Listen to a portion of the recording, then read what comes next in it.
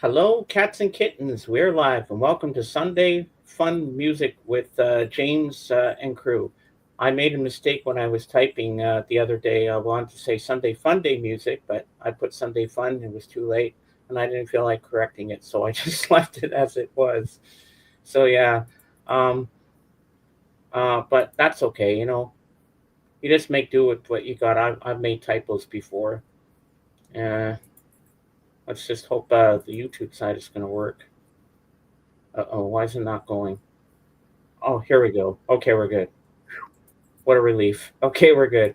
So today, we're gonna have Alice, but she won't be on camera. She'll be in just in the chat because she also has to mod for our friend Letty on Twitch, which is understandable. I mean, sometimes she's got to pull off double duty, and but she'll be here. Even if it's in the chat, we're still happy to have Alice here. Lavelle's going to be here today. He's anxious to see all my records. I mean, I'm sure you've all seen my video by now, the unboxing, but I'm going to show it live, and you'll get to see. Hey, Bob, you'll get to see the inside of the calendar that I got the other day because it was still sealed. I hadn't opened it yet, so I took it off my wall in my bedroom, and I decided, you know what? Today I'm going to show it to everybody. Hello, Jenny. Hello, So Bob. you'll all Hello, get to Jenny. see that. You'll get to see the calendar. Lavelle, as I said, will be here. We'll have Jorgen. We'll have hopefully Mason. That'll be cool to see Mason. Um, we'll have Kate. I think Kate said she'll be here today, hopefully. And whoever else comes in. So now let's go across the room and say hello to my best friend and wingman, Dave. Hello, Dave. Hello. How's it going, everybody? I was looking at some records the other day, and this one actually sounded terrible. Not only that, but it broke the needle in my record player. Are you serious? No, I'm not. That's actually a metal cutoff wheel. Oh, It was at a hardware store. oh yeah. Now I see the blade. It's it's I wasn't sure what is this.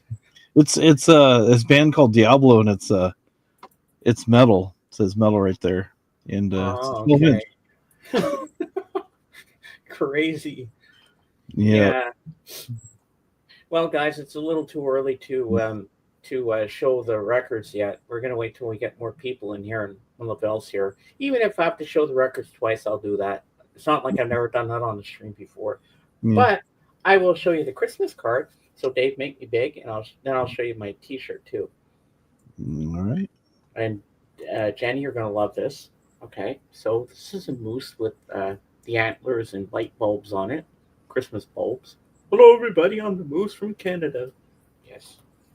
And this is what it looks like inside. Hope you can all see that okay. Mm-hmm. Decorate your holidays with extra merry. Merry Christmas, James, your friend George Nanos. And my t shirt that he got me, and I guess you can all recognize what that's from John Lennon, New York City. So I love this shirt. It's so cool. Yeah, so I decided to wear it for the stream today because, I want to show it off and it fits well. It is a Christmas card. Yes, Bob. No, he read it again. Read it again. What he wrote. Okay.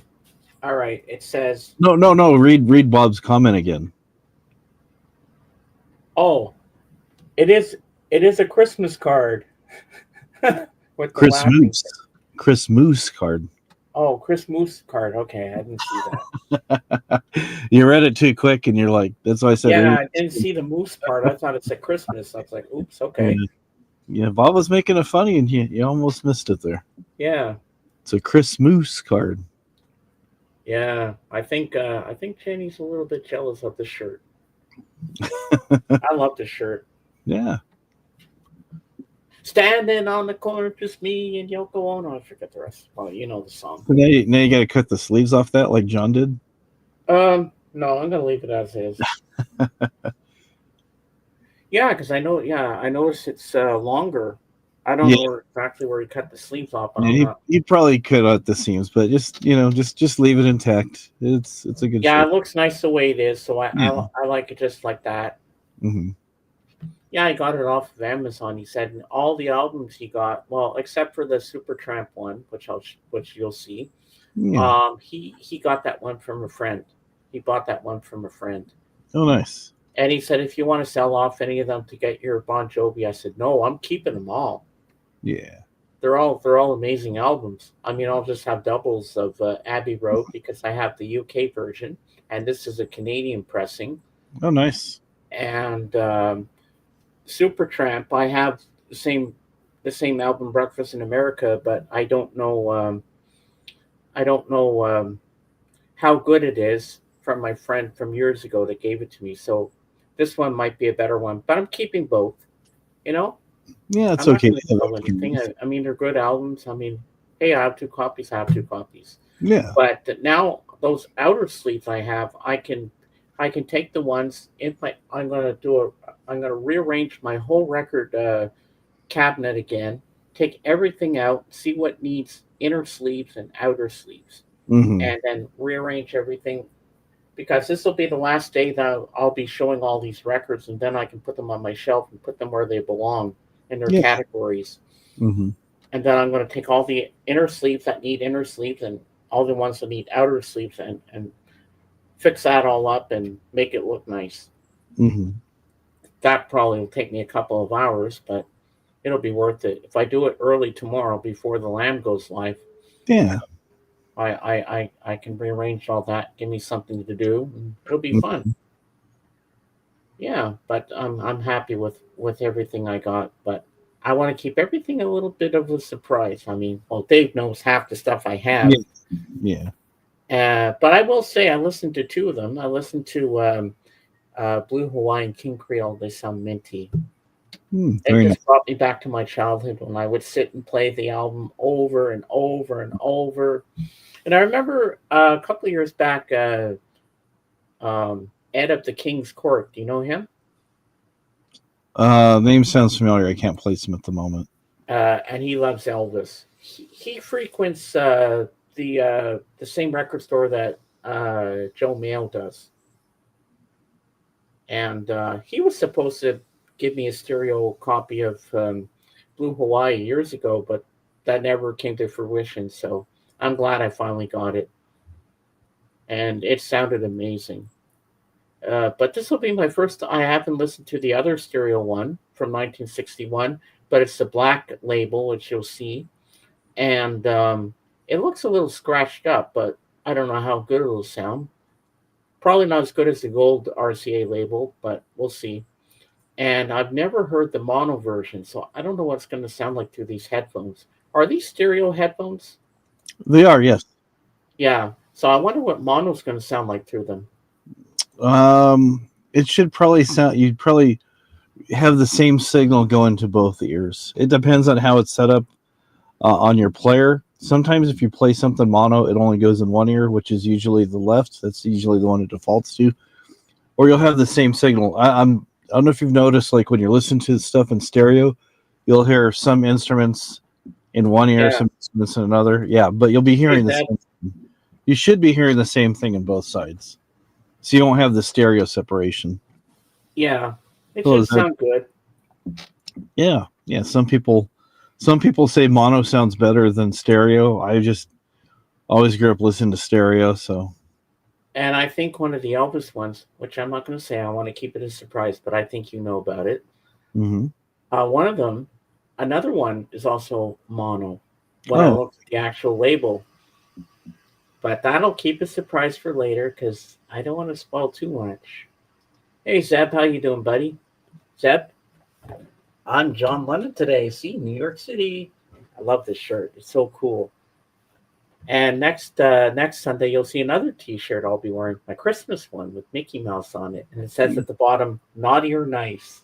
So I'll be wearing something Christmassy. Yeah, and we'll have our end of year Christmas party, and I will sing White Christmas for you all. I'll try to find a backing track like karaoke style, so I can sing with instead of singing at a cappella. I'll try to see if I can find a good karaoke for that one because I love that song. It's one of my favorite Bing Crosby classics. So I love singing that one. And I have the vocal range for it because I can croon like him. So yeah, that's what I'm gonna do. Miss Piggy made an appearance on my show on Friday, and she sang Rudolph the Red-Nosed Reindeer. And Nice. yeah, and I flew her across. I shot her across the room at the end when she was saying goodbye to everybody. I was pretending she was drunk, and she was day drinking. No. And Mr. Beckham was there, and of course, I have this little storyline with Miss Piggy having a crush on him, and I made a riz all over him, and he thinks it's funny. Yeah. Yeah, it was a really good stream on Friday. I had fun, and we actually matched on a few of the top 10. And Oh, right, very good. well, you don't have to make me dig for this, but I will tell you what my top 10 list was, Yeah, I'll make you big. in case you all want to know. But you can still watch the replay of the stream. But I feel like telling you the top 10 anyway. So the top 10 Christmas specials. Number 10 for me was John Denver and the Muppets Christmas Together. Number 9 was The Christmas Messenger. And The Christmas Messenger was with Richard Chamberlain, and he's an angel of God, and he was at the birth of Christ, and he would come back over the years. He came back in the 1800s to hear all the Christmas carols, and there's little vignettes of different Christmas songs done with animation and different voices. They did "We Three Kings of Orient Are." They do "I Saw Three Ships Come Sailing In" and stuff like that. So yeah, it's amazing. Number 8 was Rudolph the Red-Nosed Reindeer, the famous stop motion animation. I love it. It's so beautiful. Then we had 6, Santa Claus is Coming to Town. That's the origin story of Santa Claus. And Fred Astaire does the voice of Santa. So that was cool. And then number 5 was The Year Without a Santa Claus, where Mrs. Claus takes over. That was a good one. And number 4, everybody was shocked at this one. Hey, Blood. South Park Christmas Special with Mr. Hanky the Christmas Pooh, where they do different songs and stuff. And that's the one where Cartman sings "Oh Holy Night," and then he forgets the lyrics, and he goes, "The night that I get presents," because he can't remember the lyrics, so he starts making up his own lyrics. I love that. And so number 3, classic, Christmas is Not Christmas Without a Charlie Brown Christmas. And then number 2 is another stop motion animation that I loved when I was growing up. They don't show it on TV anymore. I'm surprised. The Little Drummer Boy. Do you remember that, Dave? I do. And then, of course, number 1 is How the Grinch Stole Christmas, 1966, Boris Karloff. That is a classic. I mean, the Jim Carrey one's good. The cartoon Grinch movie is so-so, but you can't beat the classic Boris Karloff one. That is my favorite. And you know how I presented it when I got to my number 1? I said, Danny, all I have to say is this one line, and you'll know which one I'm talking about. And he himself, the Grinch, carved the roast beast. Oh, that line gives me goosebumps every time I hear it. And you know that he learned the true meaning of Christmas. So that's my top 10 from our top 10 Christmas specials. Very good. Very good. Yeah, so I see I missed a few in here. Did you ever see the Anne Frank Christmas special things? No. Please don't say that, Fred. That upsets me. Okay? Yeah. Behave yourself, or I'm going to have to block you. Yeah. Yeah. You know what, Dave? I hate to say this, but time him out. I just did the comment, so I told him that get upset by stuff like that. But if you want to time down, I can time out. I think he'll be all right though. Find out. I think sometimes he tries to be funny. I don't think he means to upset you as much as he does. Yeah. Yeah. You know how sensitive I am about Anne Frank. Yeah. Yeah. And how you doing, Blood? Nice to see you, man. One night we have to celebrate our 1 year anniversary when I met you on the 13th, Blood. Yeah. Uh, Joke. Okay, Fred. Yeah, Okay. he meant it as a joke, but yeah, he Okay. did. I think sometimes he forgets how easily certain things really upset you. Yeah, some things just trigger me, Fred, but you did Yeah, say it doesn't have to be timed out. yeah, he wants you to have a good day. Everybody on here wants you to have fun, Yeah, have I a good know. I time. know. Yeah, You're good. I'm yeah. okay playing way too much Planet Coaster. Hmm. You're obsessed with that game. You ever heard that game, Planet Coaster, Dave? I have not. I have not. Yeah, it's like kind of like when you build those city games kind of thing, but you Oh, build okay. like an amusement park and you have roller coasters and you can Hmm. have different rides and stuff and all the people go there and you can actually ride the ride and see it from the camera view Oh, and nice. you go through all the different rides and stuff. Yeah, it's pretty cool. Hmm. Is that the game where you built? Yeah, it is. Theme Park Theme Simulation. park simulation. Yeah. And he showed me some of this stuff. The graphics, oh my god, Hmm. the things you can create in this game, it's beautiful. It's like wow. It's Blood, like, if you want to come up, you're more than welcome to if you want. yeah. Yeah, I've seen it on YouTube. It did look interesting and fun, actually. Oh, Fred, you should see what my friend Blood here has created. I like the one where you have that. He's got this mountainous cape, and you go through it. It's like a boat ride, and you go through different tunnels, and he's got all these lights and different um, ghosts and creatures coming at you. It's really cool. Uh, you only know half of it, James. I know. Just from what I remember from memory, what you've told me and showed So, me.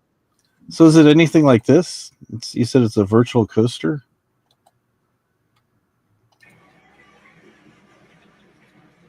Um, Almost like that, but not quite. Ooh, sell promo. That's okay. You can promote it, Blood. I don't mind. I mean, it might get everybody excited about it. Uh, Yeah.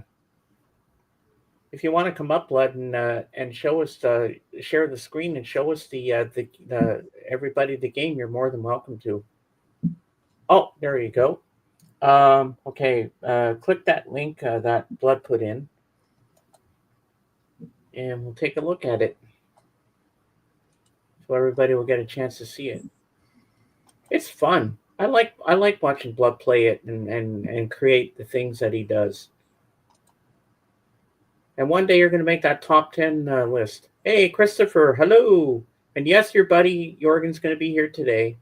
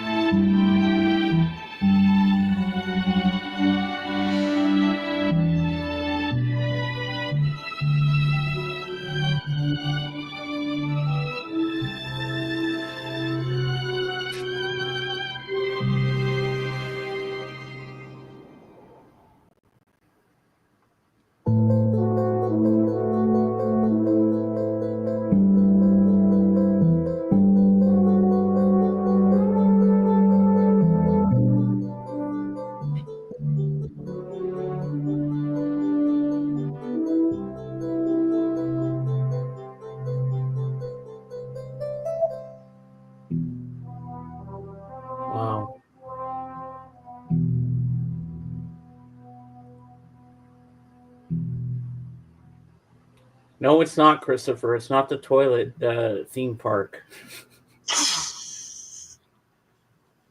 All right. But knowing you, Christopher, you probably create that. It's work in progress. There you go. It's nice. Yeah, I like it, Blood. Yeah. So my mom is back. Hello, Mom. Welcome in. Welcome in. That's what James was saying. Yeah, it's things are kind of wrapping up and things are kind of wild. So yeah, just whenever. Yeah, we still get yours out. We've been waiting a little bit because of the whole postal thing too. So no worries. Hopefully you're doing well. Hopefully you're not having to make 40 hamburgers again by yourself. Now that James is better, he can help you with stuff. Oh no, she's not making 40 hamburgers. I think she's cooking us lasagna tonight. Oh, okay, very nice. Yeah, Blood, I'm so proud of you. Yes. He's doing he creates some really cool stuff. That was pretty cool. Yeah, we like to watch movies together, and maybe later tonight, Blood, if you want to watch a movie. Depends how my voice. Oh well, depends how well my voice is after my stream. Yeah. Because sometimes I do a lot of talking in my streams lately, and I forget now. I have no voice left. But you know what? You know what I say? I don't care. Because I have fun. That's the main thing. Even if I lose my voice a little bit, I can't believe how fast in 9 days it'll be Christmas. Can you believe it? Yeah, it's here already. Yeah, that sounds good, Bud. Yeah, I'll let you know after my stream because I go a little over 4 hours. I don't time it. It'll be a little over 4 hours. And then once I'm finished, I'll DM you on Discord, and we can choose a movie. Maybe we can watch that one you were telling me about, Cinema Paradiso. That you showed me the trailer for. That looked like a decent movie. I haven't seen that. That looks like a good one too. Yeah. I can tell you a movie not to watch. Oh yeah. Yeah, If it's weird, it'll be right up Blood's alley. He likes the weird stuff too. This one was pretty over the top. I stumbled across it flipping through channels. It's called The Green Inferno. Oh, I think I've heard of that. These college kids are going down to the Amazon to try to save it, and they end up getting taken captive by cannibals. And right off the bat, one of the guys gets. He said he's seen it. Oh, you've seen The Green Inferno. I've never seen that one before. Oh man, it's. I don't know if I want to. Oh no, it's over the top. It's just like, yeah, there's no CGI. Everything looks like you're watching this dude get murdered. It's bad. Well, sometimes you like the practical effects of older films. Yeah, but they're zooming in. One of the scenes, there's like it's an 80s cannibal movie homage. Oh, okay. It's this high priestess. She goes to scoop out this guy's eyeball, and the camera is like showing like all his eye and showing as it's getting cut out. Oh my god. And then she holds it up, and then she slurps it down like someone eating a clam out of a shell or something. It was just that almost sounds like the movie Faces of Death. It was pretty bad. I was like, okay, I'm done. Well, you haven't seen Art the Clown. Yeah, I heard enough about it. I'm like, yeah, I'm not into just. I've seen all three Terrifier films. And really? Man, they were gory as hell. Yeah. That movie got banned, and they actually tried to prosecute people for murder. They thought it was real. It looks pretty realistic. I saw like 5 minutes of it, and I'm just like, ugh. Well, I watched it out of curiosity with Blood.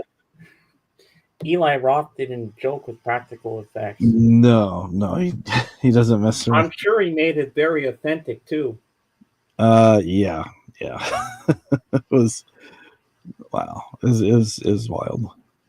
Well, I know that our buddy Lavelle won't be here for a bit, even if I have to show the movies again. But what am I saying? Well, there is a movie that I'll be showing here too. Oh. All the records and stuff. Your mom says drones are flying over New Jersey and Boston. Uh-oh. Oh boy. I better tell Danny there's drones over Boston. Yep. So Blood can see my records I got. Yeah. All right. So first of all, before I show the records, Blood, you'll get to see my T-shirt, New York City, like John Lennon, and I got a nice 2025 calendar of Elvis Presley, and this is what it looks like on the back for all the months. And one of my favorite pictures in here is, let me find it.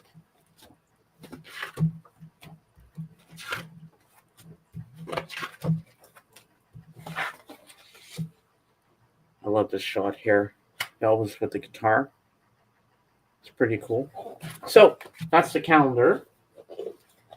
And now I'll show you the DVD we got here. This is the Beatles' first U.S. visit. And the one that I saw, Beatles 64, is just added on some more stuff. But I like both versions. I haven't seen this one in a long time, so I look forward to watch this again at some point. Now, if I don't fall off my chair and grab the 45s, come here, 45s. Here we go. Okay, we're good. I didn't fall over. So, I have the 45 of Let It Be, and the B side is You Know My Name, Look Up the Number. So this is a 1970s Apple record, Canada. Everything you're about to see is all Canadian pressings, by the way. So this one is To James from Baron Record Hound, and this is Roy Orbison's single here that I love, Cry Softly Lonely One. And the B side is Pistolero from the movie The Fastest Guitar Alive. So now we get into the vinyl records. Here we go. So the first one, this is 1973 Canadian press, original Canadian pressing in shrink of Mind Games, John Lennon. So I haven't listened to this yet, but I'm looking forward to it. And it's on Apple, but this is Canadian, not UK. So, and next up, okay, this next one, you're going to be a little confused why I have 3 of the same album, but I'll explain as I go along. So, finally, I got this back in my collection. After all these years, when I was a child, I loved this album, and I would play cover to cover. So we have Elvis Presley, Blue Hawaii. And I played this version because this is on the gold label, and it sounded mint. So I got this, and this is a 1970s RCA Canada stereo version. And next up, we have another of the same album, Blue Hawaii. Now this one is 1961 RCA Canada stereo original press. And you can see the colors are a little darker on this one. And it's on the black RCA label. And now we go on to the third pressing of it. If I can grab it here without falling over. And this one is a mono press. This is a 1961 RCA Canada mono original Canadian press. So this is a mono version on the black RCA label. Now next up we have more Elvis. And I found out this is a mono as well. This is the 68 comeback special with my favorite song, If I Can Dream. I love this. I love this cover. I'm glad they chose this cover. And as you can see here, if I can get the focus, it's mono RCA on the orange label. So that's pretty cool. And next up, another one from my childhood, which I listened to the other day. This one is on the gold label. And we have a stereo pressing of King Creole. This is a great album. I love this. I love this soundtrack. One of my favorites is Dixieland Rock on here, and Crawfish, Lover Doll, to name a few. This is a great album. And next up we have, now I've got 2 copies of this album.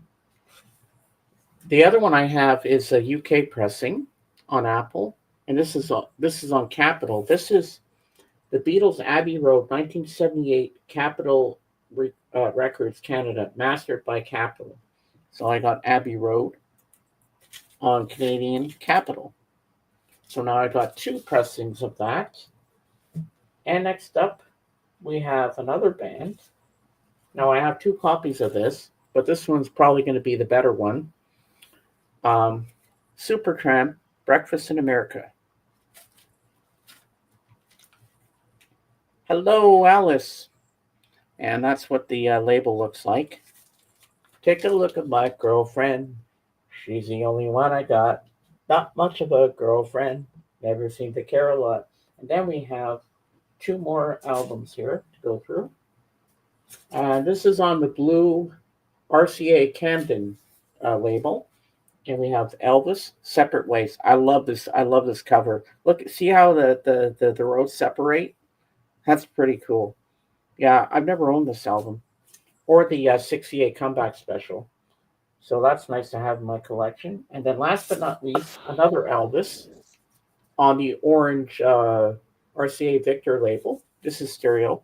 This is February 1970, Elvis on Stage. So that's all my albums that I got. And of course the New York City t-shirt that you've seen before. Yeah. So there you go. And I'll be showing it again when Lavelle gets here. I don't mind showing it again because, people want to see it. I aim to please.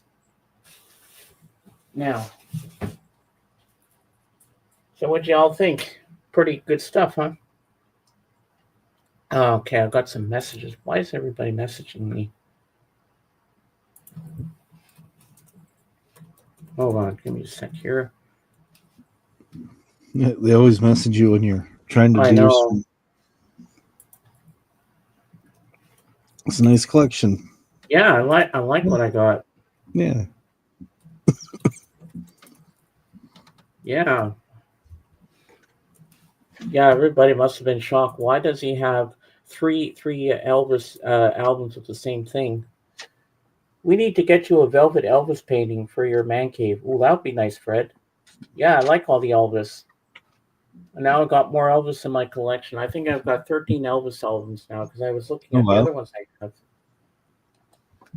But it's nice to have the Elvis 68 Comeback Special. That is amazing. Now I've got to pick something up off the floor so I don't trip on it.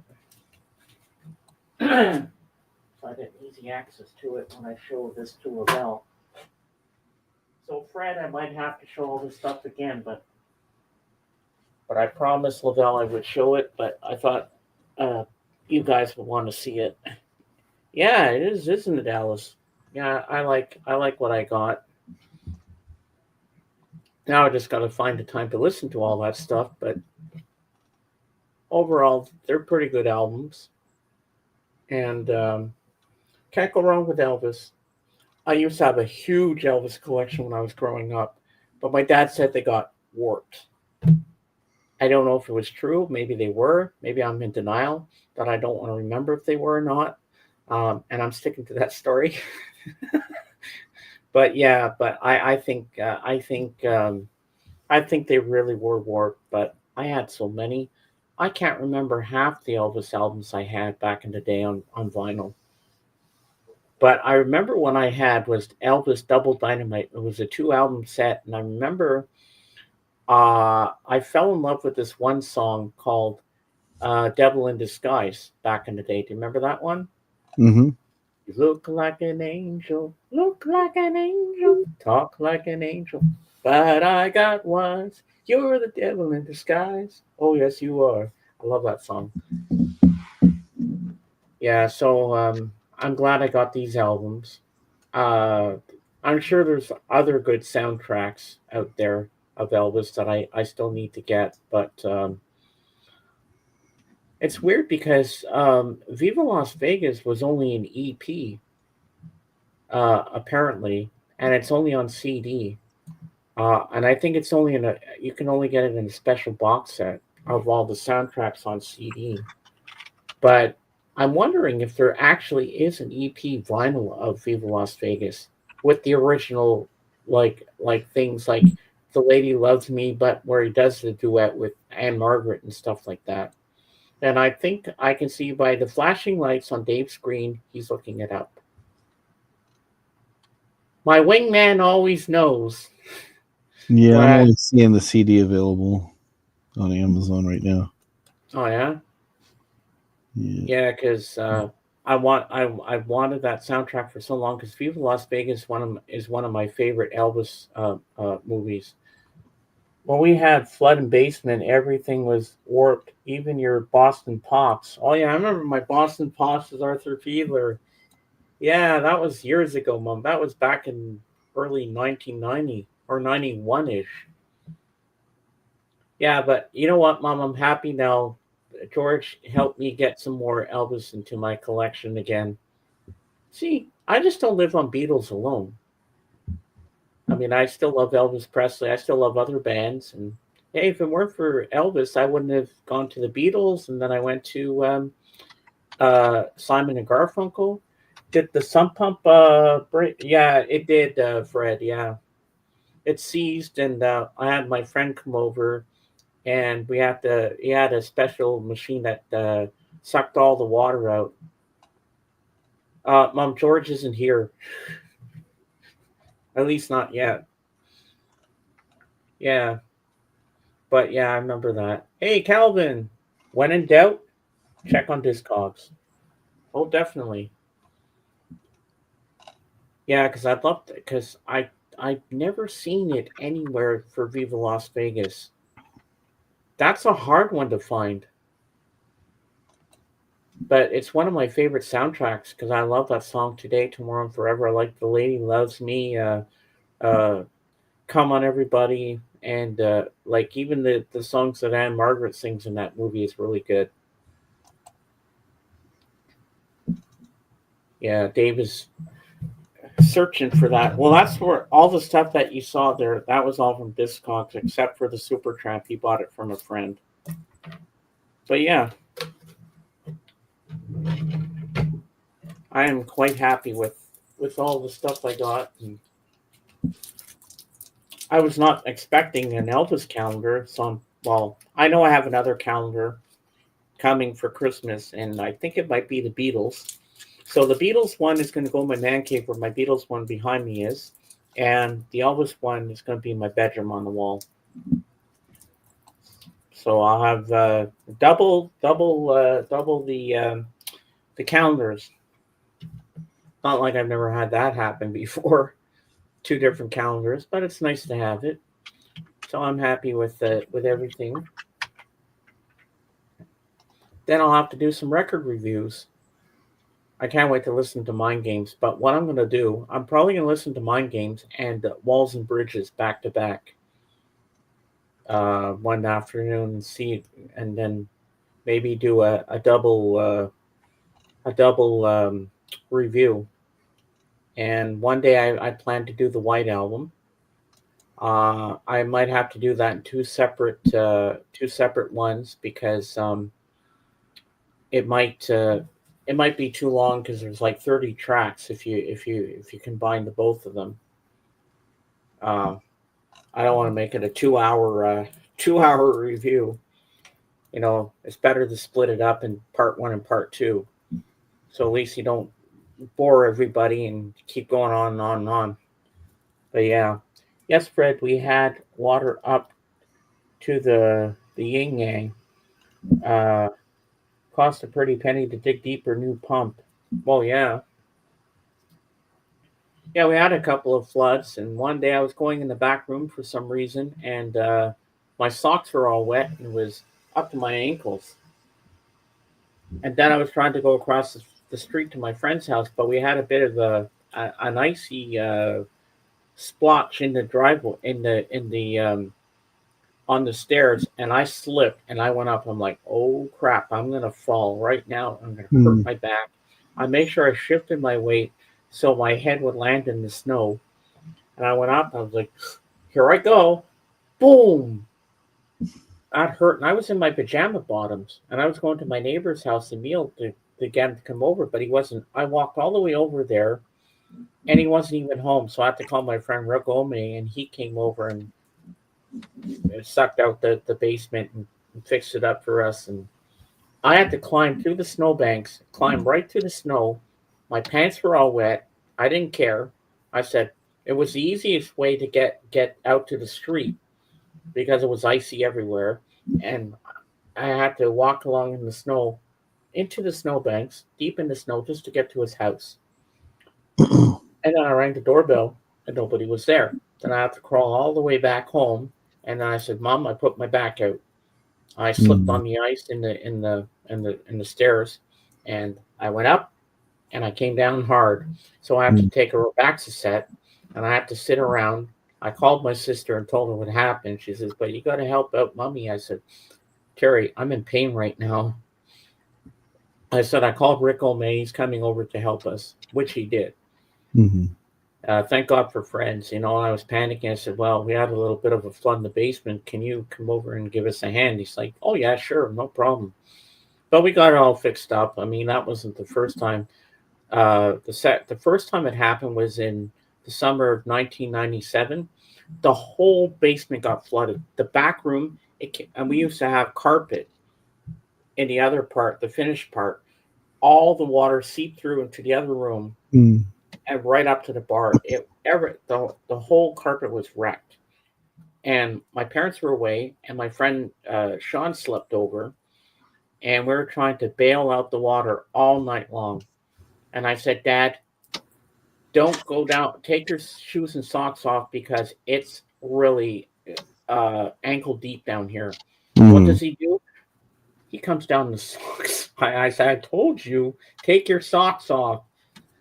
It was bad. So we had insurance, and this guy came and fixed it up, and he put new carpeting downstairs and changed all the walls because we had this Roy Rogers 1970s naughty pine, and we changed the whole look of the basement, revamped it, and it was a mess. And they changed the bar, made it look nice and stuff because there was a lot of water damage mm, because the sump pump seized. mhm, And thank God I had my friend with me because if I was alone that night, I would have been panicking. I would not have known what to do. So my friend helped me. I That's back when I was still drinking beer, and I drank a lot of beer that night. I got drunk to keep myself calm, and then he said, "Don't worry, it's going to be okay, James. It's going to be okay. Everything will be fine." Then I called my parents and told them what happened, and because they were away, and I said, "Well, I have to call them. I have to tell them." I forget where they were, and but it was just it was crazy. It was chaotic. Uh, it's Calvin got to say. Looks like no vinyl US release, but there is a music on vinyl 2010 release and a 2010 2 LP European release. Of what? Viva Las Vegas, Calvin? Is that what you're trying to tell me? Because if there is, I want to get my hands on it. But I hate the prices we have here. Oh, it is. Ooh, I think Dave's looking it up.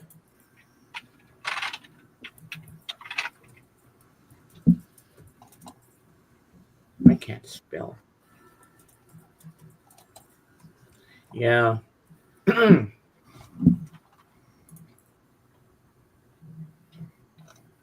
Yeah, if I looked on our Amazon or Discogs, I'm not even signed into Discogs. Um, I'm sure I would be paying through the nose.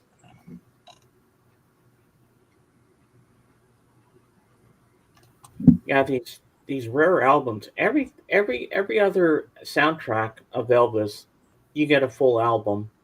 But why is Viva Las Vegas so different? On Discogs, it said there's only 6 songs on the record. Really? Yeah, maybe they redid the songs a few times in the movie because sometimes they'll do that. They'll have one main song and they'll keep playing it different times in the movie, and you're like, Yeah, oh, they played Viva Las Vegas, the main title, twice. yeah. So yeah, I'm not seeing that one on Music on Vinyl. I'm seeing other Elvis ones, but not that one. Wow. Only 6 songs. Mm-hmm. Yeah, that's the first soundtrack I've ever seen that only has 6 songs, but the other ones have full ones. And I think the album of the I think it's only an EP for "Love Me Tender" because there wasn't many songs in that one in the first movie. Because you don't see a soundtrack for that either. You only see the song "Love Me Tender" on compilations, and there's "We're Gonna Move to a Better Home" in there. Then there's "Poor Boy." There's only 3 songs in that movie. So I guess they can just make a 45, 2 songs on one side and the third on the other side. I guess Mm-hmm. that's how they did it. Music on vinyl has 12 tracks. Really? Do you have a link for it, Calvin? Because you have a wrench. You can actually put the link in there so we can actually see what it is. I didn't realize there was only 6 songs in that movie for Viva Las Vegas. I thought there was more. Unless they're yeah they I know they repeated one song twice, but I didn't know it was only 6 songs. Wow, that's really weird. Crazy, I tell you, crazy. Yeah, but that's pretty cool.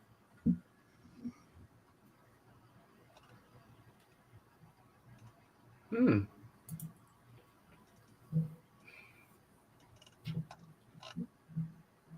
I never thought we'd be doing a search for Elvis stuff, but I'm always on the lookout for stuff I can't find.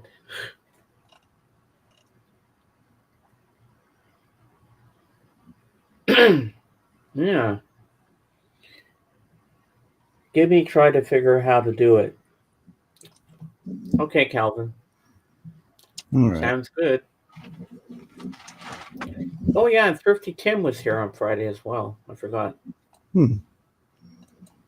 I guess Blood's gone to get coffee. Blood, are you still here, or are you going to get coffee? I'm guessing you went to get coffee. Always expect the unexpected. That is right, Alice. That is so right. Yeah, I missed her. I missed Luddy's thing yesterday with the eating the sandwich. Um, so this is a what's the thing she's doing today, Alice? Is it like different musicians are going to sing Christmas songs or something? And they go to each Twitch user or something? Because I was looking at that thing and I really don't know how that works. That's kind of weird. Oh, I bet it was. I saw a few minutes of it where they're both eating a sandwich. Not look and both the sandwiches look really yummy. Yeah, that was kind of cool. Oh, a collaboration stream. So they're all on the same like my panel kind of thing, where there's more than one person on screen. Okay, I get how that's done now. Yeah. Well, last night I was watching Tori Joy Music. She was doing an RL stream live from a gig she was at, and I watched some of it. It was pretty good. So one hosts and then invites the other to hang in, and then they have cameras like you and Dave. Oh, cool. That's pretty neat. I wonder how many. And the chat is combined from both. Oh, that's pretty cool. So, Alice, how many people get on Twitch? How many people can you get up on screen? For me, I can get 10 people up. But with Twitch, can you get more than one? Like more than 10?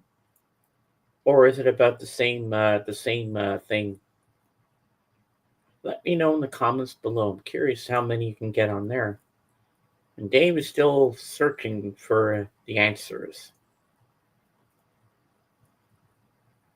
I think you can have as many as you like. Wow. Well, I wish they'd give you that option for StreamYard, but you heard me, StreamYard. Give us as many people as we like on camera. Well, of course, it would be a little bit too much. I don't know if there's any limit. I think they actually do limit you how many people you can actually get up on screen. Oh yeah, I forgot to do something earlier, and I should do it now while I think of it.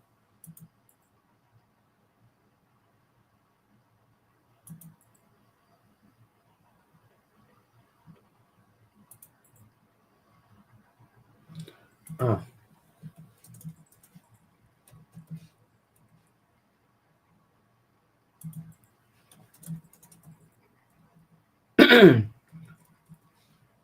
Sorry, still getting messages. Man, I'm so popular today.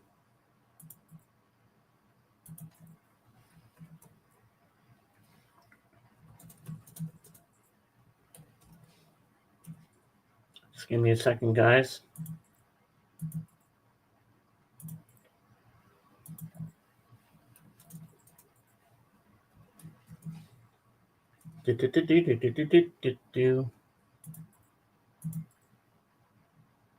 Yeah, I just got bombarded with messages when I opened Facebook.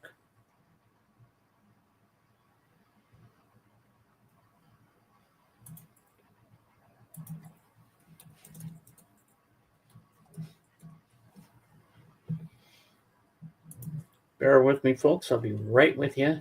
Just checking. One guitar. Okay, here we go. All right, we're good. Hi, Zara. Welcome in.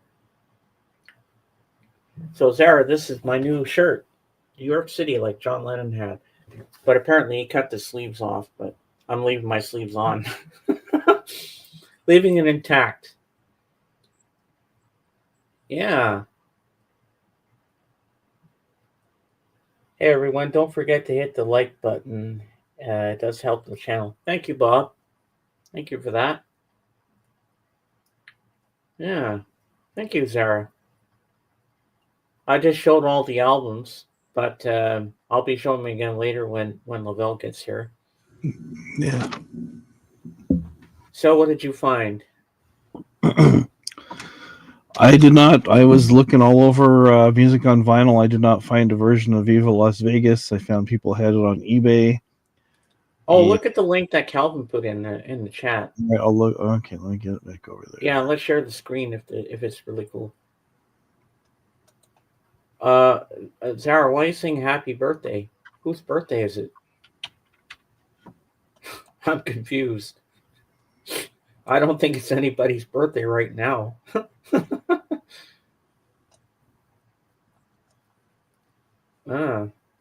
Well, it's just not the one song, Viva Las Vegas, I wanted else. I wanted the actual soundtrack. Oh, he's okay. He found one out of the Netherlands. Ooh. It's It's on your uncle's birthday. Oh, happy birthday to your uncle, Alice. There you go. All right. Well, I bet that's going to cost a pretty penny.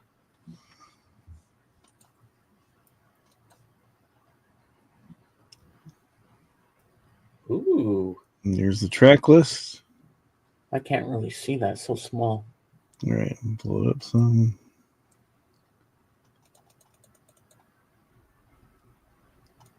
There we go. Okay. Okay. Viva Las Vegas, what I say. If you think I don't need you, I need somebody to lean on. Come on, everybody. Today, tomorrow, and forever. Nightlife. Santa Lucia. Do the Vega. You're the boss. Yellow Rose of Texas. Eyes of Texas. Yep. The Lady Loves Me. Ooh. You get a lot of tracks on that. That's pretty cool. Ah. And there's the cost. Oh. No, I ain't paying that. Oh, that's a little pricey. Nope. I guess I can scratch that one off. Happy birthday to Alice's uncle. Yeah.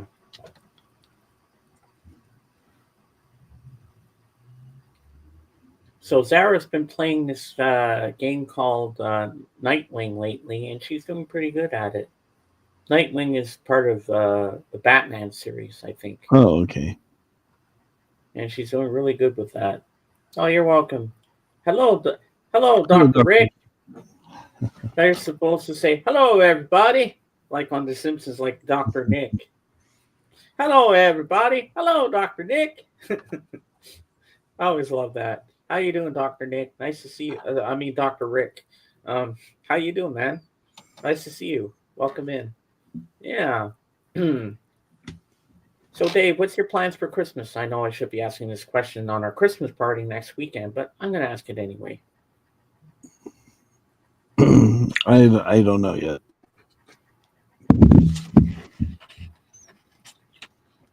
Uh-oh. Do not know. Oh, you just froze for a second there. Yep. So we'll see. Yeah. Well, I know this time I'm not going with my sister and Patrick to his sister's place for dinner. They're all coming here. They're all going to come have dinner here at our place. There's going to be a lot of people here. And the happiest part of it all is Adrian's going to be here. So I'm happy. Maybe I'll convince him to stick around after everybody leaves and we can watch a couple of episodes of Doctor Who. And it was Adrian's birthday yesterday. Yeah. Alice, please call me simply Zara. Yeah. Well, we know you're Zara, of course. So, what's new in your neck of the woods, Dr. Rick? Anything exciting going on? Yeah, we had quite a turnout on Friday. Yeah. Oh, yeah, that's true, Dr. Rick. You were here Friday. Yeah, that was a really good stream. I play new Spidey game. Oh, yeah. I love Spider-Man. Do you ever make fun of those songs? Like I was doing my Weird Al version of Spider-Man theme. Spider-Man lives inside of a garbage can. And then remember Popeye the Sailor Man? Do you ever sing it like this? I'm Popeye the Sailor Man. I live in the garbage can. I'll eat all the worms and I spit out the germs. I'm Popeye the Sailor Man.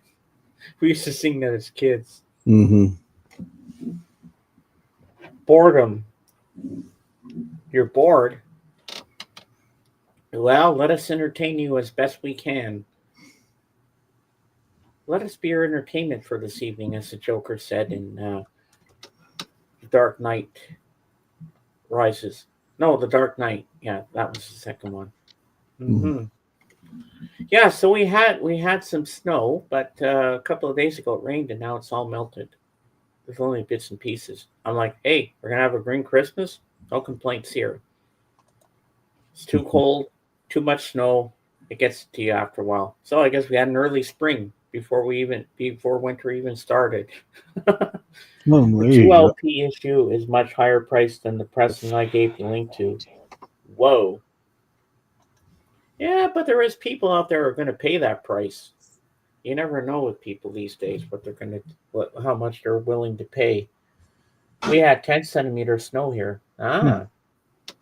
Do you have a higher contractor that comes to blow out the snow for you, Alice, or do you have to go out and shovel it yourself? How do you work that one out? Let us know in the comments below. I can't wait for Lavelle to get here. He's gonna love everything I got. Well, you're talking earlier about going to snowbanks and stuff when you're trying to get to your friend's house. Yeah. Hey, Dusty. Did you run into any polar bears? No. Because polar bears, they like to keep their money in snowbanks, so I thought maybe you might have ran into some. No. I would have. Well, if I did have a couple of polar bears coming, I would have brought them home and had them drink all the water in the basement. Yeah. Well, they like Coca-Cola. They don't really like water that much. Well, I would say, hey, I'll give you some Cokes after if you drink all the water and go pee it outside. Oh, there you go. Blood, you're still here. Nice. My neighbor snow blows it with tractor if it is a lot of snow at once. I snow blow it if it's small. Yeah. Depends how much snow you get. I go for a bit. See you. Okay. See you All later, right, see you. Tara. I'll tell you when Kate's here, and I'll tell you when to come back. Yeah, I'm in 3 streams right now. Whoa, who's the other 2 Jumping from streams you're stream to in? stream. You're really making the rounds today, Blood. Wow, you're popular today.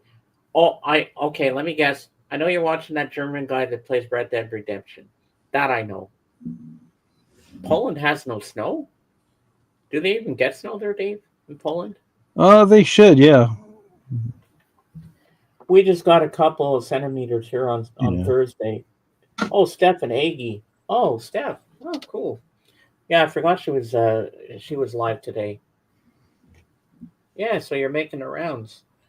No, I don't think so. Oh, what about Paris? Does France get any snow in Paris?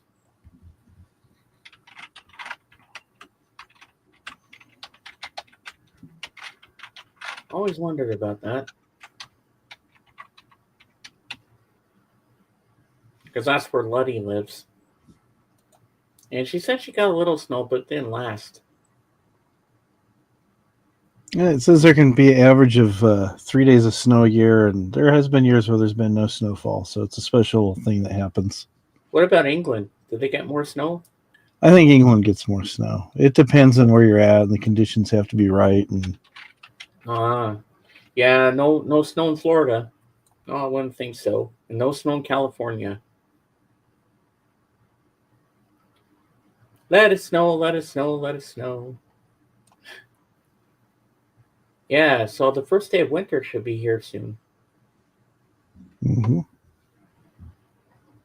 Well, it's more the first day of spring here because there's no snow. It's all green again. It was nice. It was a little cold today, but at least it wasn't windy when I went for my walk earlier. So I wasn't complaining there. Yeah. It's a beautiful sunny day out, and I see my neighbors are home because I think they were away for a couple of days. But now that the winter months are heading in, I don't see much of anybody outside. They're all going to hibernate in the house. Then you don't see your neighbors at all. And Martha and Ray and Bella have moved into their new home as of yesterday. So they don't have to move again. And Martha was telling me last night how exhausted she was. She says, I'm going to say goodnight to you now, James, because I'm so tired. I just want to hit the pillow. I said, I don't blame you there. There's a parody song about Elsa in Frozen that sings about non-snowy winters. Oh, cool. I didn't know that. Yeah, that's pretty cool, Alice. I didn't know there was actually a parody of that. Well, I know there's one. I know there's a parody where Elsa farts in the song. It's called Let It Go. And then you hear fart noises in the song. I've heard that one. That one's pretty funny. But because of copyright issues, we'd probably get shut down if we played that. Probably so. It wasn't written by Disney. No, I wouldn't think so. It was written by Paint. Paint? What are you talking about? Paint. Never heard that before. Oh, yes, everybody. I forgot to tell you. Well, I told Dave backstage, but I haven't told you guys yet what I watched on Friday night. I watched a really good documentary about Elton John leading up to his last concert in the U.S. at Dodger Stadium. It was called Elton John Never Too Late, and it focused on his career since he was a child, leading up to the big concert at Dodger Stadium. It was really well done, but they forgot in 1986 he did marry a woman for a while, but it focused that he was gay. We all knew he was gay, but you know what? I don't care. He's an amazing musician. He put out some great albums. Maybe some albums were hit and miss, but I really do like Elton John a lot. I used to hate his music when I was younger. I used to say, "Oh, Elton John sucks. I don't like his music." But one day, before I worked in this small video store where my friend owned it, this girl that worked there, Irene, who I was good friends with, she was playing Elton John live in Australia from 1986 on on the video store on the TV. And she said, James, this next song is beautiful. She said, stand here and watch it. I want you to hear this song. And it was Don't Let the Sun Go Down on Me with the full orchestra. And by the end of it, I was bawling my eyes out. I was crying. And I said, oh my God. I turned to her. I said, Irene, I'm an Elton John fan. Rewind that. I want to hear that song again. I want to make sure that I was becoming a fan. And I cried a second time. And that sealed the deal. I said, okay. I cried again. I love Elton John. I said, I'm renting this concert tonight. I got to watch it all. And that's how I got into Elton John. And I don't regret it. And I can say I've seen him twice in concert. I've seen him in 1995 when he went on the Zone, and then in 2001 with Billy Joel on their Face-to-Face tour. That was cool. And the pianos came out of the stage from the bottom. That was amazing. Hasn't snowed here. Hasn't snowed where I live since 1980. Even there, it did not stick. Maybe the panhandle of Florida gets snow every once in a while. Not sure. You know what? It would be funny if it snowed in certain parts of California. Has it ever done that, Dave? Yeah, there's some parts in California that get snow. It's higher elevations. We have a lot of mountains and stuff. But again, the conditions have to be just right for it to snow. Or you get hail, or you get sleet. You don't get snow. So Yeah. So basically, some parts do get the symptoms. mm-hmm, mm-hmm. I heard Sahara got snow a few years ago. Really? And that's the hottest part. The Sahara Desert is really, really hot out there. You would never think that it would get snow out there. I mean, the temperatures are so hot. I would never think for a moment there would be snow. Wow. You learn something new every day. We get different topics going. We get music, then we talk about snow. We talk about, I don't know, whatever else we can think of. But yeah. Have you ever lived in places, Dave, where you got snow? I lived in Maine for about 2 years. We got snow there. I'm about an hour away from Maine, where I Mm-hmm. live in New Brunswick. Mm-hmm. Yeah, Just we got across, snow. Yeah. this camp we used to go to, Deer Island, right across the lake, right there is the United States. That was Maine right there. That's how close it was. Mm-hmm. I couldn't believe how close. You just get in your boat, go across, bang, you're in the States. Just that fast. You don't have to cross the border or anything. You're right there. That's pretty cool. But I'm sure they have the U.S. Coast Guard if you do cross the waters. They Would you probably say it's did. international waters, or what would you say? If you're going from Canadian water to U.S. water, what would you call it? I'm not sure who actually would own that. Usually, international water, it's several miles. It's like about 10 miles, I think, off the coast of everything. So it'd probably just be. I think it'd just be a commonly shared area of water. I don't think anybody would claim rights. They only want rights if there's mineral reserves or oil underneath or something that's of value. Yeah. Usually they'll just say it's just, a body of water to separate the two lands. To be honest with you, Alice, no, I don't like having snow. For me, it's epic 2 weeks, and then I am done with it. I have to agree with that. I mean, snow is just too much. It's not worth having a long time. Well, at least I don't have to go out and shovel because my right knee is still messed up. Remember when I messed up my knee 2 winters ago?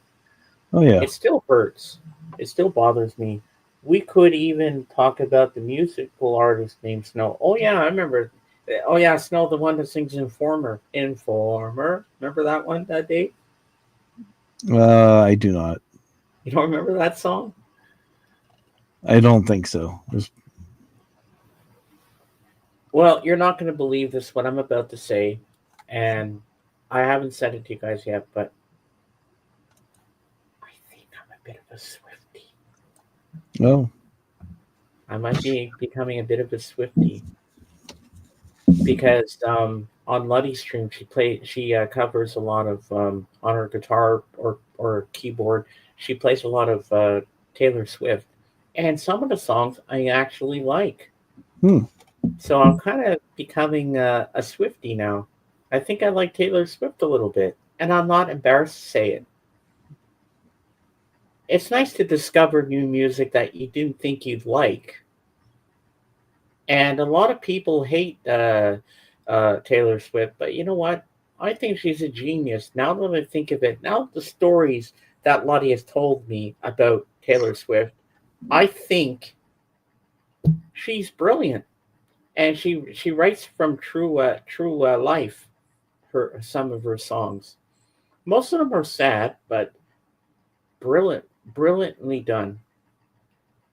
And I met another person who's a singer songwriter on Twitch, but she does covers of other artists and stuff.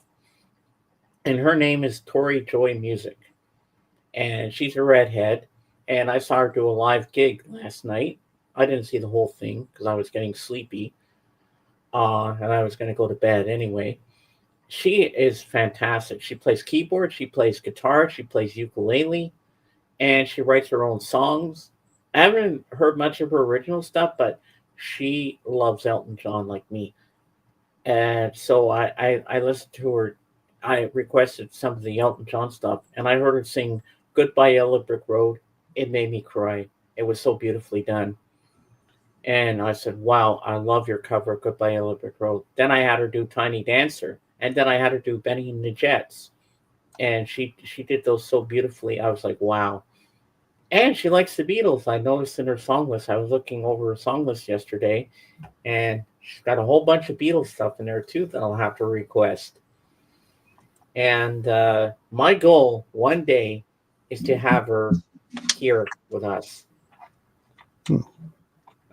She's amazing, and she's so nice. She's so friendly to everybody. She gives you a nice warm environment when you go in there. Like you feel safe there, and she says music is healing and it helps.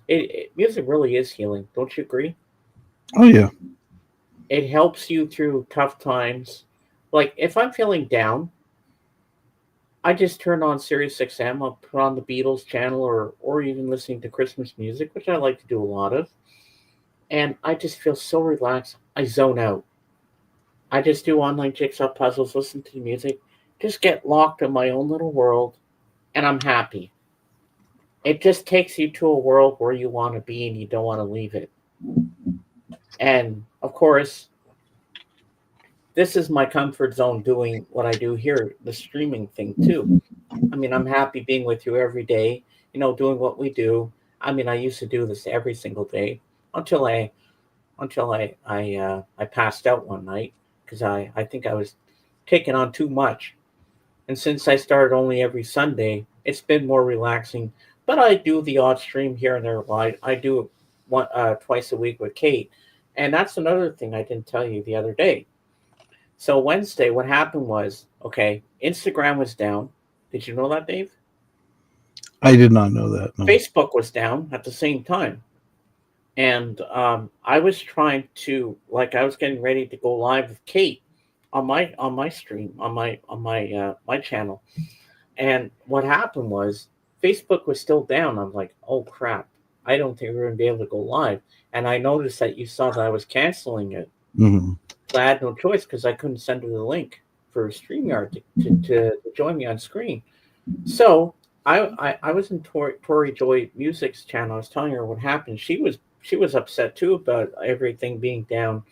And I said, well, maybe betting the Jets will cheer me up.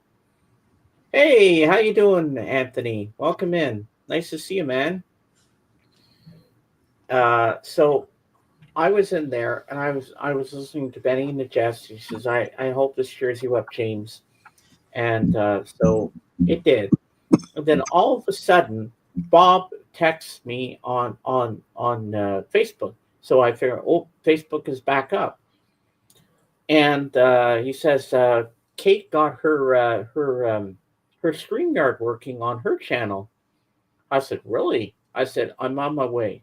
So he sends me the link for it, and I went in, and sure enough, she had it working. I went backstage because I'm connected to her, like Dave's connected to me as a co-host. Popped in. We went for about 2 hours. We had the best time.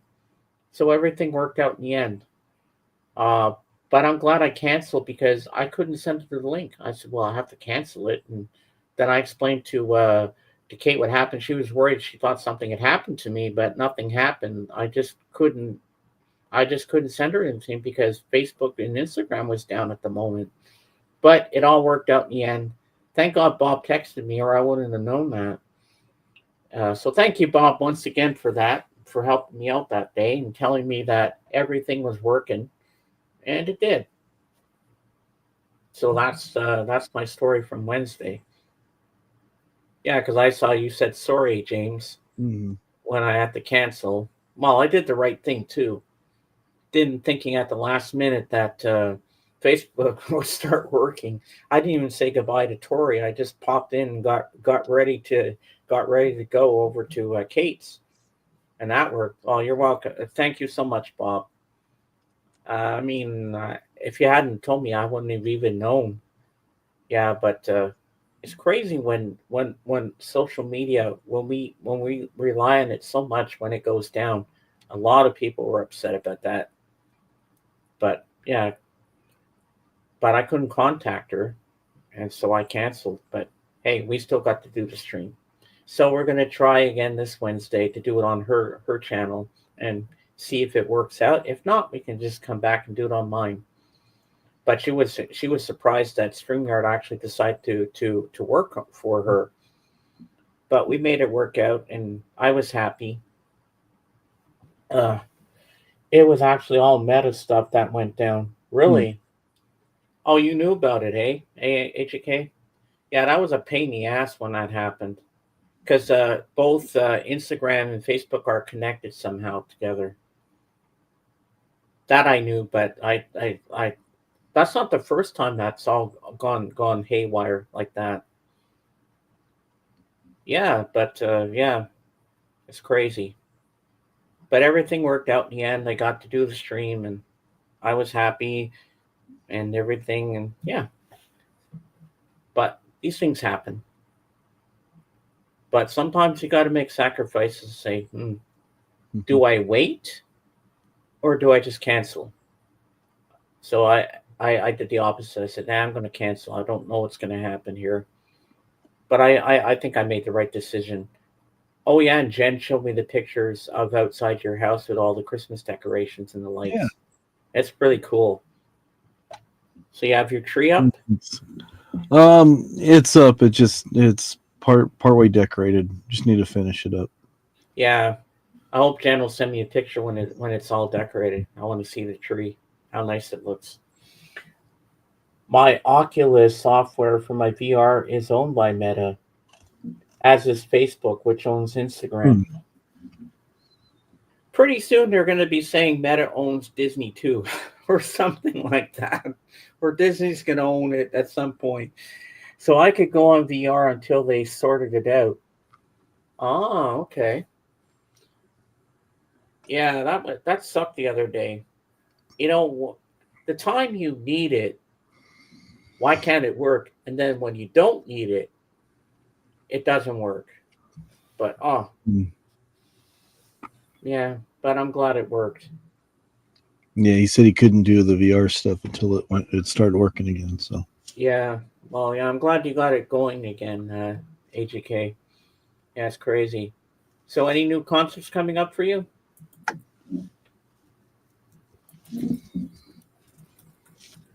Yeah, that was something. So,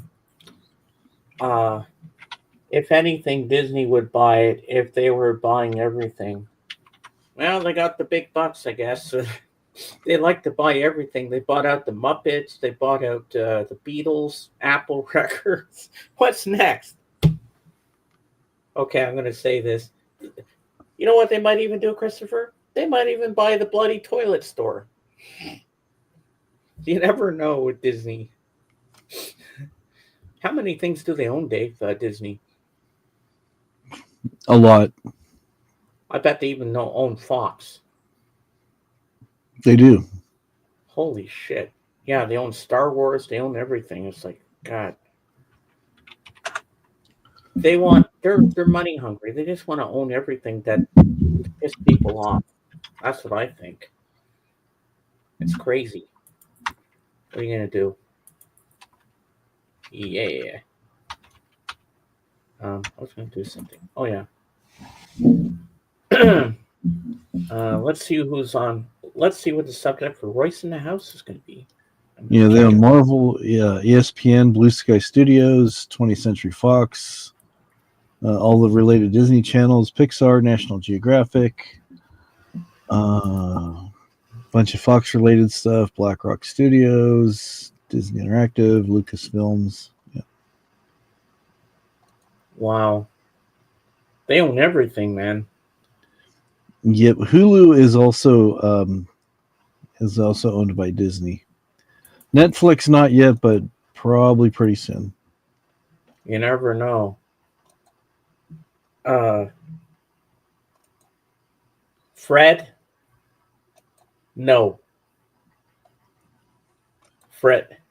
Okay, Fred. That's it. You don't speak to Anthony like that, please. Okay, now Dave, I want you to time him out. Now he needs to be timed out. He's being evil to AGK. You know what, Fred? I'm sorry I have to do this, but I have to ban you this time. You gone too far? That's it. You're out. Whoops. Hold on. I hit the wrong button.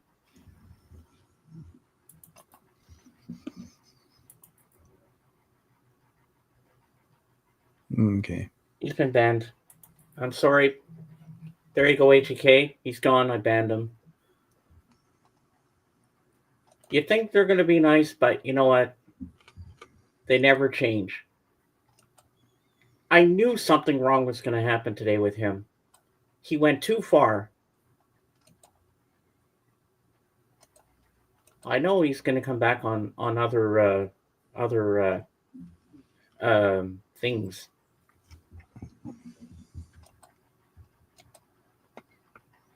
Well, I took care of him, Alice. I'm the only one that can actually permanently ban people. But I did the right thing. I did the right thing. Fred's going to be pissed off at me, but I don't care. That's true, AGK. I stuck up for you. You're my friend. And I love you, man.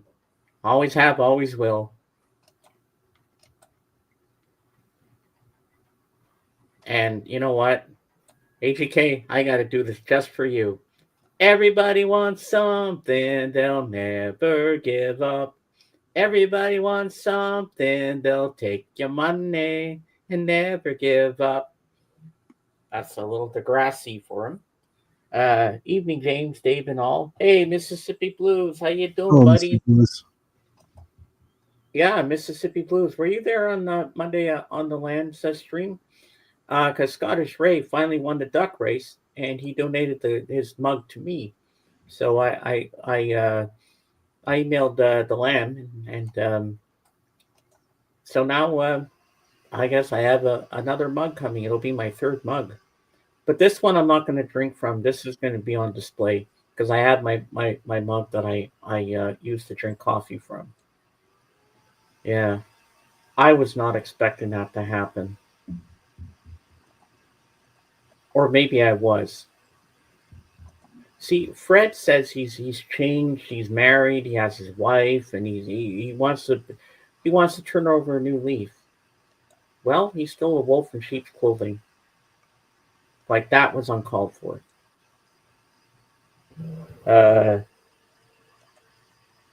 To be honest, trolls don't bother me because the root of all trolling is jealousy because of their pathetic life. That is so true, HK. I agree. I won Lammy's drops. Oh yeah, so I have another mug as well. That's cool. Yeah, because he said it was Ray said it was his Christmas gift to me. He wanted to win the duck race for me so he could win me a mug, which he did. So that was really nice. Yeah, I remember. Yeah, that's true. You did win the balls. We got big balls. They got big balls. What's the next line, Dave? Bullock snackers. Bullock snackers. Yeah, bollock snackers, bollock snackers. Yeah. How do you do in the balls?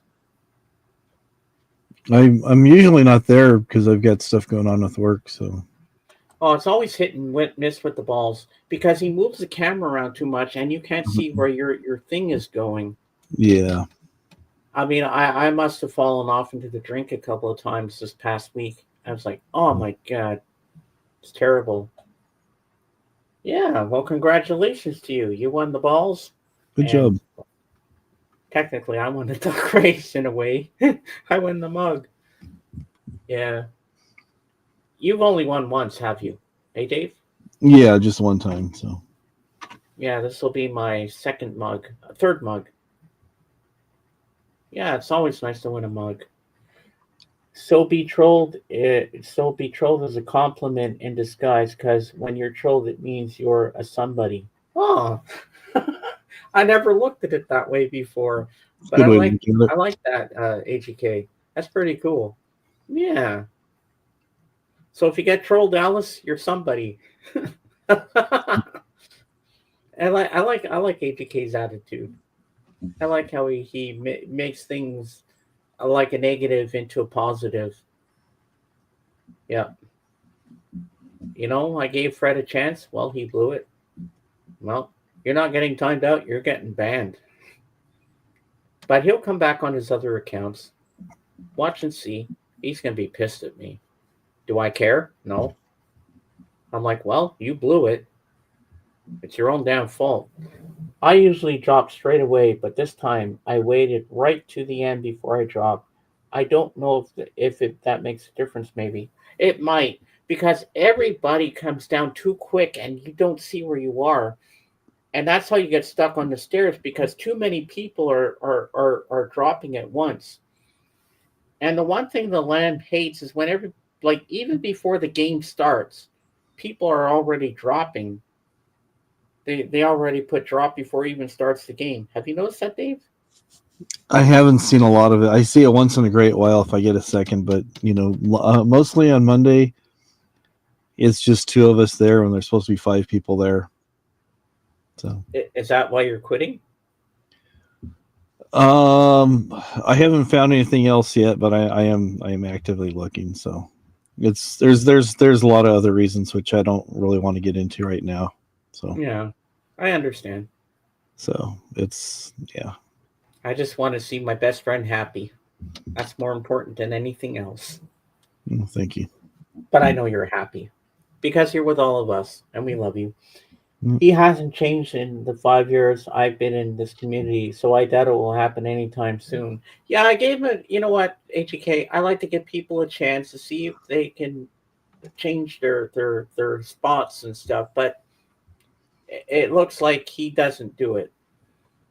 Moving along, hope you're all doing well. Oh, yeah, I'm doing great. Oh, Yeah. check this out. I'm going to make myself big. Look at this, HEK.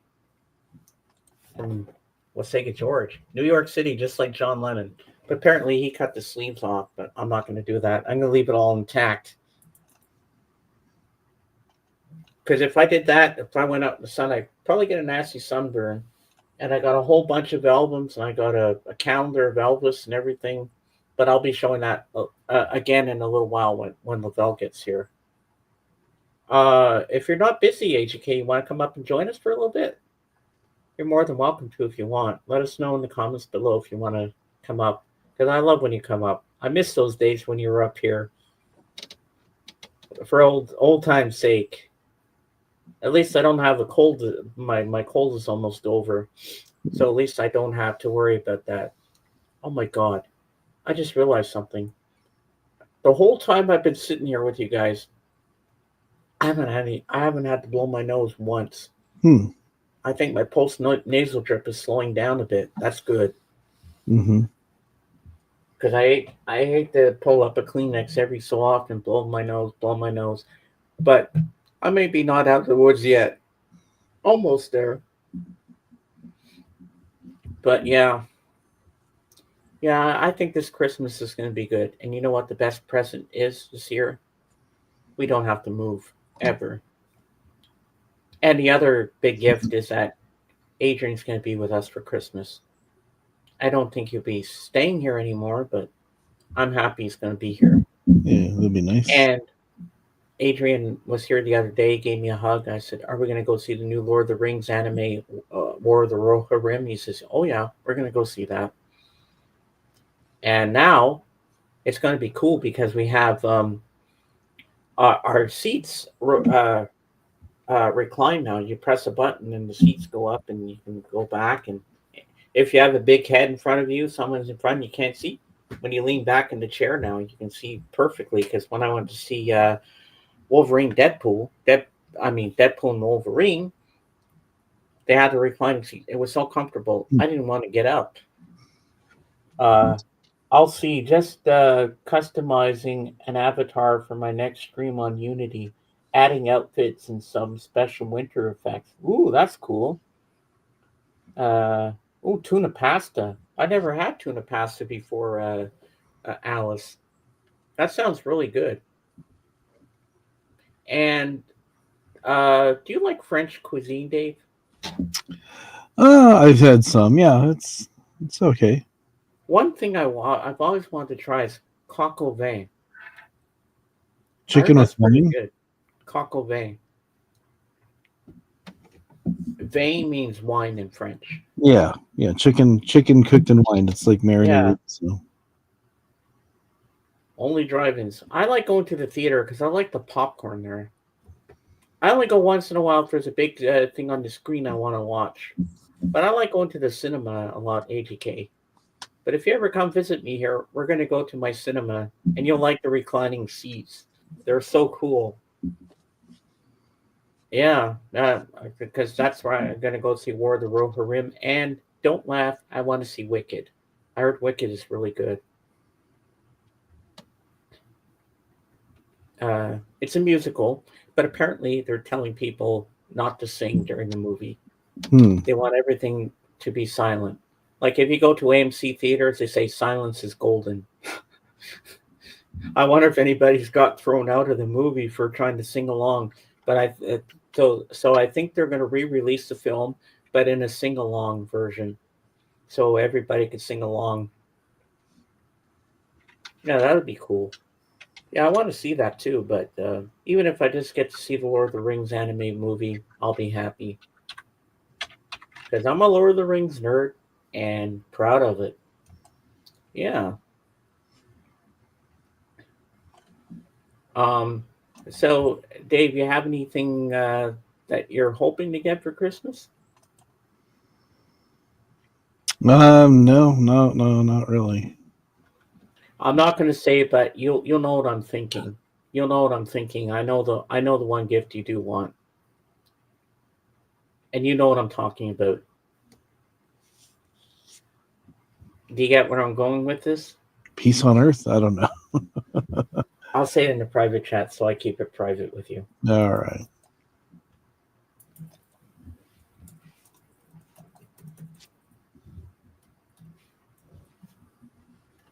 There you go. The theaters are getting more and more expensive. Yeah. I don't go much. I go once in a blue moon if there's something I really want to see on the big screen, so I don't really go often. My mom gives me the money, she treats me to it, and says, "Here, go have fun." I mean, she knows I like to go to the cinema once in a while if someone takes me and stuff. But AGK, I know it's a little expensive, but if you visit me, we're gonna go to a movie here because you'll like my movie theater. Yeah. It should be fun.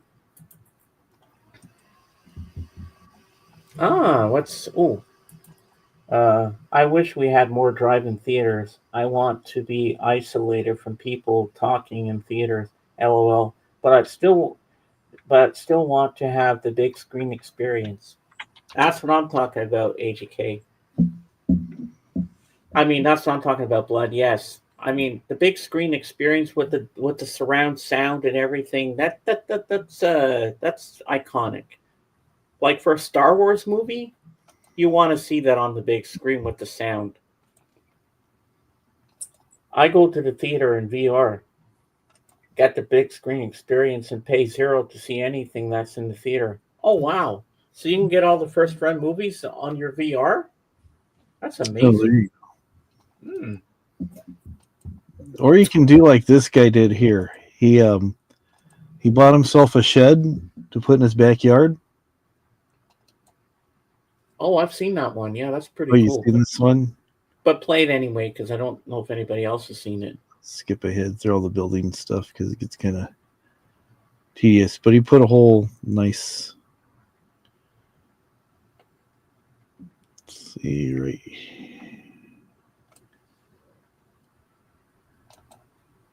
Oh wow! He's got reclining seats. Right in the backyard. That's pretty cool. Yeah.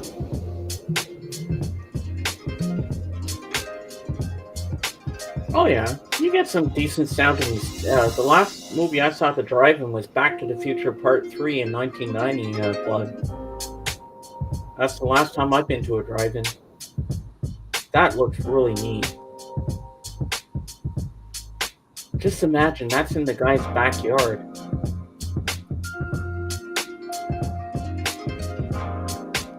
Yeah, that's in the guy's backyard, made out of a shed, if you can believe that. Yep. That is so cool. Yeah, it's Must have nice. cost him a pretty penny to put all that together. Yeah, I don't remember what he said, but he spent quite a bit doing it. I saw Django Unchained in the theater when it first came out.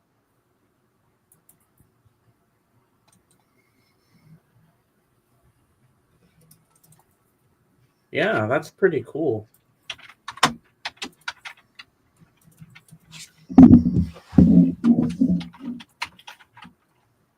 And Pulp Fiction on an open air screen. I only saw Pulp Fiction when it came on VHS. I didn't see it in the theater or anything like that. Or what I used to love Blood is when around my area I used to live, they'd have movies in the park, and I go there. You could bring your own snacks if you wanted to, and bring your lawn chairs, and it was really cool. Yes, there's a movie theater and VR chat where I go with my avatar with friends and we watch movies.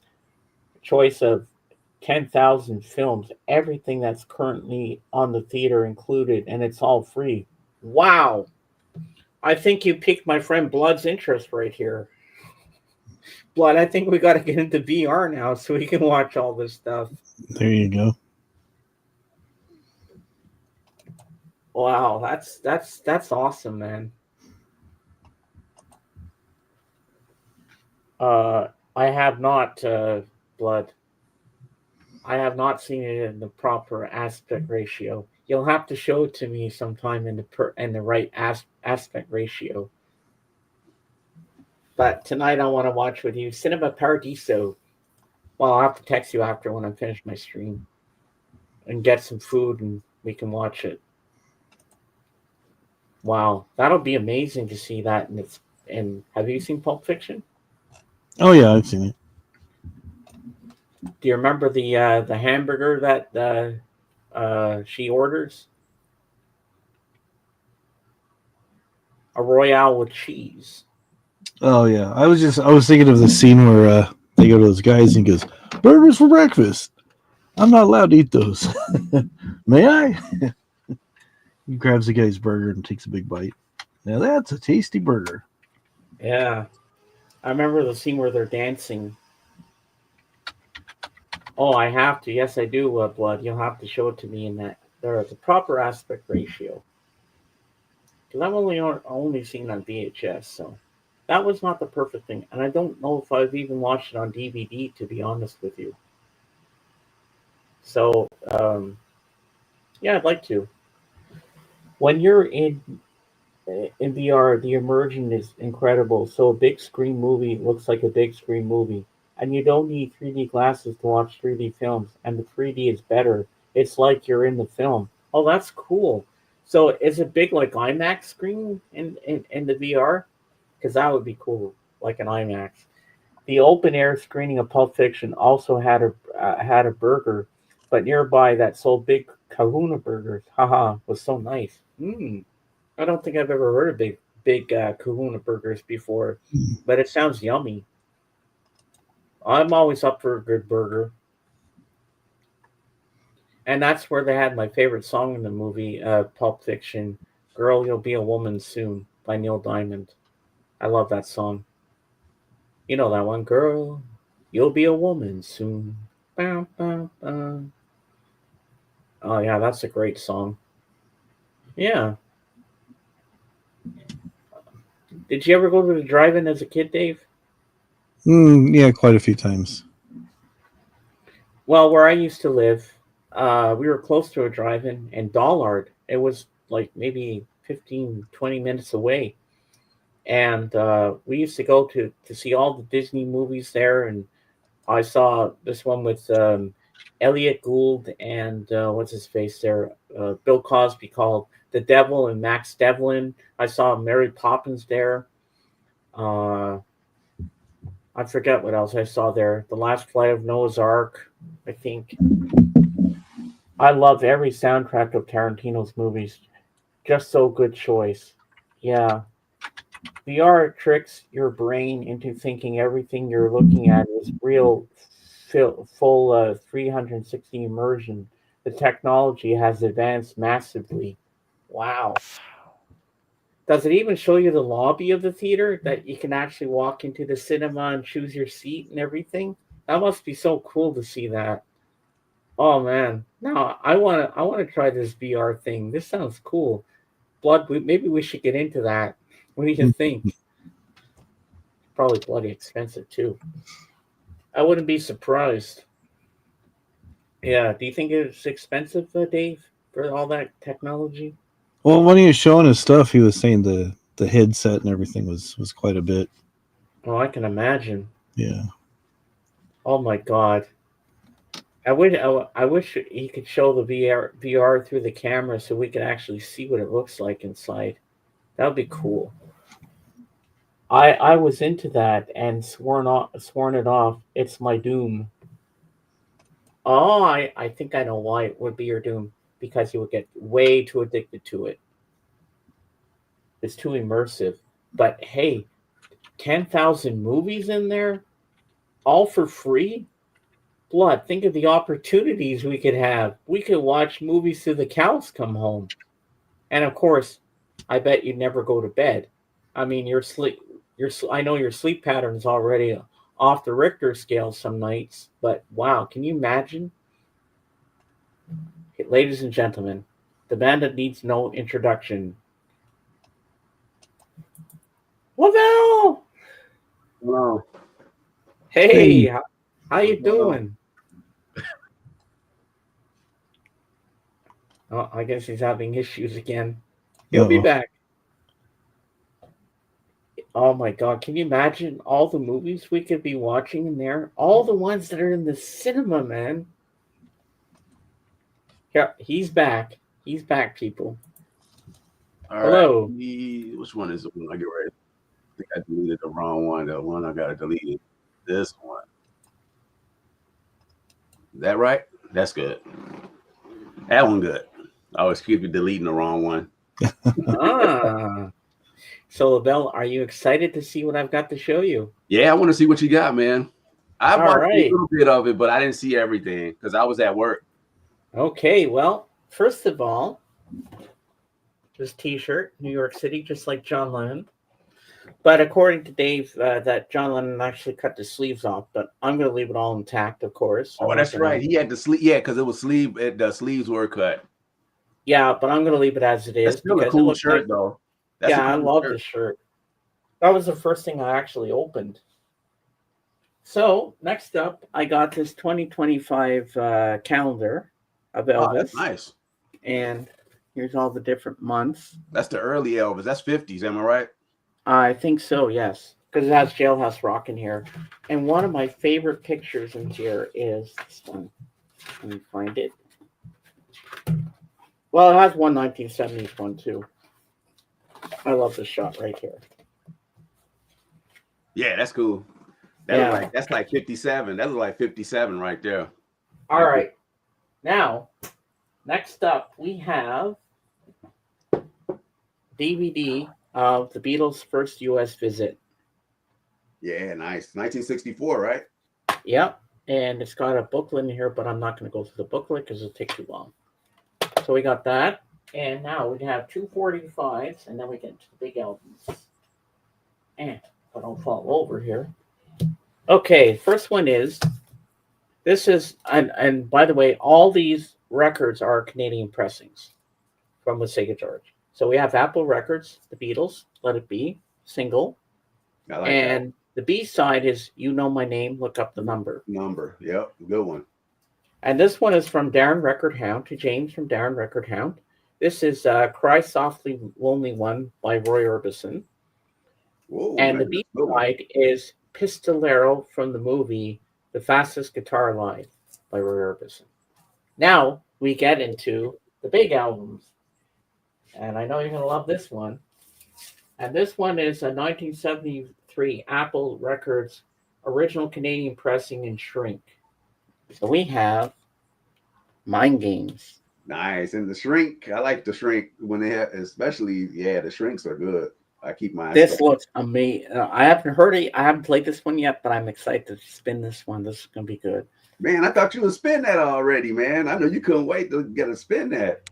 Oh, I've spun two already, but Okay, that's cool. This one I'm saving. I'm saving this for a special occasion for over Christmas. Okay, that's cool. But I'm getting close to this one. And here it's on Capitol. Love that Apple. The Apple. Yeah, I'm not going to take all. Apple. Why am I saying Capitol? Okay, this next one. Okay, there's three versions of this, 3 copies of this album. But I'm going to explain why, because you're going to be a little confused and go, what's going on here? Why is there 3? But you'll see. I'll explain it. Now, this one's on the gold label RCA Victor. This is the actual one that I played the other day. So we got Elvis Blue Hawaii. I finally got it back in my collection. Now, this one is a 1970s RCA Canada stereo. It sounds mint. Oh my God, it sounds so good. Oh, Blue Hawaii, that's a cool cover. I always like the cover of that one. That looks pretty cool. Yeah. Thank you very much. And next up we have same album, but this is on the black RCA cover. I like that. Yeah, me too. So this one is a 1961 RCA Canada stereo original press. So this is another stereo. Those sound good. I have a Sonny Rollins The Bridge on that label, same label. Those sound really good. I haven't played this one yet, but eventually I will. And now next up is the same album, and this is also on the black RCA label, and this one is Elvis Presley Blue Hawaii 1961 RCA Canada mono original Canadian press. So this is a mono version. Oh man, got that warm sound. The mono, even if you have a stereo card, I like the sound of the monos on there. But I like that I got 3 copies of this. That's good. With 3 different pressings. That's amazing. Yeah. And next, this is another mono on the orange RCA Victor. And we have, you know what this one is. Oh, that's a killer one. That's a good one. Oh, yes. We got the comeback special with my favorite song, If I Can Dream. You got Elvis on the front. You can't go wrong with that. Yeah, and this is one I never had in my collection before. That's the one I'm gonna probably look out for. That one I want to grab that one. That's the one when he had on the white suit. That's that was his comeback special stuff. That's good stuff. And this one I listened to. This is on the gold label. I think it's gold. I'm not really sure what the color is. Kid Creole. King Creole. Yes, this sounded really good. And I love Dixieland Rock. You know how it starts, bam, bam, bam, bam, bam, bam, and then it goes in Dixieland Rock, Dixieland Rock. And I like Lover Doll. And when you hear this through headphones, you hear every detail of the acoustic guitar. It sounds amazing. This is really, really good. So this is 1970s RCA Canada stereo. I love his hair in this shot. This is so cool. So we got King Creole. And now we're moving on to it. Well, there's still more Elvis coming. Don't you worry about that. This is on Capitol Records, and this is the Beatles Abbey Road 1978 Capitol Records Canada, mastered by Capitol.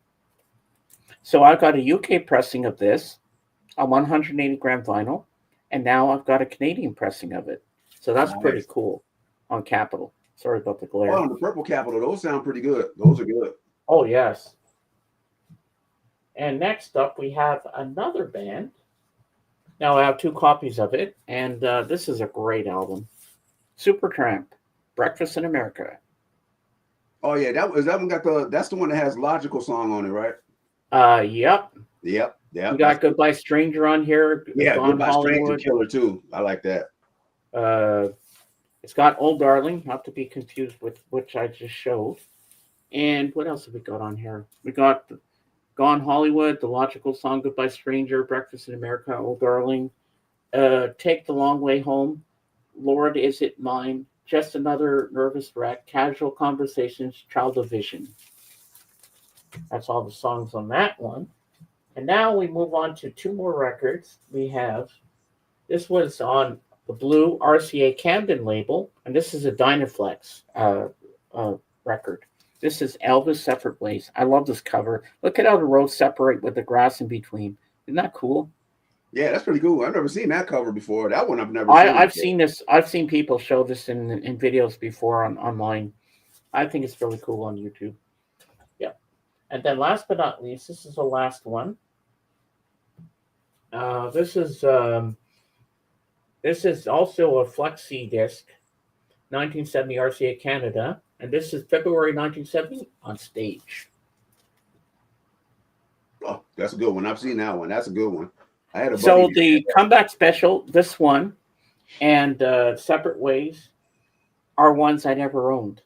I only own King Creole and Blue Hawaii, but I never owned these ones. So it's nice to have new Elvis I didn't have. And I've got more Elvis in my collection, which I've shown before. Yeah. So I think now I've got 13 Elvis albums. And this is on the orange RCA Victor. Yeah, love that label. It's a cool label too. And that concludes our tour of what James got from Wasaga George. And I'll make myself small. Pretty cool, huh? Yeah, that's pretty cool. So you got anything to show? Yeah, I just got some audio file stuff. I had I pre-ordered like a month ahead before I grabbed this one. They made like 2,000 copies. This one here. Oh, I saw that in your stories on Facebook. Yeah, Bill Evans.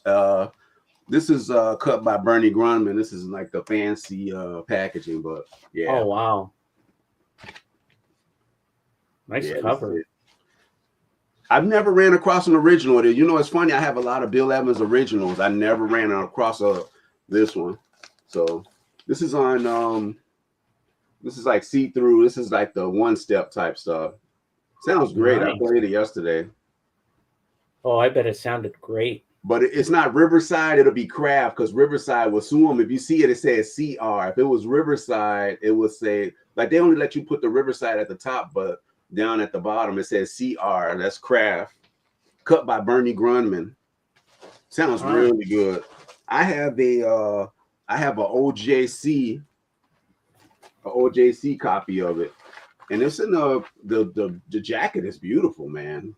Look how it is. Oh, real glossy. Oh yeah, that is really cool. I like that.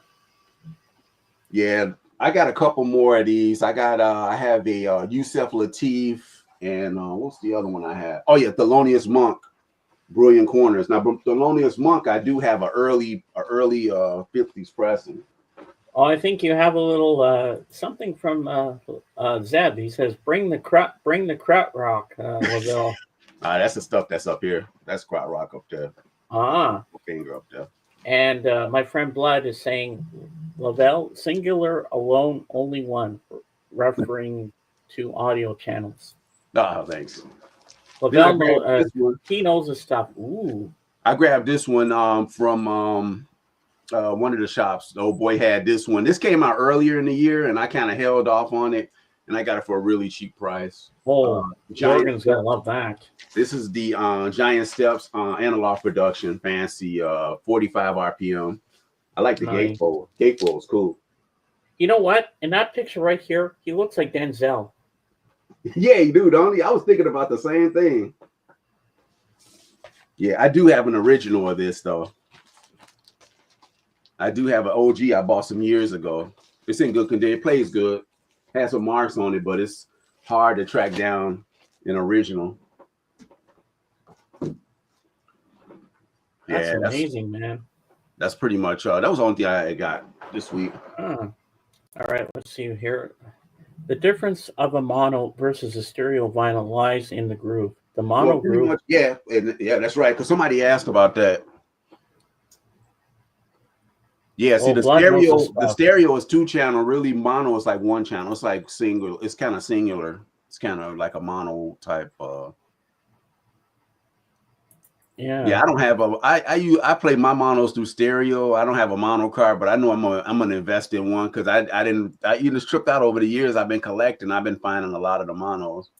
Okay, I've caught up with everybody here. Yeah, I'm just gonna leave the 45s up here so I don't trip on them. Actually, you know what? I'm gonna put this over on the chair so I don't break anything. Hold on, be right back. Just give me a sec. I got my Giant Steps. I'm gonna pull my my original. This is my OG. Down a little bit. Down a little bit. Down a little bit more. There you go. Yeah, this is my original one. If anybody never seen an original one. I bought this at Dusty Grooves before the Dusty Groove prices. And I used this. It was funny when I had found an original Bill Evans. I found an original Bill Evans Portrait of Jazz. This was the inner sleeve. So I was like, oh, this will go good. This will go perfect with my, when I got this one. So yeah, this is my original. This is my OG. Ooh, let me make you big. The marks on it, but it plays good. It plays beautifully. That's my original Atlantic.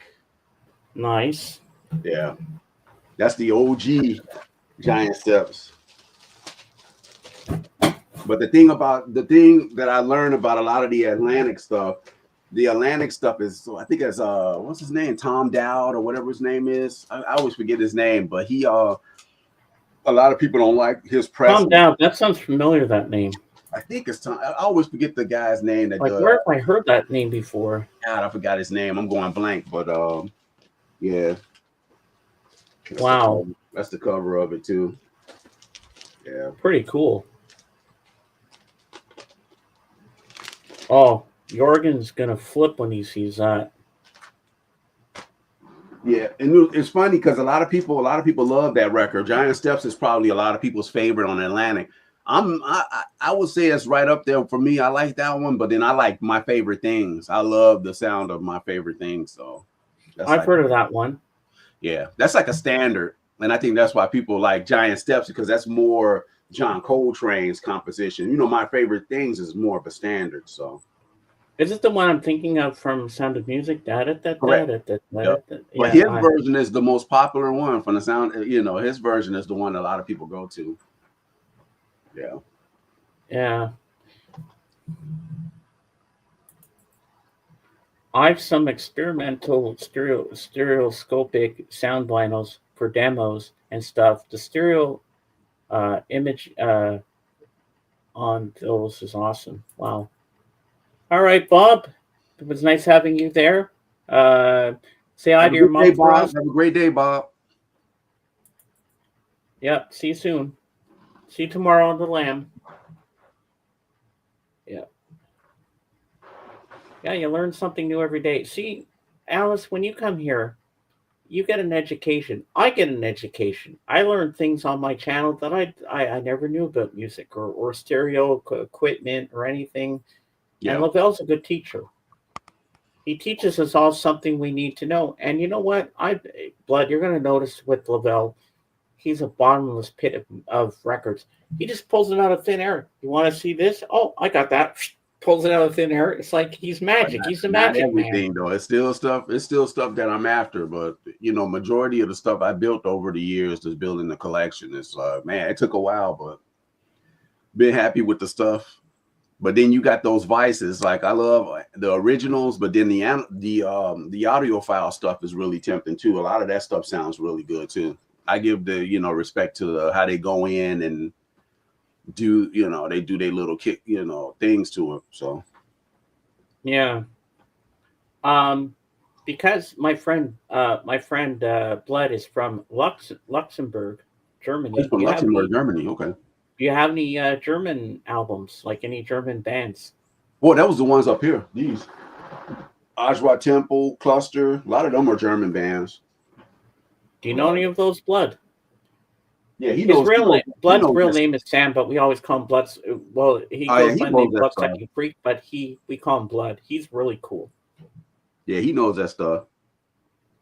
Oh yeah. Yeah, I have Pharoah. Yeah, you gotta have Pharoah. If you listen to Coltrane, Pharoah Sanders is a must in your collection because he's because it goes like this. Coltrane's the father, Pharoah Sanders the son, and was it Albert Eiler is the Holy Ghost. I think that's how it goes. Oh, Blood knows it. Yeah. Yeah, Cluster. Osra Temple, Cluster. Yeah. Yeah, I do got some Pharoah stuff. He got a lot of stuff. If you want me to show, I can show him. I can pull them. Yeah, pull them out. I don't have everything. It's two of them I'm missing, but I'll show you. All right, let me make it big. FLAC files. I don't even know what FLAC files are. That sounds different to me. That's those. I wish I had this stuff on ESP. I don't have any on ESP. From cluster to cluster. I like that. Bring the pharaohs. Well, we are, Zeb. We're going to bring the pharaohs to you. Yeah. FLAC is a lossless audio compression format. Oh, okay. I think I might have heard that before. Which one you said? Oh, FLAC files.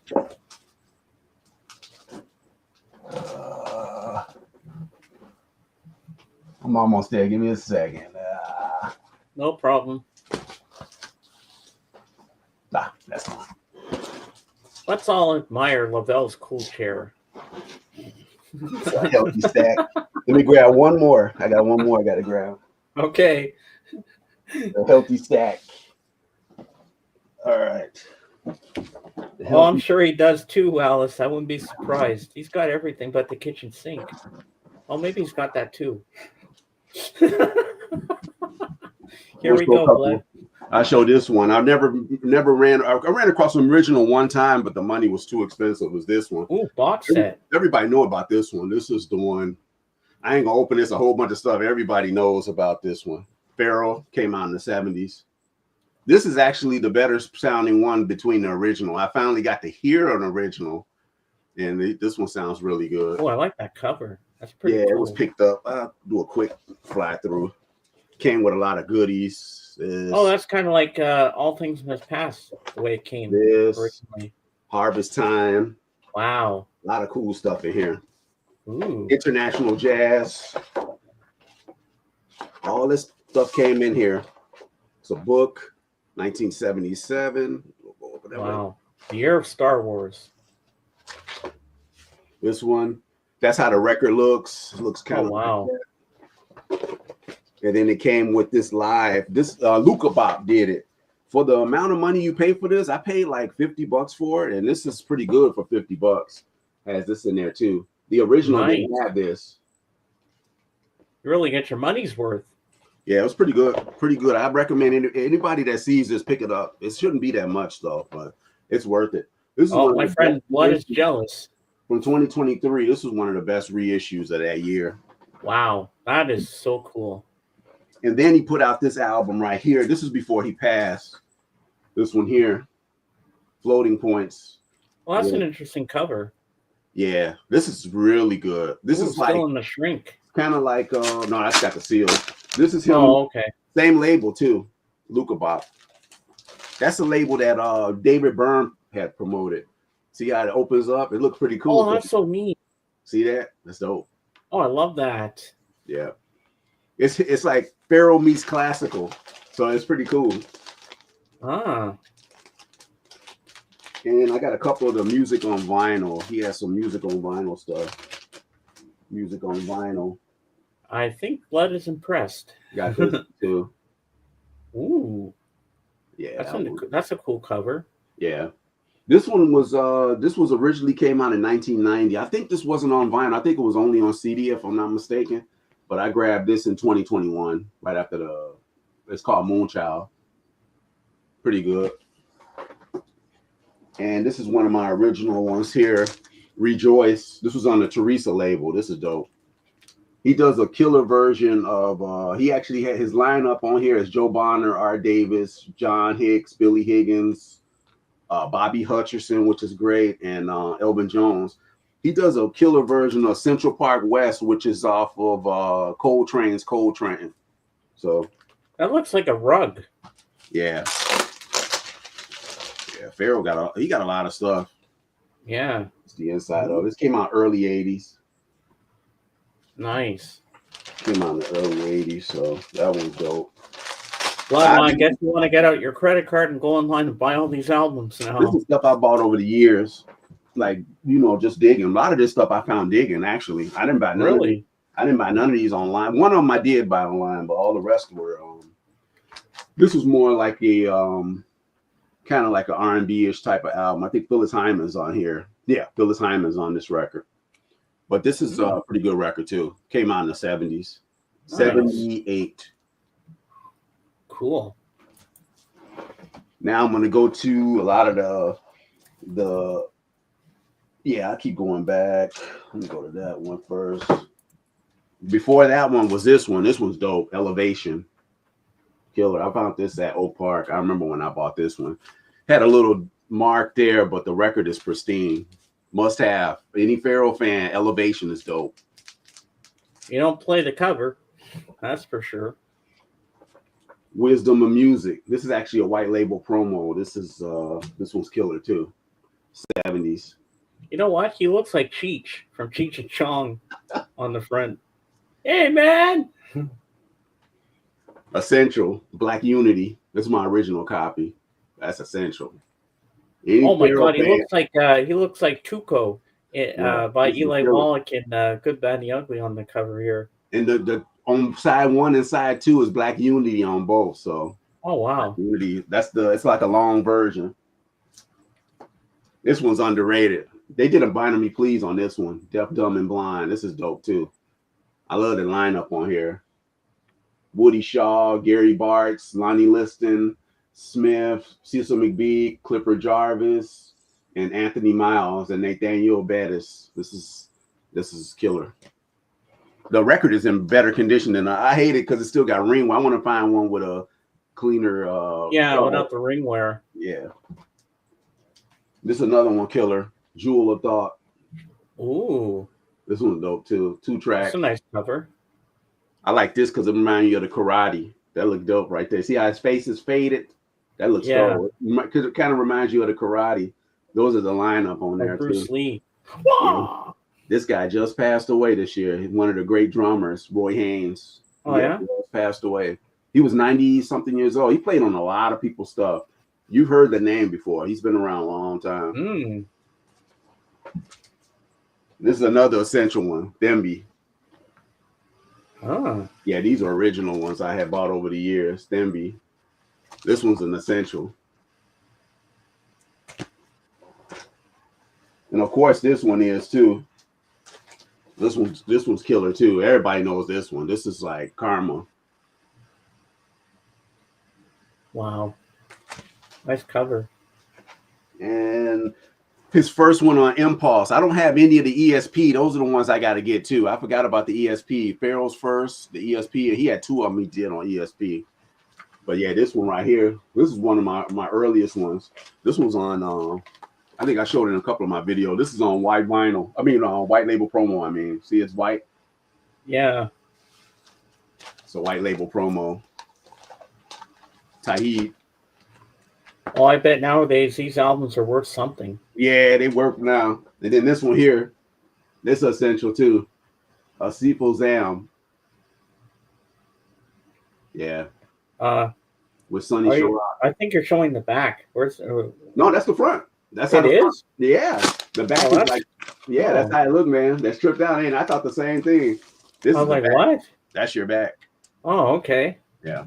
That's Cover, that's a pretty plain back. The record's beautiful condition, but the cover could be better, seen better days. But that's the one I ended up getting this online. I paid like $40 for this. This record goes for way more now.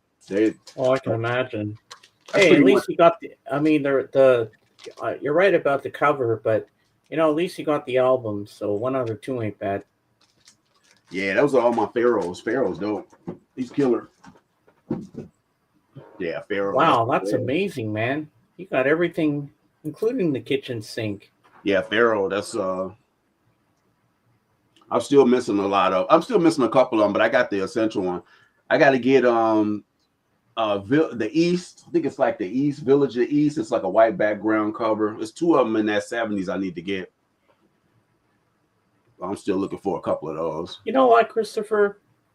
I love you, man, but you know what?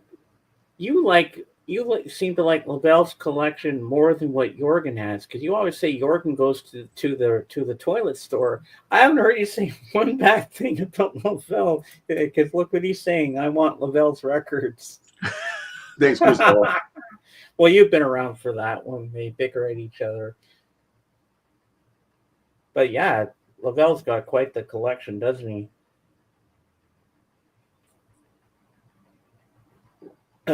Yeah, but those are the ones I collected those over the years, just while digging. I see some stuff and that's how I looked at like every place. It's always, it's tripped out about record collecting. It's always the places that you don't think will have that, and they'll have some stuff that you'll be surprised that they'll have. Hey, Mason, you want to come up? I'll put the link out for you. If you want to come up, let me know and I'll put the link out. Oh, I love what my friend Blood is saying.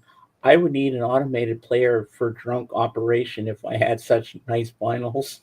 And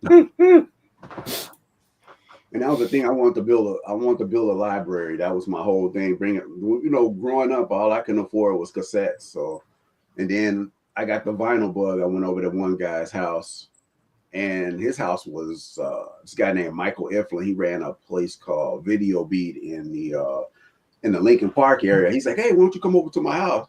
So I'm looking, I was like, I don't know, I'm gonna come over his house. He probably killed me or something, but he was cool. I went over there. Just joking, but I went over there. He lived on the north side. He was more up there he was in I want to say up there by the Andersonville neighborhood. He was moving. And I went over his house. He had a lot of the Beatles stuff. He had like that. He had 2 mono original top loaders. That was my first time seeing those. That was in the 90s. He had that. He had Elvis. He had a ton of Elvis stuff. Wow. He had a beautiful copy of the it was Paul McCartney's Tripping Live or something. It's a live album. I don't hardly see people show that one. That's a really good one. There you go, Mason. The link is out if you want to come up. And Blood, if you want to come up too, you're more than welcome. A Little Richard on Specialty Records. He had the first album. It was not even ringware or nothing. And he had some Stones too. He had a UK, the psychedelic one. He had that one. That's what I've been looking for. I don't have that Stones. I'm still after it. I want a UK. I don't want the American one. The one with the one that when you go like that, the different what was that magical? It's not Magical Mystery 2. I always Majesty, whatever the hell the name of it. I always keep forgetting. But yeah, I went over his house and my mind was blown. I said, that's the Rolling Stones one, Majesty something. You know what I'm talking about? Satanic Majesties. Yeah, that's it. Yeah, that's it. Yeah, I know the one you're talking about. Yeah. Yeah, I don't have that. I'm still after a UK. The one guy that I follow, he's been doing videos for years. He's one of the original VC guys. Derek Higgins got one. He has the UK one. Lavelle, do you have Discord?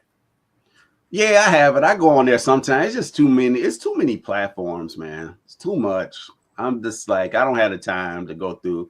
I got invited on by the Jazz Bombs. I go on there once in a while. I posted a few things. It's just like, there's so much stuff. I got Facebook, Instagram.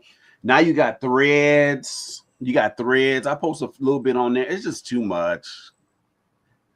Because if you have Discord, you should follow my friend Bloodsucking Freak. I think you two would be interested to talk to each other because he knows a lot about stereo electronic stuff. And okay, yeah, I'll probably talk. I'll talk to him. That sounds cool. Yeah, Blood. Maybe you two should swap your Discords because I'm always with him in his Discord server. We watch movies together. If you want to come hang with us, you're more than welcome.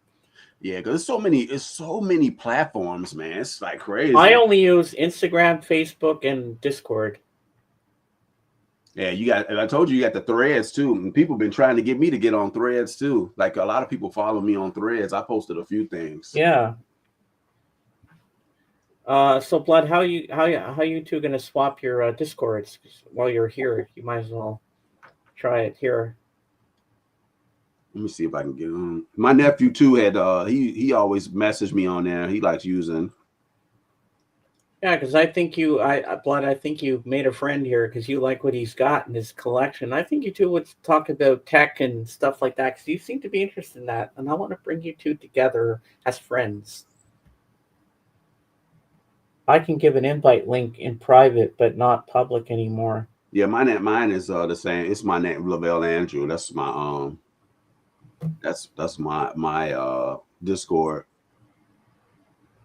Blood, do you want to come up and maybe you can give him the private invite in the private chat, maybe, if you want. I think that's the only way you can hook up with each other here. Bloodsucking Freak. Let me see if I can find him that way. I might can find him that way. Yeah.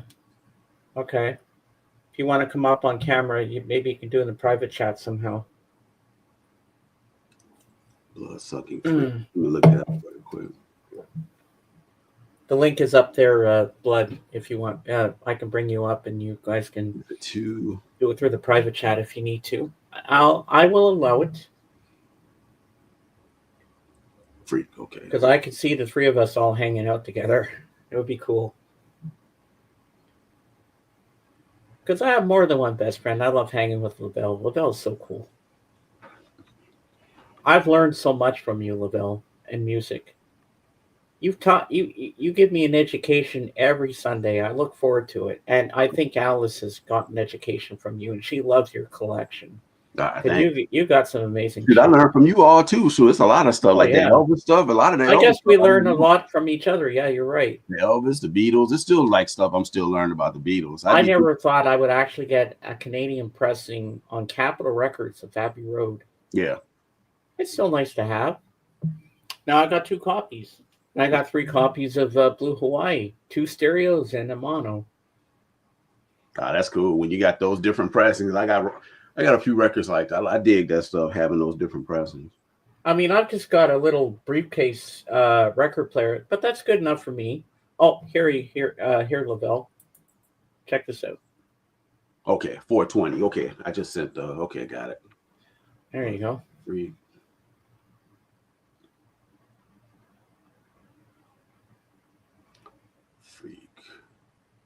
And if you want to follow me, Lavelle, on there, I'm Beatles fan 18. Okay. All one word. 18. Okay. Beatle fan 18. Okay. Yeah, I might as well follow you too. Why not? In case we all want to hang out in Blood Server. Beatles fan? No, just Beatles. Beatles fan 18. Okay, Beatle fan 18. Wait. You got an S in there too, right? Let me check my thing what it is. Beatles fan 18 with a capital B. All one word. Gotcha. Beatles fan. Yeah. All right. Let's send that. confirm.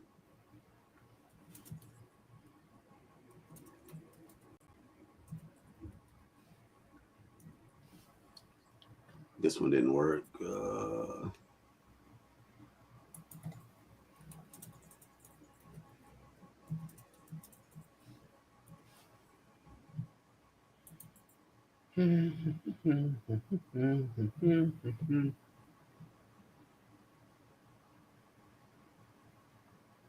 I look pretty good in this t-shirt. I like this t-shirt. But you know what they say, never wear white after Labor Day. I never quite understood why. I guess Dave's gone to look, check on Jen. Well, I'm at the point where I can actually be comfortable on my own talking to my panel and peanut gallery. So at least I got you here with me, because if I'm alone, my anxiety just flies off the Richter scale. So it's always nice to have someone with me, so I stay calm. But I can run I run my stream pretty well on my own. Well, do you remember Fred Dobbs, who was here before? Lavelle? Yeah. Well, a leopard never changes his spots. He was being mean to AGK. Oh, for real? I had to ban him again. Fred Dobbs is okay. What happened? He said something bad? He was saying shit. He was saying nasty shit. He was being rude to AGK. He says, oh, why doesn't Disney buy AGK and stuff? They're like, get rid of this guy. I'm like, no, you're not going to talk about AGK like that. So I had to do it. I had to ban him. You know, you think you trust someone, they try to be nice, but I don't think they ever change. Mm-hmm. But I did the right thing. That's good. I followed. I'm going to stick up for AGK. No one's going to talk nasty in my stream about anybody. So he's gone. White is color of asking for truth and wisdom, and Labor Day is a day for people who fought for humane working hours. Thus, the saying, I think. I see it. Yeah. Yes, I did do the right thing, Alice. I had to. And I know Luddy would have been proud of me too for doing what I had to do. He was acting uncalled for. Yep. He was nice for a while. I gave him chances so many times. I'm like, well, you ran out of chances. You've got your 3 strikes. You're gone. Bye-bye. Don't let the door hit you on the way out. People know my rules. If you don't follow my rules, you're gone. Yeah. So did you find us? Yeah, I didn't find yours. I found him. I found Bloodsucking Freak. Yours, I couldn't find. It wouldn't let me do anything. I put search out. Let me try it again. Let me do capital. Unless it has to be Beatles fan 18, all lowercase. Maybe it's that one I have to give you. I got it. I found it. It's just, you did? Okay. We said 18. 18 is not in there. It's just Beatle fan. Yeah. And it's got a picture of John Lennon in the avatar. Yeah. That's me. You found me. Yeah. You found me. Yay. Now we can all be friends together, the 3 of us. Nice. And Lavelle, you should you should invite Lavelle to your server. I think he'd have fun with us. Yeah, I did. I hear the beat. He did his server. He sent me to the server. BSF, it says. Oh, here we are. Accept. I got you. All right. And I just waved to you. So There we go. I got you now. Cool. You're in the server now. Yay. Cool. I sent them an invite. Oh, cool. Now we can all hang together and watch movies with us and stuff if you want. Yeah. And we can private message each other if you want to. But I'm still going to talk to you on Facebook. Yeah. And I'll say, hey, but if we're going to watch a movie one night and you're not doing anything at night, I'll say, hey, I'll text you on there. Blood and I are going to watch a movie. You want to join us? And tonight, later on after the stream, we're going to watch a movie called Cinema Paradiso. What year is that from, Blood? 86, 87, I think. And I think it's an Italian movie with subtitles. I've seen previews of it. It looks really good, but I've never seen it. I think it was at the Cannes Film Festival at some point, Which if I'm one? not mistaken. Um, Lavelle, you've been here for a long time, and I trust you a lot. So take over the stream for a few minutes while I go check on my mom and go to the washroom. Okay. I'll be right back. I won't be long All right. because Dave's not here. Dave. Oh, okay. That's a little Cheech and Chong pun. I just did. I just realized what I said. Dave's not here, man. I didn't know I was doing a pun at the same time. I'll be right back. All right. So what's been going on? I just got on here, and yeah, I wanted to. I could probably show some more stuff. I could show. I can show you the. I go through. I'll show you my Vinyl Me Please, the company that's getting ready to go under. I can show you a lot of that stuff if you want to see. Or what I'm going to do for Christmas. Pretty much for Christmas, I'm going to relax at home, me and my wife, and we'll just probably watch some movies. Yeah, he's gonna. Yeah, just watch some movies. I'm going to show. Well, actually, I don't even know how to make a moderator, so I don't know how to make the picture big. So I can show. What else? Show some Vinyl Me Please, the label people hate. Grab some of that stuff. Grab some of that stuff.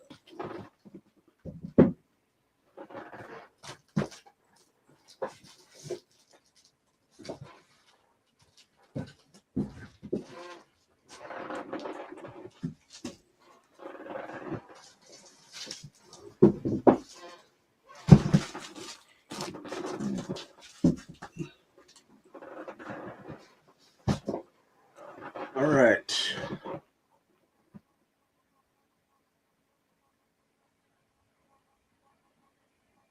Yeah, I show some of the Vinyl Me Please I have that I collected over the years. So I'm gonna start off. I'm gonna go from the lower number all the way back to A. We got this one. Picked up this one. It's a mixture. It's gonna be some jazz, R&B, rock. But yeah, I have this one. Usher, they did this one. Pretty good one. Confessions.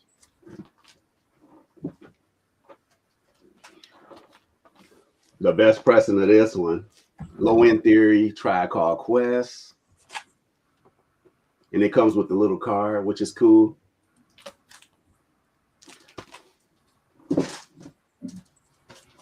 Patrice Rushen, Straight from the Heart. Forgive Me Nots and You Remind Me is on this one. Rapper that came out in 94. It came out the same year as Nas. This came out this album right here to me can rival the Illmatic album. This is OC Word Life. Got this from Patrick the Archivist, Lee Morgan, Quintet, Take 12. Pretty nice sounding record. Thelonious Monk, Monk's Music. This one's actually recorded in stereo. I have the original mono. One that came out this year. This is the last one I got from them. Joni Mitchell's Hit Singing Summer Long. This is my favorite period of hers. All that stuff like Hejira, Courtney Sparks.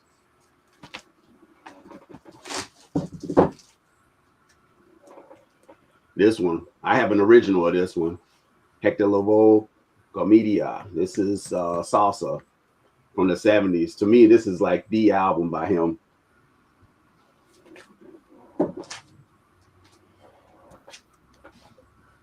Coleman Hawkins, A Hawk Flies High. I remember I got this in Milwaukee.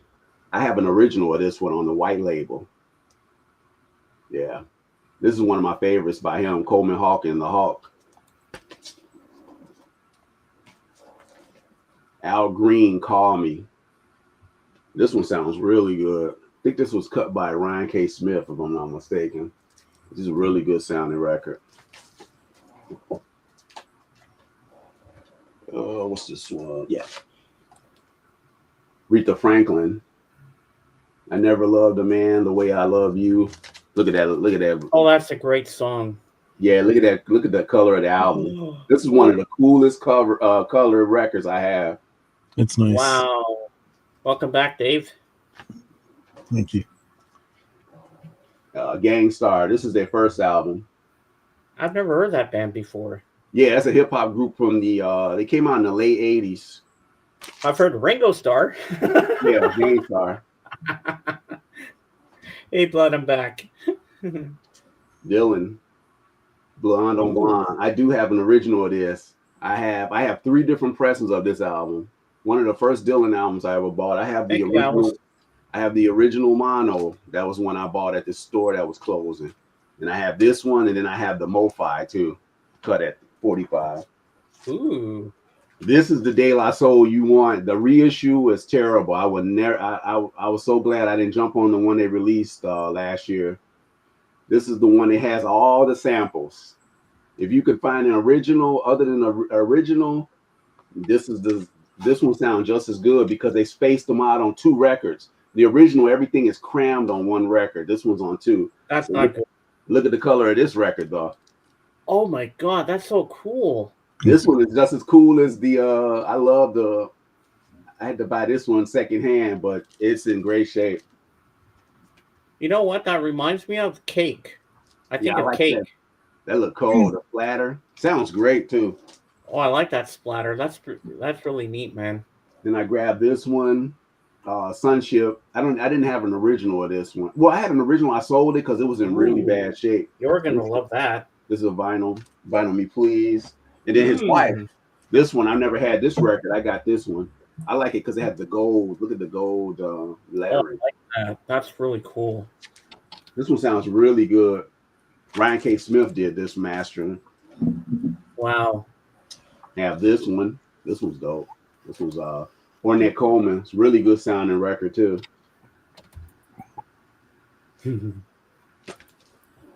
Now this is a case of this one sounds better than the original. I had a second press of this one. I ended up selling it for it. I got a nice amount of money for it.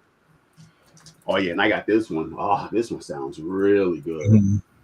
This was on the I'll show you the record. The record is killer on this one.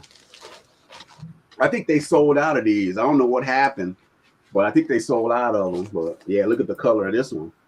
Oh, nice. I like that. That's really cool. What happened was I guess they stopped pressing these. These go for, I don't know what's crazy. It goes for a lot. Look at the cover though. That is so cool. Look at that. Oh, you better not show that to Kate, because Kate is going to be like, this is when you don't want that anymore. This is when Vinyl Me Please, man. They was like. That is a nice cover. I love that. Oh my God, Black Sabbath. Then it has a poster too. They was on fire, but they was like, look at that. You know what? That tree reminds me of? Plastic Ono Band cover. Yeah, dude. I was thinking the same thing, but from another angle of the tree, kind of. Yeah, Vinyl Me Please, boy, they was on point. And I got this one. This is the Kevin Gray cut. It doesn't have. I have found this one. I found this for like $30 online, but this is the. This is on purple vinyl, if I'm not mistaken. Yeah. This is a great pressing. It's not better than the. It's one of the best pressings. Oh, nice color too. Oh, I like that. This is the Kevin Gray cut. That would make a nice color for a purple popsicle. Yeah, this is a great press. And this one came out. I forgot what year this came out. This is, I want to say, early 2000s. 2008, because they used the same stampers of the Kevin Gray cut. Yeah, that's the inner sleeve. You like that color, huh? Yeah. That's a great color, isn't it, Alice? Oh yeah, this is a nice color too. See that one? Ooh. I said on my video, I finally found an original. That's the original one right there. Nice. I bet that cost a pretty penny. Yeah, the original in there, but this one, yeah, look at what I show you the vinyl on this one though. Oh, gold. Nice. Oh, that's wicked. This is in stereo, which I'm gonna keep both because that one's in mono, the one up there. Ah. Is it And better this in mono or is it better in stereo? That's kind of hard to say. Oh, I would say the mono to me got no more of a warmer sound. It sounds more raw. Oh, yeah? Stereo does sound really good. But you know, from far away, you know who he looks like? If you look at it kind of blurred like it is on the shelf, looks Yeah. like David Bowie a bit Mhm. from afar. I mean, David Bowie had the same shaped head and the haircut and everything Yeah. kind of thing, yeah. This is the last one here. This one here. Ooh. Aaliyah. Aaliyah? Yeah. If she was Wasn't she in alive, that vampire movie? this is what I always argue. This is my argument on Aaliyah. If she was alive, Beyonce wouldn't be as popular as she is. Oh, I bet. It's hate to say that, but I know it's a lot of Beyonce fans. She was just as good. Ooh. This was her final album before she died in the plane crash. She went on that plane with all that equipment. Wow. Yeah, it comes with a lot of tchotchkes and stuff. Nice. Nice. This is one Vinyl Me Please, man. They was on point, man. They was coming with some really good stuff. But yeah, that's all the Vinyl Me Please I have. Oh, Christopher says, I got that Ash Tempo. I want to get that first one though. That first one is woo with the fold out when you open it up. That's on my want list. The first Ash Ra Tempo. Wow. The first one is nice because it folds out and it has like a hole that's tripped out. Yeah. The Masters of Reality that you showed, they've got the same one on Amazon for $120 now. Yeah, it went up because what happened was they stopped pressing it. I don't know what happened with that. Hey, Dark Wizard, how you doing? And I didn't. You know what's funny? I never was a Vinyl Me Please. I never. I wasn't a subscriber. I have a guy. It's a guy. I have a shop in Forest Park. So he's a member of Vinyl Me Please. I talk and he'll get them in for me. I ask him, hey, you get that Master Reality? Oh yeah, I just got it. I put it to the side for you. Wow. Yeah, that Master Reality, man. This is so fucking cool, man. That's a great album. It sounds Sure is. really good. A guy on Instagram I follow called Down South Vinyl. He had posted it and he played like a little sample for. I was like, damn, I gotta get that. Yeah, because the only Black Sabbath I heard, the first Black Sabbath, the only one I had heard was Paranoid. I went in the 90s. I went to this heavy metal.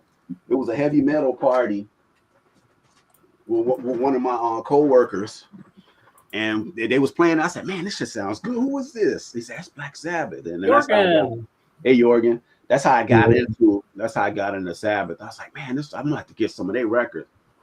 Then last year I found the Vertigo. That was my first Vertigo. I never found any other Vertigo of 4. I have 4.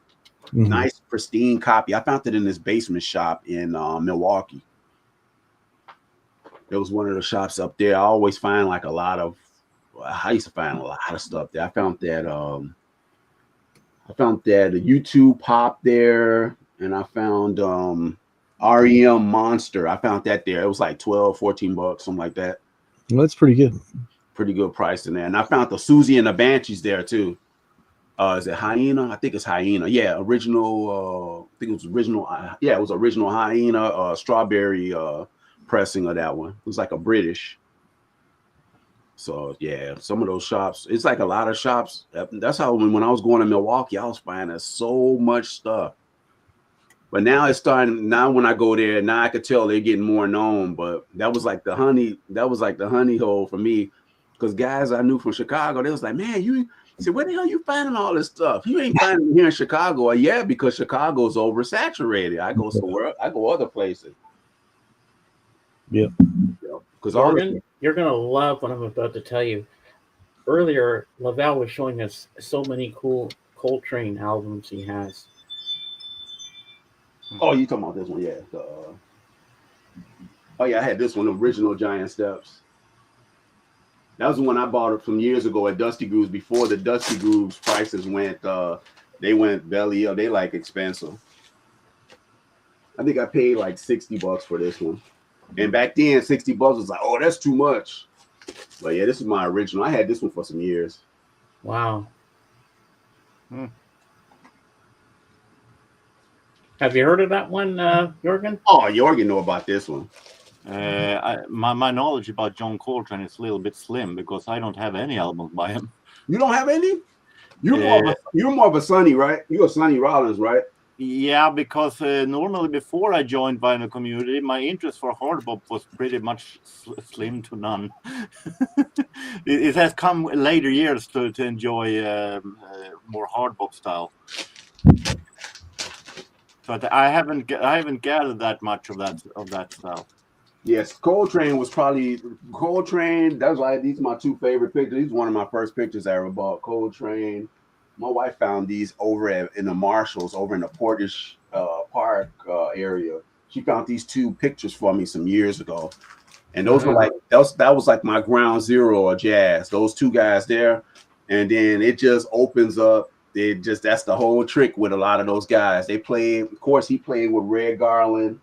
Of course, he played with Dizzy, all the bebop cats, Dizzy, Bird. He played with all of them, and then it goes to Bill Evans, Jimmy Cobb. The closest thing I have is his earliest collaboration, but with Miles Davis. Yeah, the earlier stuff with Miles is really good too. Like all that stuff, like Cooking, Steaming, like those albums, and then you got Round About Midnight and Milestones and stuff like that. I have Milestones album. Yeah. Oh, Lavelle, Mhm. check the private chat because Alice wanted to follow you on Discord as well. I put her name in there for you, Okay. or I forget. So, Dave, you know what? I like this color white on me. I really feel like I look really dashing today, don't you think? See, Jorgen? There's my New York City. You saw it the other day. Now you get to see it on me. With like t-shirt upon a long armed t-shirt, you look like a 90s fashion. Yeah. Dave, put the link out. AGK wants to come up. Oh, okay. So Alice Lavelle is looking you up on Discord. What's her name on there? What's her name on that one? I put it in the private chat. You can look up me right there. My name right there. That's what my name comes up on Discord. Type it in the chat for Alice if you need to. Yeah, I do that. And I put hers in the private chat so you can follow her.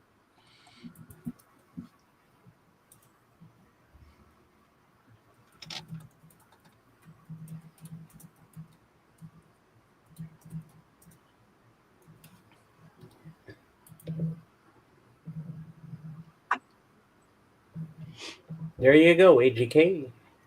Looking forward to seeing you up here with us. I know AGK got a lot. I love his collection. He got a lot of the rock stuff. He has a lot of his stuff. Oh yeah. I never got that deep. It's because I guess because of the jazz, I never was able to get too deep into like the metal and the different rock bands and stuff. Because I listen to so much different stuff, it's kind of crazy. So then I get way out there like the 4AD stuff, and that's when I'm like my stuff stretched. Oh, he's and AGK's got a lot of the band Golden Earring. Yeah, he has. And he likes Dua Lipa. Yeah. Yes. Yeah, that's the group. That's the group I want to dig into. I like Yes. Yes is cool. I only have one of their albums. Do you have any albums by Yes, Jorgen? No. I had this 1983, the one with Owner of the Lonely Heart, but no, I'm not. I've never been a Yes fan. Well, sorry, I have one that I got from a Norwegian friend. That's the only one I have, but it's down in the cellar, so I have no idea what it is. I like Yes. It's some stuff. There's some even the one, I know that's like the commercial one, the 902, not 90210, but 91 something. That one, I like that record. I like Leave It. I love that track. Killer song. I like that. And then the Going for One, some of the earlier stuff too, like their version of Paul Simon and Simon and Garfunkel's America. I love their version of it too. They did a cover of it too. The song America, their version is really good. Yeah, every Yes LP with Bill Bruford is killer. Yeah, his stuff is really good. I like Steve Howe a lot. I even like some of those later albums I heard. The Steve Howe, I like how he plays. He plays different. I love because when I was in the guitar, I used to like listening to a lot of his stuff. Wow.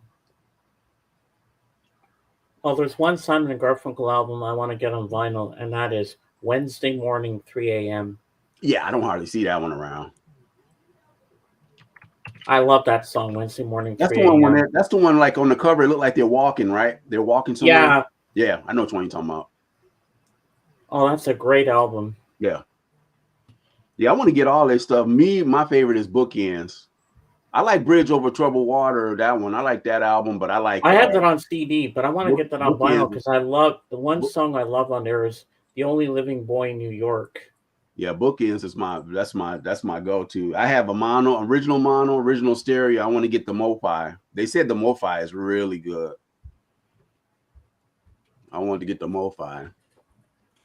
And I used to do two-part harmony with my friend from back home, my friend Alan. We used to sing Cecilia together. Celia, you're breaking my heart. You're shaking my confidence lately. Oh, Cecilia, I'm down on my knees. Oh, I like that song. I'm begging you, please, to come home. And I when he's saying making love in the afternoon to Cecilia, I do the backup. I go making love. Yeah, that's what I was showing most of those the Vinyl Me Please, the defunct. They call it the defunct label now because I think they're going through some a lot of people have been bailing out. They stopped doing the prescription, the subscription. So that's the defunct label now. They did do a lot of great stuff: rock, jazz, R&B. Man, metal. They did a lot of really good stuff. Oh yeah.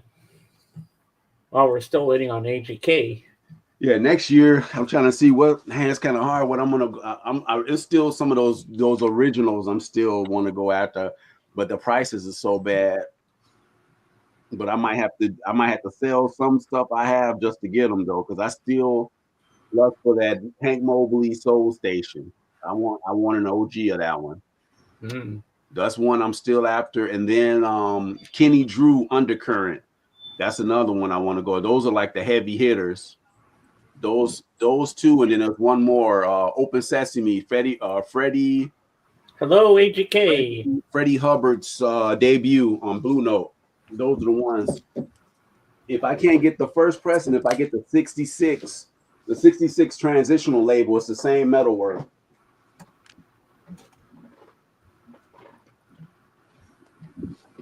Yeah, the Kenny Drew and all those are the ones, man. I would love to find those. That Sonny Rollins boy, that made it this year. That was like, wow, I never thought I'd run across that one. Wow. I think last time I was here, I was getting a new furnace, wasn't I?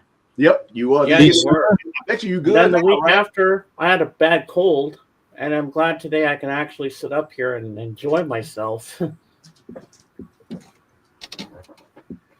Hey, did you ever, Anthony? You ever do the? You ever buy any of the Vinyl Me Please stuff? Do you collect all of them? Did you buy? No, because it's too expensive to send to Canada. It's not worth it. Oh, that's right. Damn, I forgot.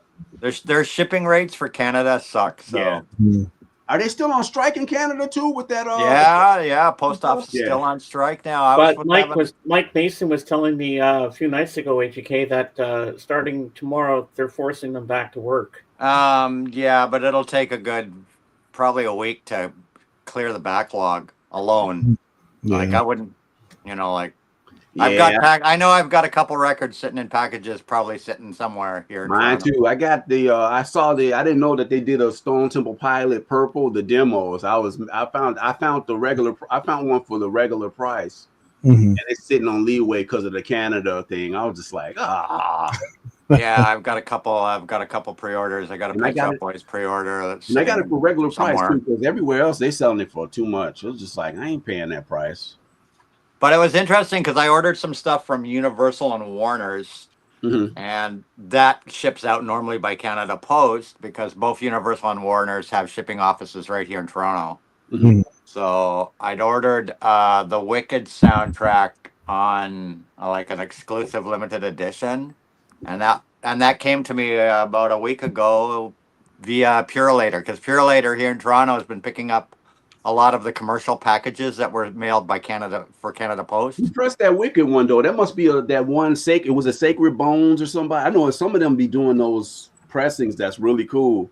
Yeah, the Wicked soundtrack Hey, was Mason. an Hey, Mason. exclusive thing. I got my Alice Cooper, of course. That one was supposed to be sent out. It was sent out by mail, but Mhm. then Purelator picked it up and delivered it to me. Yeah, Purelator. And The Cure, the same thing with The Cure, the new Cure album. That was ordered from Universal, and Which one did you get? Purelator picked it up from Canada Post and delivered it to Which me. Cure did you get? Because I don't know. I'm starting to think, because I played my copy and it's on that bio garbage vinyl. It sounds like it's compressed. No, I got the black vinyl Cure because I went for the 2 LP Yeah, that's black the one. vinyl. That one And was it sounds right. It's not the eco vinyl. It sounds really good. Plus, I got the package, so it came with the cassette tape and the CD, the 3-disc CD that's got the one I'm the. gonna go after, the black vinyl. That's the one that's cut by Bernie Grundman, I think. That's Bernie. Yep, that's the one I got. I have the Mal Show. Mal Show, sometimes he'll get you. His stuff it sounds so compressed. I don't like his. Mason, check it out. I don't like his. What do you think of that? George gave me that T-shirt. Isn't that Because he cool? did those Peter Gabriel's Soul and all those other albums. He did all of those and they did. There's 45. that's the version I got there. That's the version I got of Songs of a Lost World. Yeah, I think that's the Bernie one. You said yours is the That's black. the black vinyl Bernie one. And then because I pre-ordered the package from Universal, so then I got the cassette tape. Yeah, I gotta hook my cassette player. I got a cassette player. I got all my cassettes. Cassette tape, and then the 3. This is a 3-disc. Oh yeah, I forgot about that. I gotta get that. The 3-disc, and it has, what did it have? It has audio album, instrumental CD, and Blu-ray with Dolby Atmos, Dolby Atmos mix. Nice. Yeah, Well, you know, when I heard about the, Disc Wish. Rock, that I started bought the Wish scaring one me. right there with the Lost Wishes. I bought that CD. That thing sounds amazing. You know what I'm saying, James? Huh? When I heard about Disc Rot, that started scaring me. Oh yeah. Basically, your disc can have no scratches on it, but if it's got disc rot, then it's basically ruined. But disc rot really doesn't happen on any decent CD from a record printing plant. I don't know, Anthony. I tried to play my CD copy of Sgt. Pepper's by the Beatles from '09, and there was not a single scratch on it that I could see, and yet Disc rot was. is a thing. It is a thing for sure, but most, I mean, I've got over 500 CDs, and I haven't got one that has suffered from disc rot yet, which is to go figure.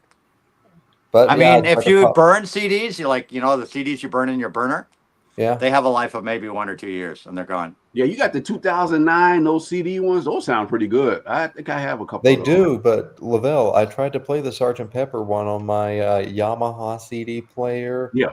And I looked at the disc Nothing wrong with it, right? before playing you can't it. see Not a disc scratch in sight that I could see, maybe one little one. But like it was right around on Lucy in the Sky, and it was like I'm like, what the fuck?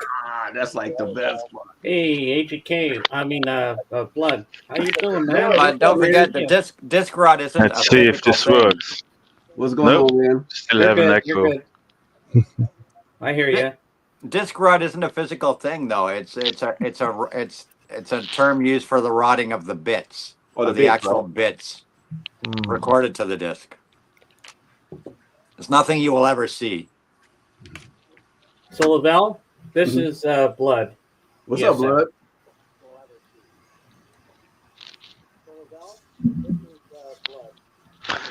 Somebody got a Yeah, laugh. hello. You have to Hey, turn good up. day, Somebody good needs to day. turn up their YouTube. We're I'm hearing- still managing audio issues because it's tricky. No, Yeah, we're I hearing. kick We're my hearing. own stuff out. When I came Echo. We're on, hearing echo. when I get on there, I kicked my own stuff off. When I clicked, I was like, oh. Yeah, you don't have to mute the YouTube side. Yeah, you got to mute your YouTube. Yeah. We're hearing. We're hearing ourselves. Just keep the StreamYard side open. Yeah. How about this test? I hear you now. Yeah, it's good now. Yeah, you're good. Oh, now we got. Okay, we good. got. We're We good. got squelch now. Nice. Feedback. So, speaking of jazz, Jorgen showed me some new jazz stuff that he got on Friday when he was on my collab with me and Danny. So, I'm going to give the floor to Jorgen. You must have seen wrong. I didn't show anything. Yes, you did. I actually bought some more yesterday. Oh, nice. We got more stuff. Christopher, beware. Christopher, go play with your toilet store or something while I show the real stuff. This is a little inside joke we have going every Sunday, Blood, if you don't know. Yeah, no worries. Yeah, this I'm is gonna funny. go ahead and dig out a few vinyls. Starting, in between. I'm, I'm cool. start- I'm starting with the non-jazz stuff first. All right. Sounds good. A Swedish singer-songwriter that I like, Roger Rönning. I like that cover. Cool cover. Very glossy. Yeah. We have some 80s Italo disco with Dan Harrow. He had some big hits here in Europe during the 80s. And Harold. That name Is sounds. that the one I'm thinking of? Tell me lies, tell me sweet little lies. Is that the one? That's Fleetwood Mac. That's Fleetwood Mac, man.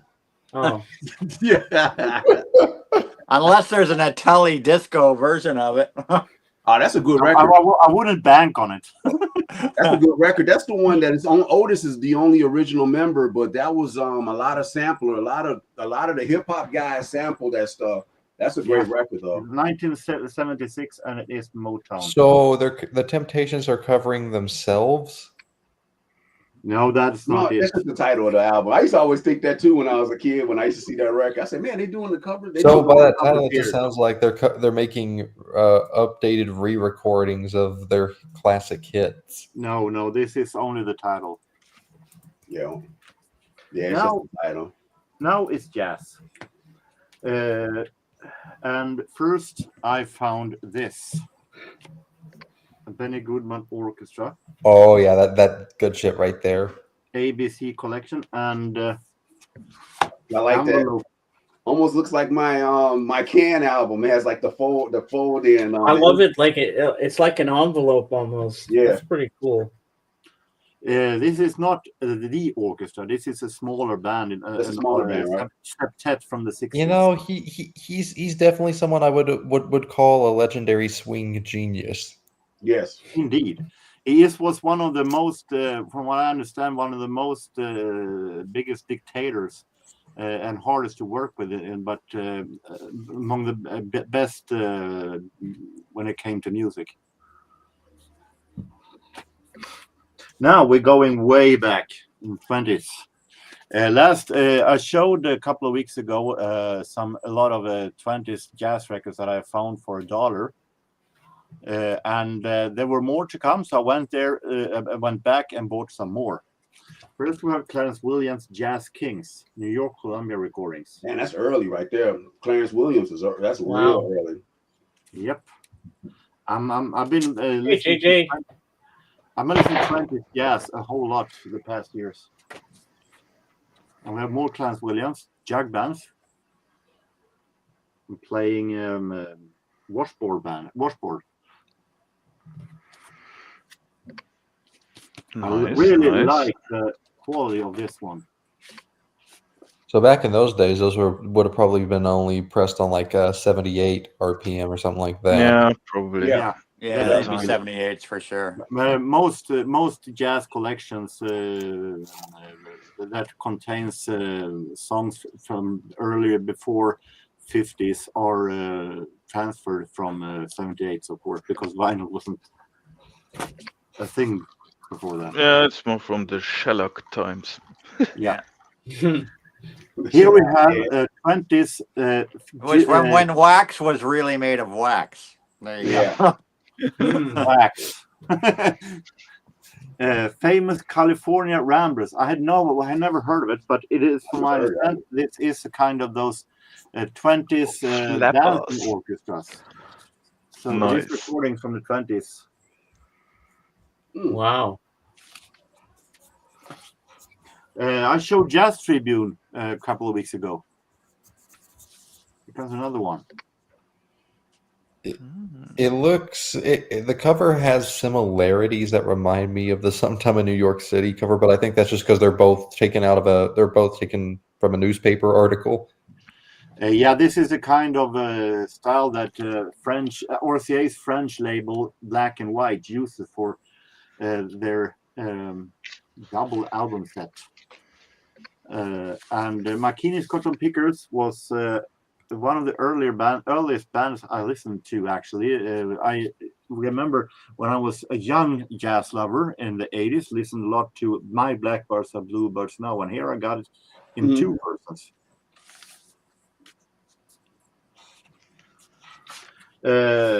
I have this one since before, so I found another one. Oh yeah, Duke Ellington, can't go wrong there. Ooh, nice. Oh, some Ellington. That's what I always started. nice. Duke was like one of the early ones I've heard. I have And then some 50s or 60s vinyls from Duke Ellington, but the interesting thing is, when it comes to me and Duke Ellington, for many years I didn't like Duke Ellington all that much because I was always hearing Satin Doll, Take the A Train, all those worn out. And like Perdido, Perdido's another one. Yeah, but then I realized that his suites are so amazing, and I've started to realize that Duke Ellington was a whole lot more than those. Yep. And I never heard a big band leader that are so variated in his styles. You never know what each album is going to sound like. It could be anything. yep, it's definitely So worth that's why, of course, give it a listen. a proof of that. Another Ellington that I found, Piano Reflections. This is actually Duke Ellington trio. Yeah, that's a trio. From the 50s. Nice. I had a CD before with Duke Ellington and Jimmy Blanton in a duo version, but I never have heard an album with him in trio. So another great day. And I think this is the last records I will buy before Christmas also. Wow, that's pretty cool, Jorgen. Cool, man. That's it? Yep. And now, I can't believe this. I think he's making an apology to you. You're welcome, Christopher. You're welcome. And Seb. You're welcome, Seb. All right. Now I'm going to make Blood big. Because he's got Oh, yeah, I albums only to go You got I some only stuff? dug out two specifically more for the German krautrock stuff. Oh yeah, Oh yeah. that's my type of I mean, stuff there. It's not that rare, but Uh-oh, he just froze. I seen that Brain label, the Brain. King, I don't know. Oh no, okay. Oh, Hey, you're okay now. From Novalis, Novalis. Sommerabend, which means summer evening. Love the artwork, absolutely in those blue greenish tones. That look cool. Yeah, it's from 70 something, 76, I believe. It's quite progressive krautrock already. Yeah, 76. Yeah. So yeah, still love it. but it's not for everyone. And then I keep his, trying to get my the friends into only prog music. They can't the understand only it like I Can do. album I have. Oh man, I love to have that. That look like that's the German look like. I could tell by the cover. Pressed in Hamburg, Yep. '69. That's a Yeah, cool Yep. cover. that's the No problem, that's Ellis. Liberty, right? Liberty. That's the Liberty. Wait. Yeah, I know that record. I'm looking. That's the pressing I want to get of that one. Ah, it says Spoon. Okay, that's 80s. That's early 80s. Limited vinyl edition. That's early I don't 80s. know. Still good though, because it's German press. Yeah, that's 80. That's like 83, 81. It's in good condition, Looks good. definitely. Yeah, you say 80s. That might be. Oh no, okay, I misread. It might say it on it, it might not. But it's from a live of Burg Nürnberg, 25th July 1969, recorded. But Yeah, it was when recorded. Yeah, whenever pressed, yeah, who knows? that's a great record though. The Can. It's not my favorite album of Can, but Nah, but it's a good. It's essential. the only though. one I got on vinyl. It's an essential one though. You gotta have it. And it's more really in direction moody, like movie soundtracky thingies that they I make. like the robot on the cover. Yeah, that's pretty cool. Absolutely. It's kind of got a Japanese anime feel to that in a way. Yeah, I have a UK United Artist, and mine is like a UK second United Artist.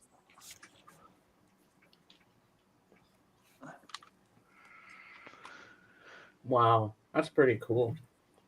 Yeah, that's a real moody album when it comes on. It's tripped out how it comes on. It's like real quiet, and then it goes dun, dun, dun. It just tripped out. I love how it's recorded. I think one of my favorite songs of Can must be what's it called?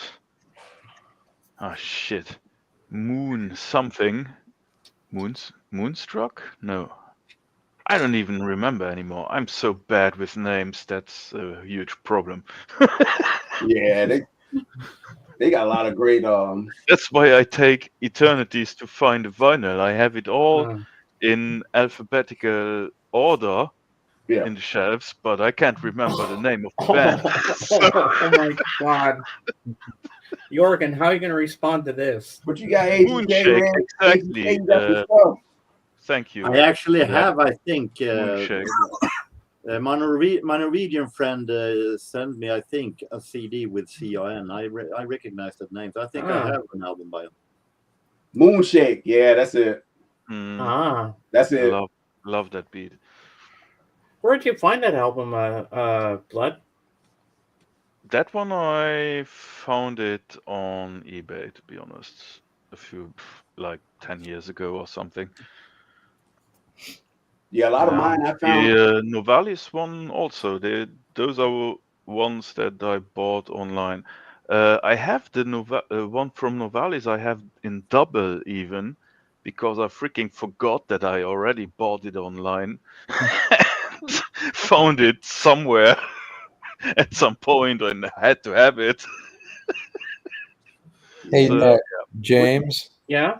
I got a random question. Okay. Has any of you guys heard the new Tears for Fears album that came out in like October? Yep, I haven't heard the four new songs. Those four new songs, from what I've heard of them, they're really, really good actually. They're really good, definitely. And how it caught my eye was that the girl that I call home. I think those are amazing tracks. I never heard the live tracks though yet. Right. Live tracks are good. It caught my eye because I saw them perform "Everybody Wants to Rule the World" and "The Girl That I Call Home" on to close off the season finale of The Voice, and I'm listening to the new song live there, and I'm like, damn, that's really good. And Emily says is somewhere sounds a little bit connected to Sowing the Seeds of Love. They both have these 60s elements in it. Yeah. What do you got, Anthony, for AGK? What you got, man? I see I you got got some you vinyl. got a I'll stack. show you guys some vinyl. Yeah, the stack. That's for sure. A small stack. It's stuff I got in the last week or so. Yeah, well, you guys know I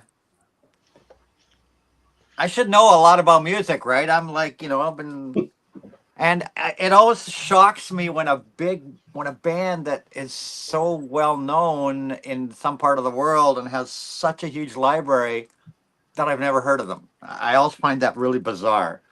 And you guys know, I love foreign music probably more than North American music, being a big, Golden Earring fan, being my favorite band of all time, and they're from, they're from The Hague. They're from The Hague, right? So I discovered a band a week ago, when I was in VR at one of my favorite clubs, that were playing some really cool music, and these guys have been around since 1990.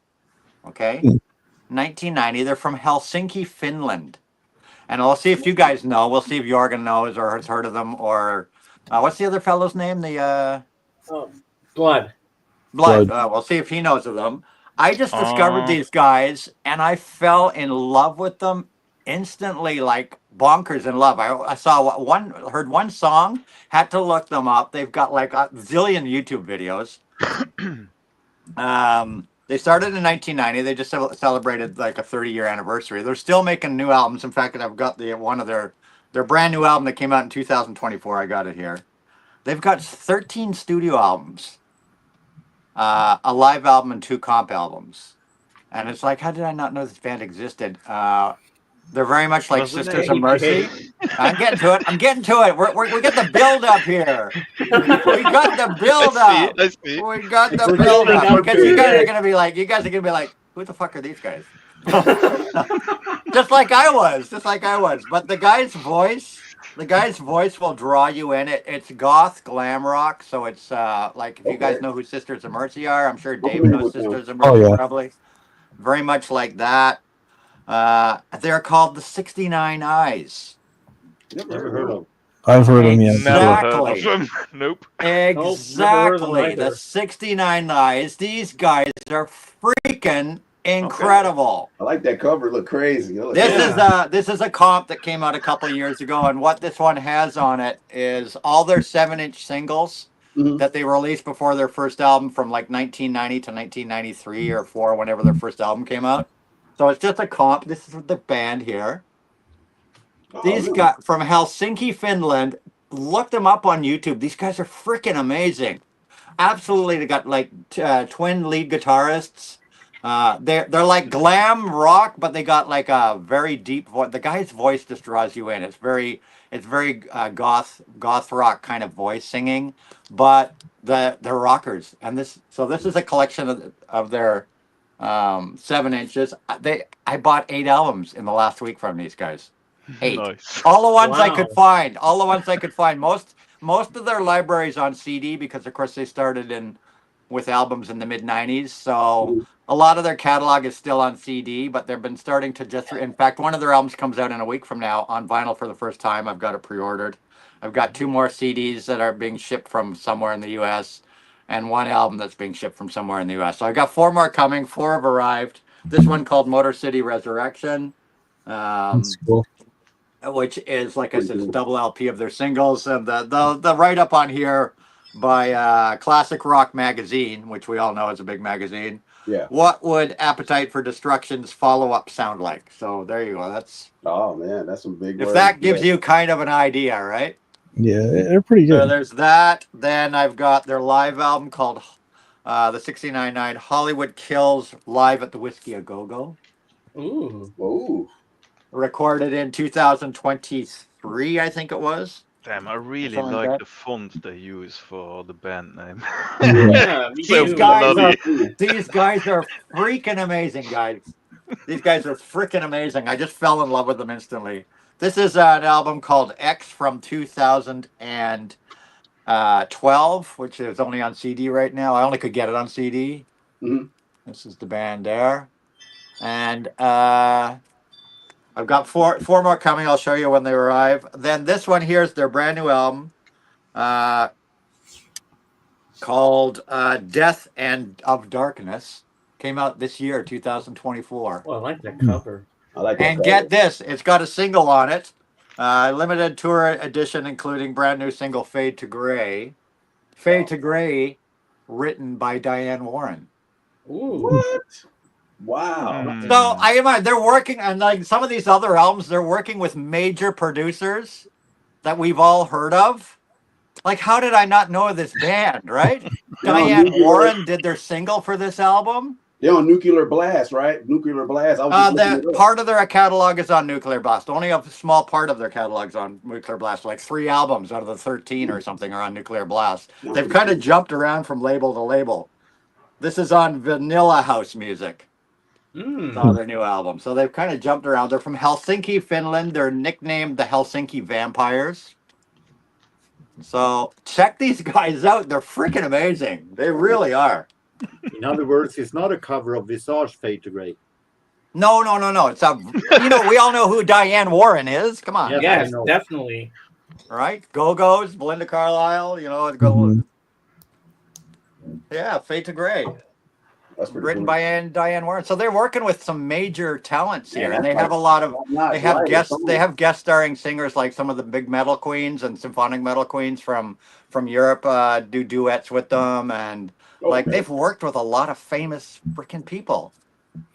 They should be more known. They should be more. I mean, maybe obviously, it's like Golden Earring is massively known, right? And in North America, North America knows like 2 albums and 2 songs by Golden Earring, yet they have a catalog of 26 albums. It's the same idea. I like Prisoner of the Night. These guys got a huge catalog, but they guys have just never been promoted. Outside of the album Prisoner of the Night by Golden Earring. That's a good album. So I talked a couple more albums. Oh, you got more? Okay. Yeah, I got a couple. And just because it's seasonal time, I got 2 Christmas albums this week. I always like to buy a couple Christmas albums every year, right?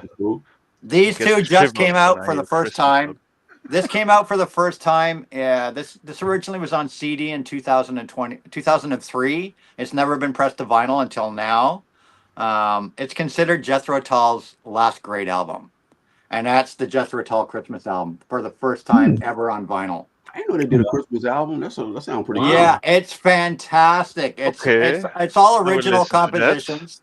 It's all original compositions. So it's not your usual Christmas songs. It's all, Jethro Tull sound. And then they do revisit some of their Christmas songs that they had on spot albums over the years, like Bure and Ring Out Solstice Bells, Green Sleeve. There's a few on here that were on previous Jethro Tull albums, but they're all been re-recorded.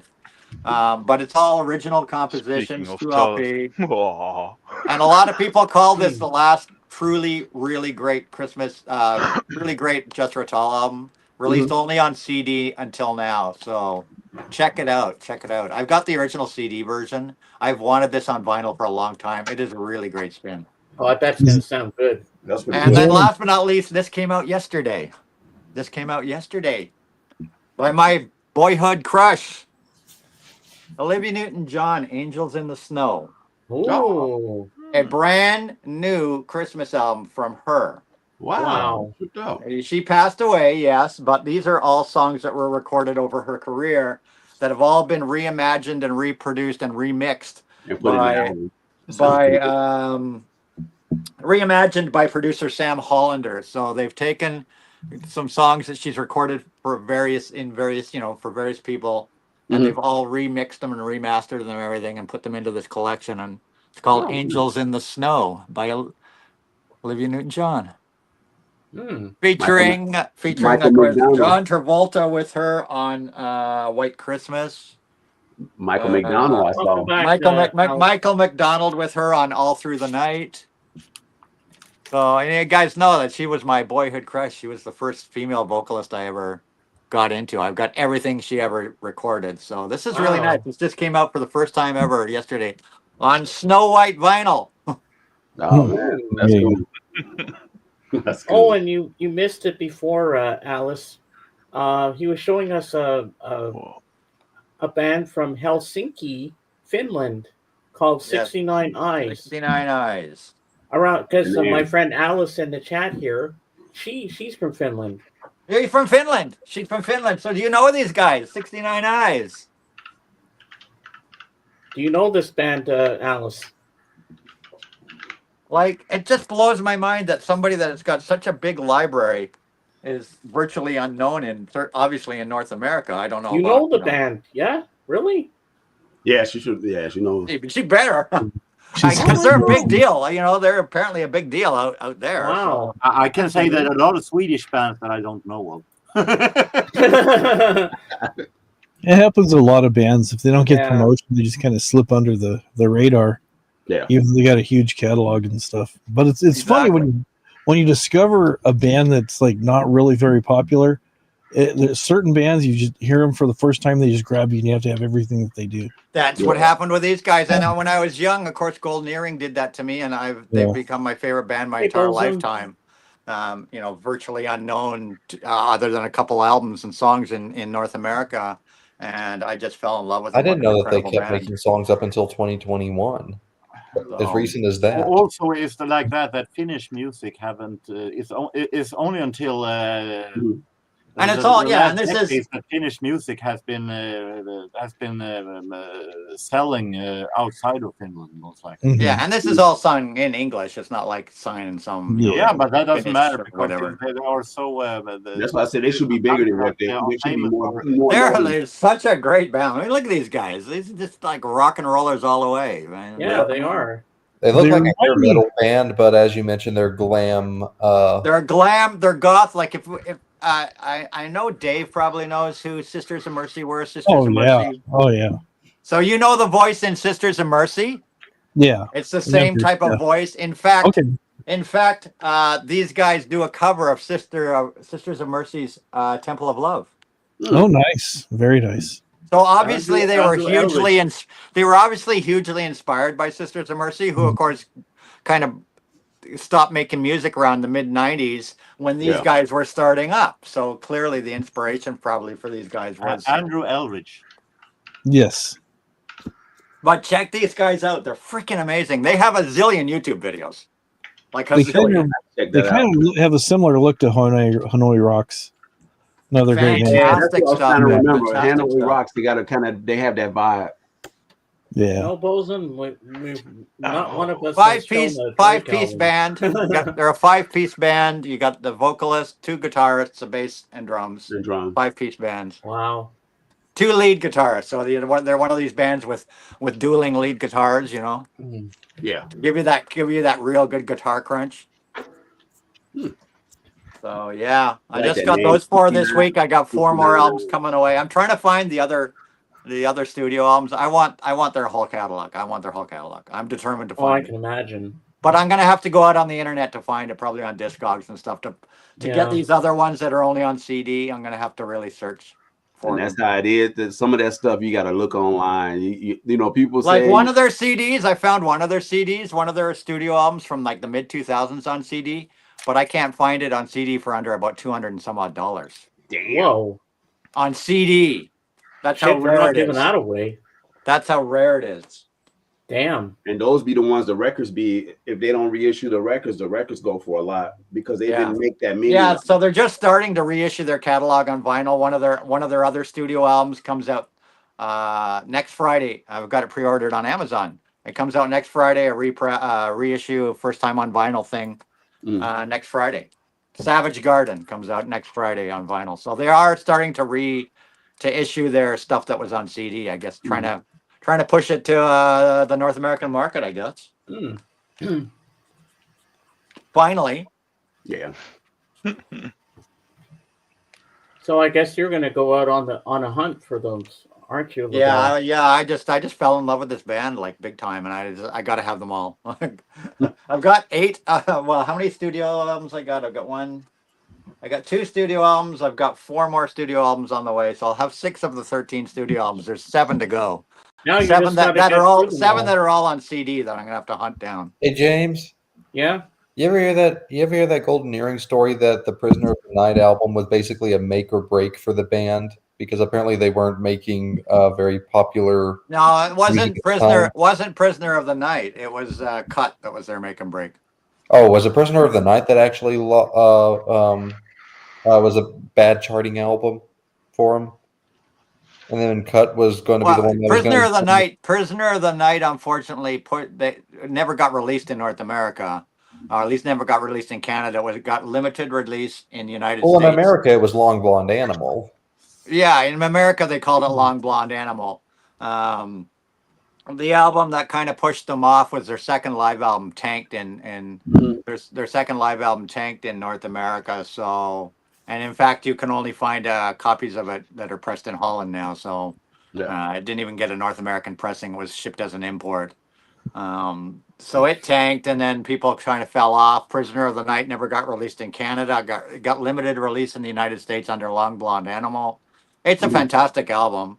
It just didn't get, it got zero promotion, and then Golden Earring were gone. And then 3 years later, they got a deal with 21 Century Records, or 21 something records, and they gave them a four record deal saying we'll give you a chance in 4 albums.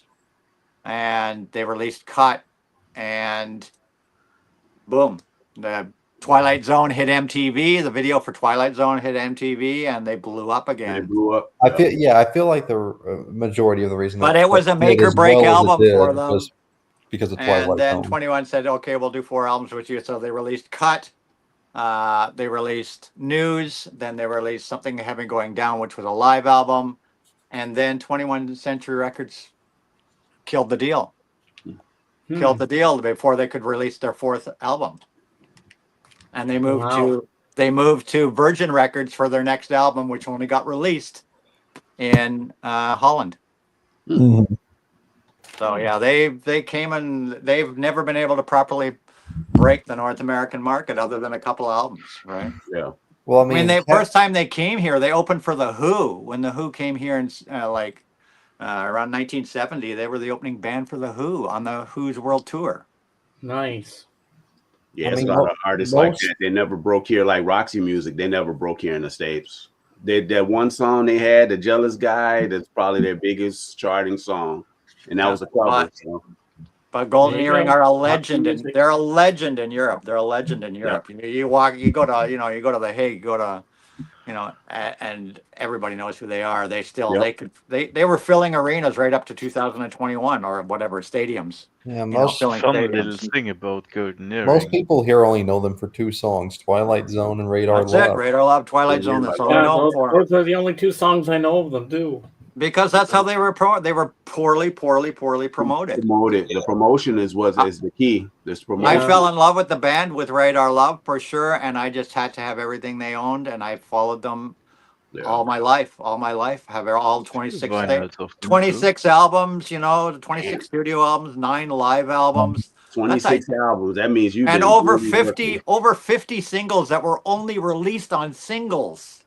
Never on albums. Songs that were released. It's a massive library. And the same 4 guys were together for over 50 years. It's great. How many bands can boast having the same members stay together for over 50 years? Yeah. What finally propelled them to, call it quits in 2021 because the lead guitarist has ALS. Yeah. Lou Gehrig's disease. Oh.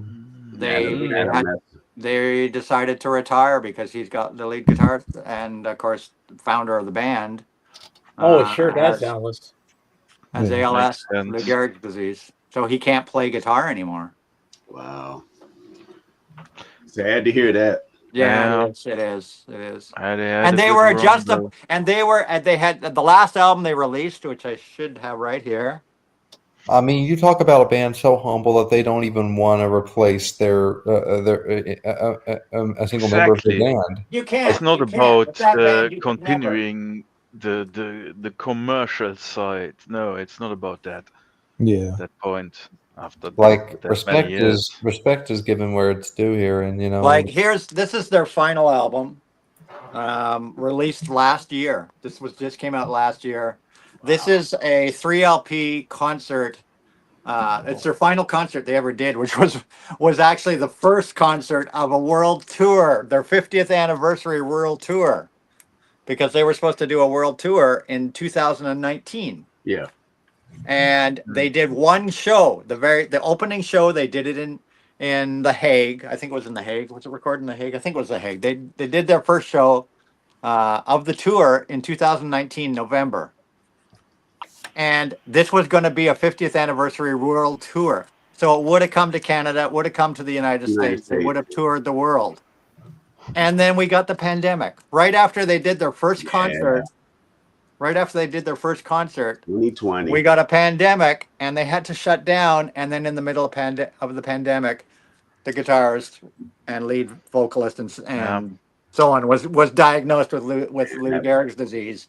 And in 2021, they had to hang up their hat.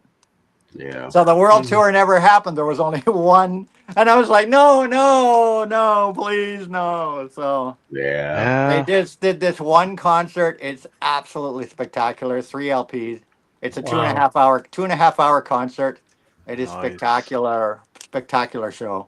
That pandemic messed everything up. Yeah. And that was the end of the band. That was the end of the band. Definitely. Is it on colored vinyl? Yeah, this is one of the music on vinyl pressings. These guys are fantastic.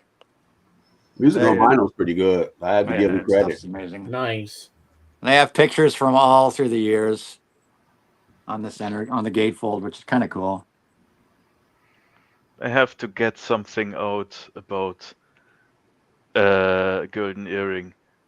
And that's just, my mom went to a concert in Amsterdam in the Heineken Hall, went to see them, and she came back and she couldn't hear shit that I said during 3-4 days. So It's on gold vinyl. she said she was in front row and just That's crazy. laughed.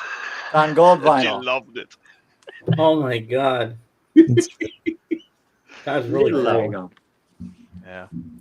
And she got arrested because she had pepper spray in her purse. Whoops. Which is illegal in the Netherlands. Oh fuck, that's not good. Yeah. They let her go after 3 hours. But That's good. Hey, it's not like she was carrying marijuana or anything like that. I mean, that wouldn't have been a problem in the Netherlands, though. Not really. I mean, look at Depending on Steph. Yeah. Oh man. Pepper spray. Nope. I That's a didn't weapon. think that would be illegal.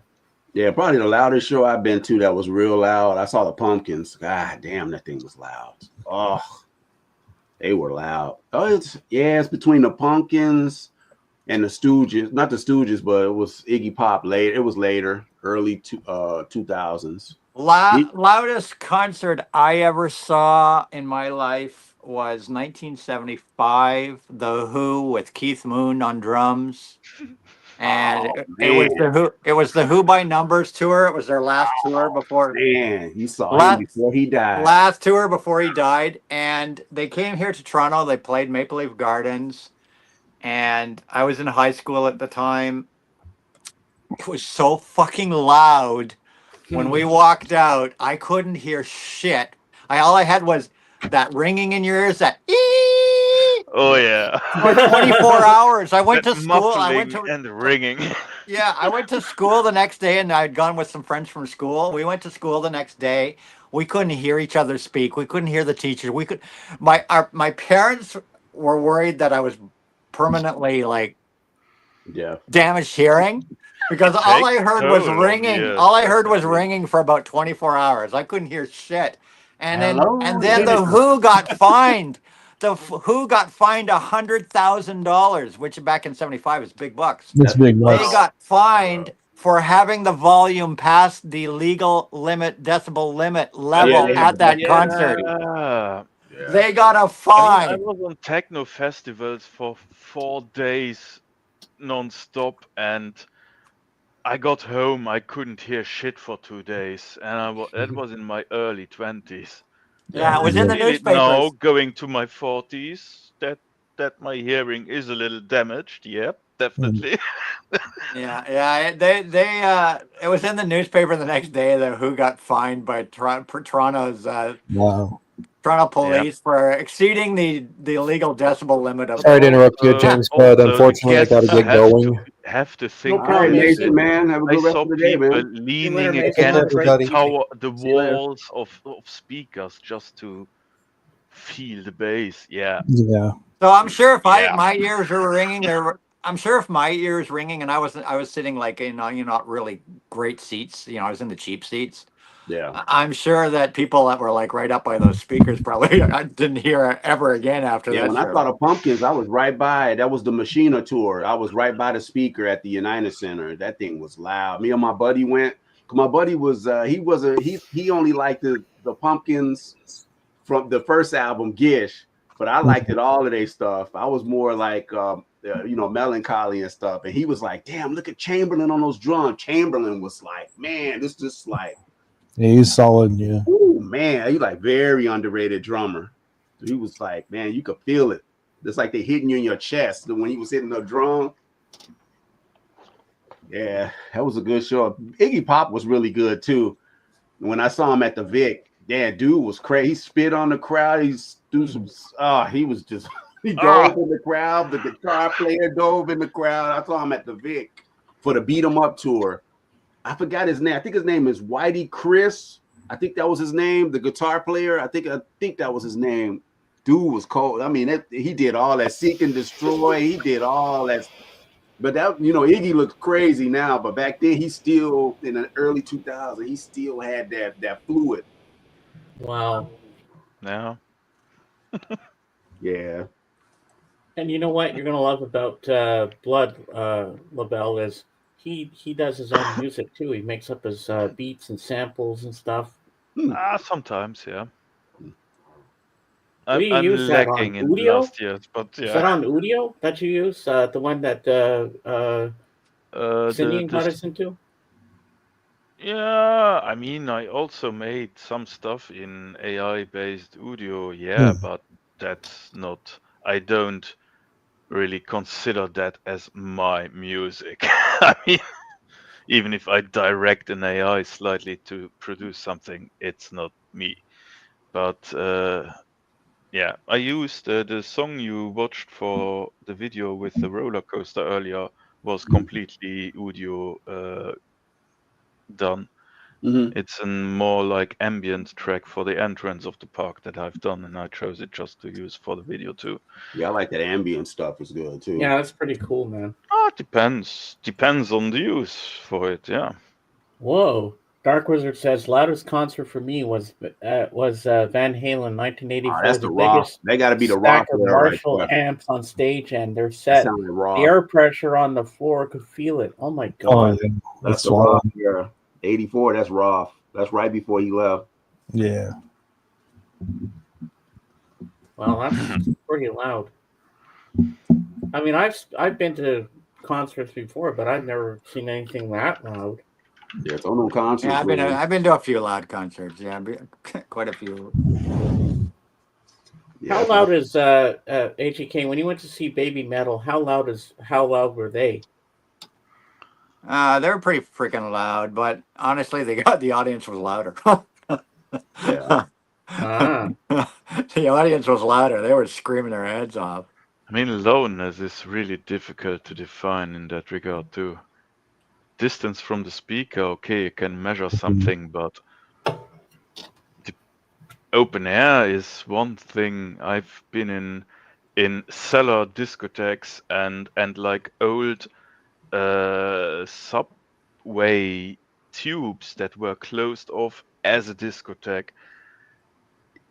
Nature One is an old army base, a rocket army base, where you have rocket silos that were used as single stages for discotheques, like long, very hard metal concrete walls that reflect a lot. Yeah, I can't forget about Rush too. Rush was pretty loud too. I always open air. You've got open air. You just have DJ you Rush. have the air to dissipate the sound in an open air concert, but in like arenas and shit, especially like back in the day when I was at the Who, the Maple Leaf Gardens like was not. It was designed for hockey games, not Yeah. concerts. You know what I mean? So up in the bleachers, the sound would just bounce off the rafters. Yeah. And just amp, you know, you get that sound bouncing around, and you're done. Your hearing's Really? Yeah, cooked. and that's how it is. That when I saw them at the it was at the United Center. I saw Rush there too. They were pretty loud, and that's where the Blackhawks play. They play on the same floor as the Bulls. If you take the Bulls wood up, all the ice from the Blackhawks is on that. That's where the Blackhawks play. Same arena. So all the sound just bounces off. But you know what's so tripped out? I saw Barbara Streisand there. She had like I want to say a 40-piece orchestra. Probably the best sound. I've been to many concerts. I've never heard nothing like that. I was just the music was so precise. She had cello. I mean, that shit was like in the right room and I was well just like, damn. tuned. My wife was like, damn, this shit sounds like this. I couldn't even believe it. She had like some professional, you know, the people that played on Michael Jackson, Thriller, and all, you know, like the band. She had all the original drummers and guitar player, bass. It was just so clean.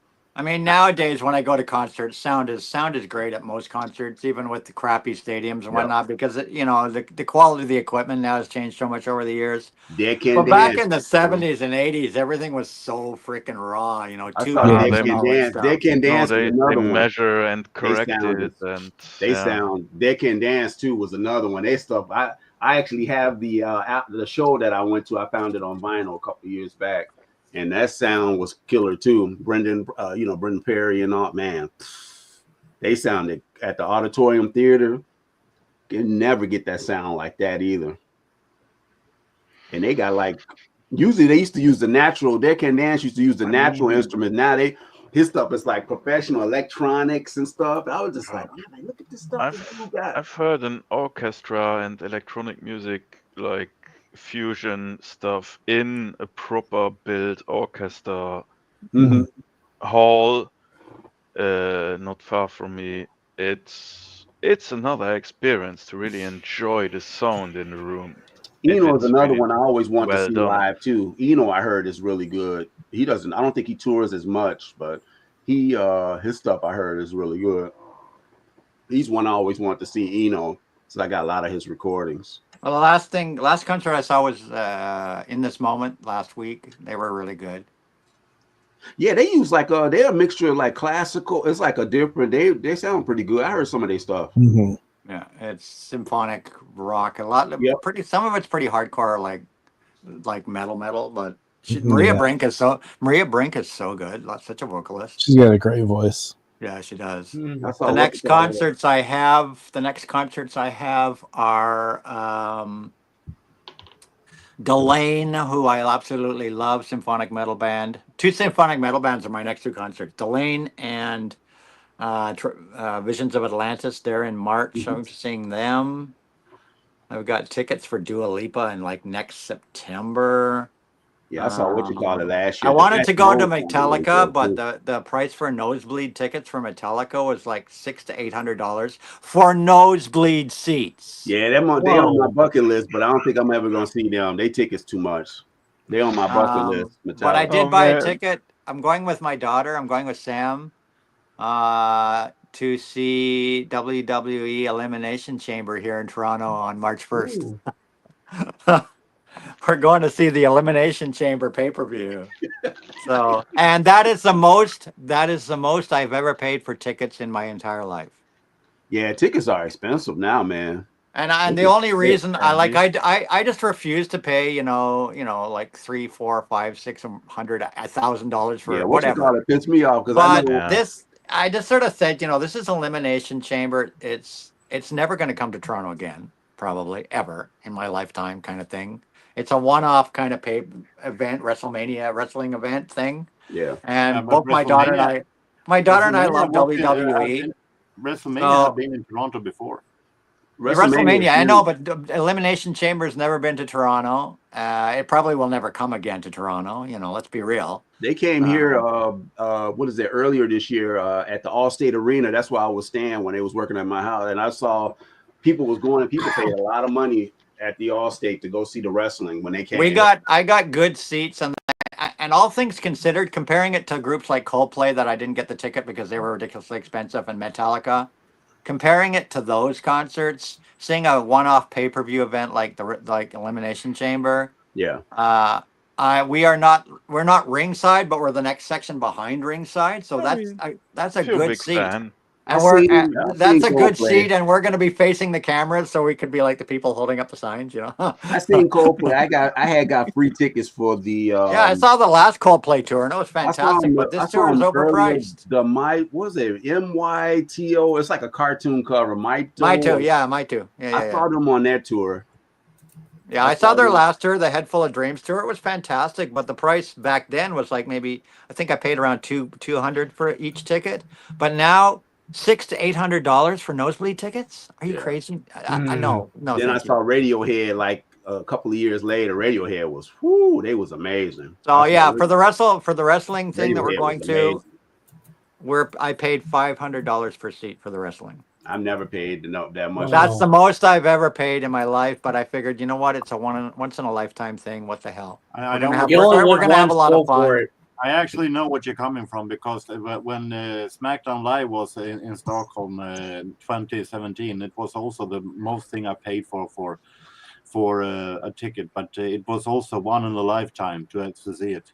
Exactly. That's why I look at it. It's me and my daughter get a chance to go to this. She loves watching the wrestling too. So it's just like an Elimination Chamber is one of those. It's not like Raw or SmackDown. It's every week. It's one a year. So it's never going to come. It's never going to come back here again. So I paid like $170. I saw the Police when they got back together. I'm so glad I paid that. There was no regret. You never see that again. I'm quite happy paying the grand that I dropped for these. We're going to have a great time. We're going to have a blast that night. So it'll be one of those, carry for the rest of my lifetime things, Yeah. And I heard that the WWE Network is going to be a part of Netflix now. Yeah. January 1st, they moved to Netflix. Oh, I'm looking forward to that. I can watch it on there on Netflix. A lot of the oldest stuff that they have are now being transferred over to their YouTube channel, WWE Vault. So they're putting out a whole lot of documentaries and stuff to the WWE Vault. Yeah, I like a lot of those documentaries. The documentaries are really good. A lot of stuff you didn't know about. I just don't know how they're gonna. I'm curious how they're gonna work the pay-per-views though, because the pay-per-views are an extra charge to having, to watching, Raw and SmackDown are on various networks, and they're going to move the Raw and SmackDown to Netflix. How are they going to work the pay-per-views on Netflix? Are you going to have to buy an extra charge now from Netflix for each pay-per-view? Only Raw is on Netflix. I think SmackDown is on USA. Yeah, but here in Canada, it's all going to Netflix. It's all going to Netflix, I think, in Canada. Yeah. It's all going to Netflix. So I don't know how they're going to work, because I'm right now, I used to subscribe to WWE Network for my pay-per-views. I paid $10 a month, which gives you a pay-per-view every month. So it's worth it, right? Wrong. $9.99. $9.99. No, but we got tax. You got the tax included. So it's actually 11 something. Got the tax as well. So it was there. And then they moved it over to Sportsnet about a year ago, or less than a year ago. They moved it to Sportsnet, which is Sports Network here in Canada. And Sportsnet is absolute shit. The app is shit. You can't even search up the freaking pay-per-views properly. You can't fast forward them or rewind them, nothing. It's such a mess. And then they wanted $14 on Sportsnet, because I have to subscribe to Sportsnet, not just WWE, right? I have to subscribe to so they moved it there, and I was paying $14 a month. But you get a pay-per-view every month. Yeah. And now it's moving to Sportsnet sent me my renewal thing and saying your subscription will automatically expire January 1st, because Sportsnet will no longer be carrying WWE. So that expires, and now it goes to Netflix. Do I have to pay more for my Netflix? Is pay-per-views included free with Netflix? Like, how are they going to work this? Right? They'll probably figure out something to get more money. You know how they are. Yeah, but Netflix, to have their subscription, you just get a Netflix account. Are they now going to start having pay-per-view within your subscription to Netflix? You know what I mean? Like an extra charge within your subscription to Netflix. You now have to pay an extra charge for some pay-per-view thing. Like, how are they going to work this? Yeah, had some little tech issues. Sorry. But it should work now. Ah, that's good. Welcome back. But like you're saying, you discovered that band and you want to get a bunch of other stuff. I think I've shared this before. Acid King, really awesome doom trio. Oh, cool. Yeah, this was brand new, but they made the cover look aged. Yeah. I like when they do something like that. Yeah, when I bought Oh, this, the record okay. store I bought this at, the guy's like, I've been interested to hear that. Can we play it right now? Said, sure, put it on. He's just like, damn, that is loud. He was playing something pretty loud already, but his walls started vibrating because there's only 3 people in the band and they down tune. And it's just like super, super heavy. And it's look at this vinyl. Oh, and I Ooh. love when they do shit like that. That's fun. nice. That's wild. That's sweet. Yeah, that's nice. I like that. Dang, I like that, Dave. That's pretty cool. So then I found this is an earlier one that they did. It was a bunch of 7 inches they compiled. And what's funny is the songs are so long. There's only 4 songs on this album, but most of the songs are like 15, 20 minutes of just sludgy doom goodness. Well, do you like Sabbath, Bloody Sabbath, Dave? Do you like? I love all of Black Sabbath. I didn't mean this. I meant Wizard, Bloody Wizard, Electric Wizard. You like Electric Wizard? I heard something by him. I have to check him out again. They just dropped an album yesterday, which I'm excited to hear. Acid King Beyond Vision. This is on yellow. Wow. And this one came out on Record Store Day a couple of years ago, or was it last year maybe? A double album. Oh, okay. That look cool. And then it's on white vinyl, like a marble gray and white. Oops, wrong side. Like I gave away the surprise. Oh, that's the edge end. It's on gray and white, and there's 2 songs on each of. This is actually a 3-sided record because with side number 4, they did like a picture disc. Oh, cool. Oh, So there's nothing on here. It's just they just did the cover. That look cool. Yeah, it's pretty cool. Man. I But like they're that. like one of my new favorite bands. They're just like they're so heavy. And the singer / guitarist is this girl that's like she looks like she's probably about 5 foot, 5'2", Mm-hmm. but just a powerhouse of a player. This goes back in here. Yeah, these are on. Oh yeah, you should check out. I'm surprised you haven't heard of Electric Wizard. Because they'd be up here. I think I have. They have an album called Wizard, Bloody Wizard. That's why I said Sabbath, Bloody Sabbath. Okay. Was their last album. This one just came out yesterday. I just picked this one up. It came out yesterday. I have to censor the cover. Sorry. I know you and your censored covers. Well, all Electric Wizard stuff is pretty extreme. So this one's called Black Magic, Rituals and Perversions, Volume 1. Oh, okay. And it's a double live album. It's a double live album recorded in front of no audience in 2020. Really? Oh, So it's a live album, and as you can see, all their songs are very long. It's only 2 songs per The side. idea of releasing a Recorded live during the album. pandemic. What's the idea of releasing a live album if there's no audience? Well, they wanted Pandemic. it, so yeah, I'm excited to hear Yeah. this. So you're kind of getting the best of their catalog here, all recorded live, but with no audience. So Nice. check them out, Dave. I think you'd like these guys. I think I Electric will. Yeah. Wizard. Electric Well, Wizard. Check them out. Band that You you didn't say had that already? that What you sold again? that one for over $200, and on your the auction you did once, AGK? The one I sold, the one that eventually went to Naz Nomad. Yeah. Yeah. Yeah, what's the cat?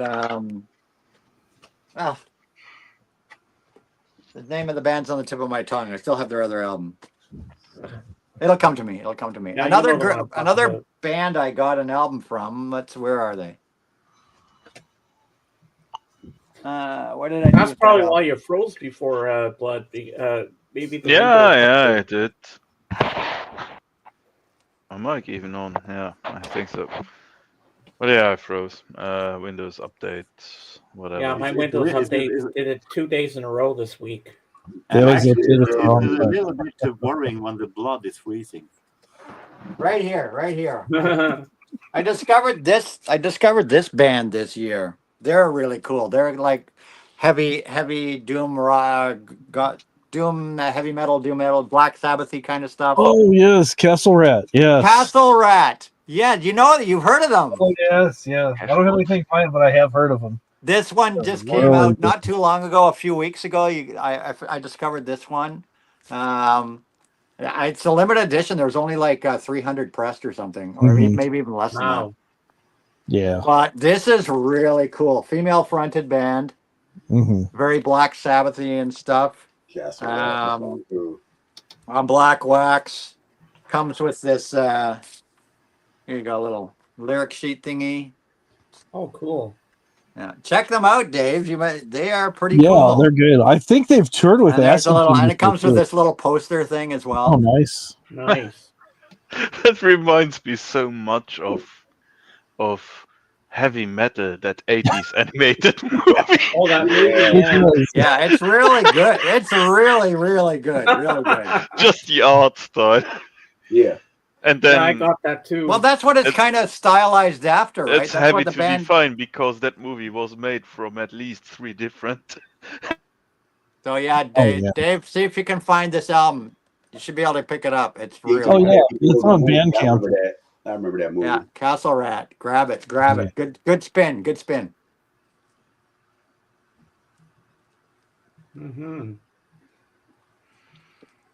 So I see at 6 o'clock, we'll be watching Cinema Paradiso. Well, the time isn't fixed. That it depends on. Well, this shows my time. Oh, that's why I came on to tell you. You wanted to know about the cinema shit. Oh yes. Okay, so you can go into VR chat on your computer, James. Go to vrchat.com. Yeah. Make an account. The account is free. Just sign up for a free account. And then even though you don't have VR, you can still do stuff on VR chat, because once you have your free account, That's you can go really in. the way you do it still. You can do it. You can do it on a desktop PC. You can do it on a desktop PC. It's just like playing a game or something, let's just say, right? So once you create your free VR chat account, James, you'll go in and you can choose. You can download. They have some free avatars because you have to have an avatar to walk around, right? You become like a game character, right? Yeah. So there's a lot of free avatars there for you to instantly download to use, and then you can basically go to any of the worlds there, walk around in all the worlds, see them for yourself on your desktop PC, on your monitor. Oh wow! And you can That go to doesn't have to be VR. And then you can go to Popcorn Palace, which is the big movie theater there. And you go to Popcorn Palace and you sit down in a seat. There's all these different little rooms with fireplaces, rooms with beds or couches. Oh wow! Or there's a big room which is just like a movie theater with all the seats. You'll go in and you'll sit down with your little avatar and you'll go into the search thing and you'll search up whatever movie you want to watch, and away it comes on the big screen there. Get a And you good watch perspective. That's cool. And it's the same thing. So you could watch on your computer, and then you can move your camera just like right up to the screen so it fills your screen, right? Oh wow!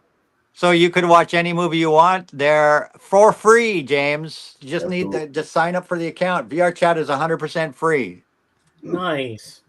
And then, like I said, if you got a headset, you could get a cheap head. Still have a VR. You can get a cheap headset, like not like what I'm using. I'm using like a pro headset with body tracking and all that stuff. But you can get a cheap headset for about 200. You're one of those hardcore guys, yeah? I'm hardcore, yeah. I'm hardcore. Okay, let's see. I've got right now $2,500 invested in my $2,500 invested in my tracking and stuff. That's cool. But James, you can get what's called a Quest 2 headset. They're like $250. You don't even need to hook it up to your computer. Really? You just put it on your head, you attach it to your Wi-Fi, and you can go into VR chat right from your headset, lying in bed, whatever you want to do. You don't need a computer. Wow. You don't need a computer. It'll go directly to, and you'll be able to link it to your VR chat account. Oh. You can go in, and then you can walk around in VR in your avatar. You won't be able to use like the super fancy avatars like I have, because those need a PC to power them. Yeah. But you can use the basic avatars just to walk around in the worlds, to go to the movie theater. The effects that the custom effects of some characters that broke my graphic cards. Yeah, like my avatars are what you call But that's heavy. a setting thingy if you allow Yeah. that and such. Yeah, see, But my avatars are what you call heavy. They're super highly detailed I avatars. guess so. But for James, you could just buy it. You could just get a Quest 2 headset. It comes with 2 controllers in the headset. Like I said, you don't have to hook it up to your PC. You can just connect to your Wi-Fi, and away you go. Nice. And I think they run around 200 Canadian now, 250 Canadian. You can get them on sale for probably around 250 Canadian. So it's not bad if you want to start a VR experience. But like I said, just going on your desktop too, on your desktop computer. Yeah, and I can watch movies there. You can watch movies there Wow. too. Yeah. Just like you That is do so now. cool. Just like you do now. And we'll broadcast them from VR chat to Discord too. Oh, and guess what, Blood? AGK does this channel called, he goes on Kick, and he does this thing called, he's Bunny Thunder. Bunny Thunder, yes, that's me. Bunny Thunder? He Bunny puts Thunder on is this me. he puts on all this gear on himself, and he's atomically correct. Oh, okay. He's like a woman. He's like a bunny woman. The virtual stuff is really cool. Stream or what? I stream, yes, I stream 4 days a week. So you get to make the bucks. Oh, man. okay, I see. Make the good money There's some doing that. crazy That's shit cool. possible nowadays with all that. It's Bunny. Even with live voice changing also. Yeah. I've got because the character I use Getting crazy. the character I use is a bunny girl avatar. It's all custom designed for me. Everything's been custom. I have 3 creators that design all my shit, and I do a lot of customization myself now. I'm working You're with way Unity. too deep into that shit, man. Yeah, oh, big time, man. Big time. I started working with Unity this year, the Unity software. Yeah. But yeah, I get it. Yeah, I'm working with Unity software now in Blender and Unity software for design and everything. So doing a lot of the customizations myself and creation. And yeah, it's a riot. It's a riot. And I'm making good coin doing it. Making good coin doing it. You was telling us how much you was making, man. That's pretty good, man. That's nice. 2 to 500 US a week in donations. That's good, man. That's some good extra. That's some extra change. Good extra change, man. For like maybe I think I do. Yeah. That's like 16 hours a week is about what I average in streaming. Like around Less 16. than a 40-hour shift, man. That's good money for the hours, definitely. And that's in US, so here in Canada, it's really good coin. Check the private chat. I put the link for his Kick thing. Oh yeah, so a lot of the money I've made in the last few months, I put into better tracking and better equipment, this is right? So cool. And he even disguises his voice. I like the banner already. Yeah. That's me. That's me. That's me. Follow it. And he stands there and he dances for you and he talks to you, and it's really cool. Yeah, but the only thing is, so you can't much call fun. him AGK. You have to pretend that he's really Bunny Thunder. Yeah, the AGK doesn't exist. No. AGK doesn't exist. I'm Bunny Thunder. I follow on it too. I'm Bunny Thunder. AGK doesn't exist. And I call him Bunny Thunder too, but I know that AGK knows it's me. Yeah. I'm living my alternate life as a woman over on the Kick. Yeah. What does Sam think of that? Oh, she loves Whatever it. works. She loves it. She loves it. Whatever makes me happy, you know. I'm having a ride. I've made so many good friends in VR chat. You know, I hang out with friends every night in VR chat. We go to the movie theater every night and watch movies at the movie theater every night with a bunch of us. So we have parties and get-togethers, and wow. I go to nightclubs. I've been a dancing girl in like cages and nightclubs there, and oh, cool. I'm a go-go dancer at the Feeding Grounds. It's a nightclub in the VR chat called Feeding Grounds. I'm a house dancer there. I dance in a cage. I knew the minute I put the link in there for that, I knew Blood was going to sign up right away. I will be streaming tonight, probably at some point tonight. Yeah, we can go check him out. Oh, we lost him again. It's Lost because him he's again. having Windows updates. Yeah, that's going to be cool. Oh, he's back. Yeah, Here I he have is. I have a lot of fun. Welcome back. The window updates, man. I have Messing some it up, lagging man. issues. Yeah, they're never fun Windows updates. But yeah, we can check out Bunny Thunder. But we Bunny can't call Thunder, Major yes. K. We have to say, "Hey, Bunny, how you doing?" Will not But he'll know respond. who we Will not are. respond to my name. No, I only respond to Bunny Thunder. Still, I'm burning for half an hour at least to show you some more vinyls I dug out. All right, let's. So I really love what you got, man? this freaking cover design. It's Lost and Found. Also, that little hint there. What does it say? Lasting plastic. It says forever lasting plastic. Something. Um, Can't read the last word. Words. Oh. Words, right? Forever lasting words. plastic Okay, that's what we words. got. Wow. Well, yeah, I love that album. That's on the Get Back. So that's like Get Back's later. I know that's a later issue. Get And Back. also quite heavy vinyl. Yeah, if that's I later. That's like 180. have it in my hand. Yeah, 180 gram. Yep. Then I have two just because Jethro Tull, I bet. That's what that looked like. A quick It looks blink. like Aqualung to me. He froze. Yeah. No, That's he that. froze. Wait, Eh. name that album in the blurred image. Let's see how good you are. Yeah, good job. Jethro Tull. let it Oh, clear up. Let it clear up. We're good now. We see it. We see it. Even blurred, we all know what that album is. Even But blurred. I love the freaking texture of Yeah. that album. That's It's original. like They're like Yeah, it original. had that leather it feels texture. like it looks from the texture. I love it. I love those early pressings when they had a texture. I have a Sid Barrett early one. That's like that has the texture cover. It's real cool. I love the texture on those early albums. Oh yeah, definitely. Yeah, there's another. I love that. That is tied. Heavy horses. That's tied with "Thick as a Brick" is my favorite Jethro Tull album. Love that album. I absolutely love that album. Gotta love him. Nice. Nice condition too. Yeah, and it's an original from my mom's collection from her youth. So yeah, that's cool, man. Amazing. I mean, it has its little nicks and cracks in the cover, but Nah, it looks good. I can tell from here. It looks really good. Yeah, that's a great album. That's a really great album. Then I got something that probably the next few will interest some people. Has some Camel. Camel. Oh yeah. Camel. Hmm. Yeah.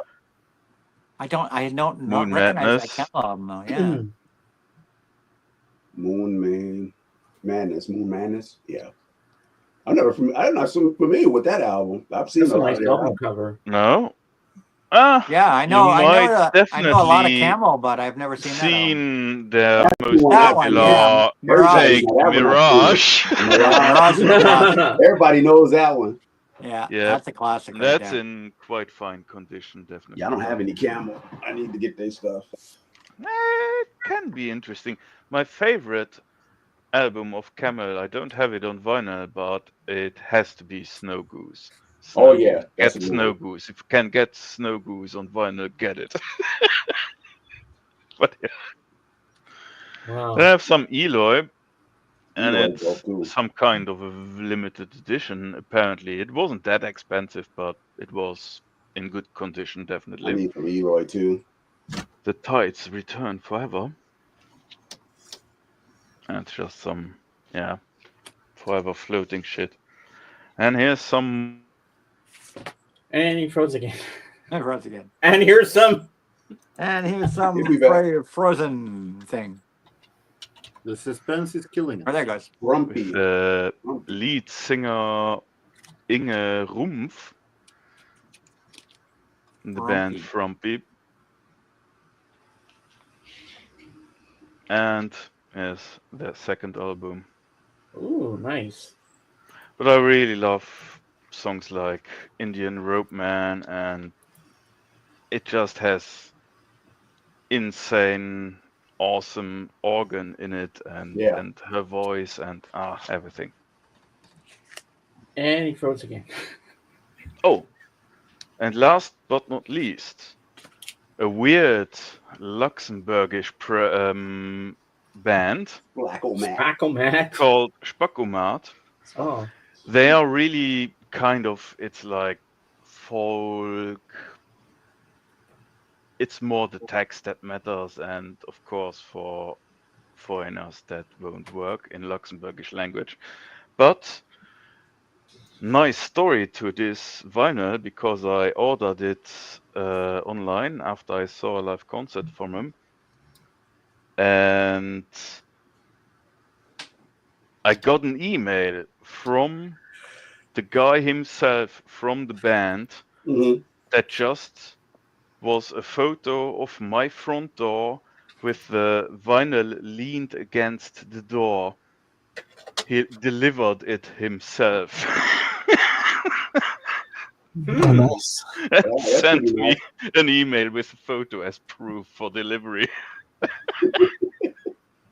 That's cool.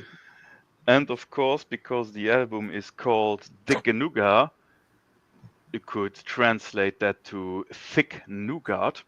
And it's a nougat stand at our yearly biggest fair in the city. Yeah. And because of that, the vinyl is, of course, white. As nice. nougat. Nice. Oh, that's cool, Dark Wizard. That's good stuff, man. That's all I got. For now. Hey, Kate. Up, man. They put the link out for Kate. Oh, hi, Kate. No, maybe Spackomat. Yeah, if you want to translate Spackomat or where that name comes from, Spacken, really not official language for talking shit in that regard. And Spackomat, yeah, it's like talking shit automatically.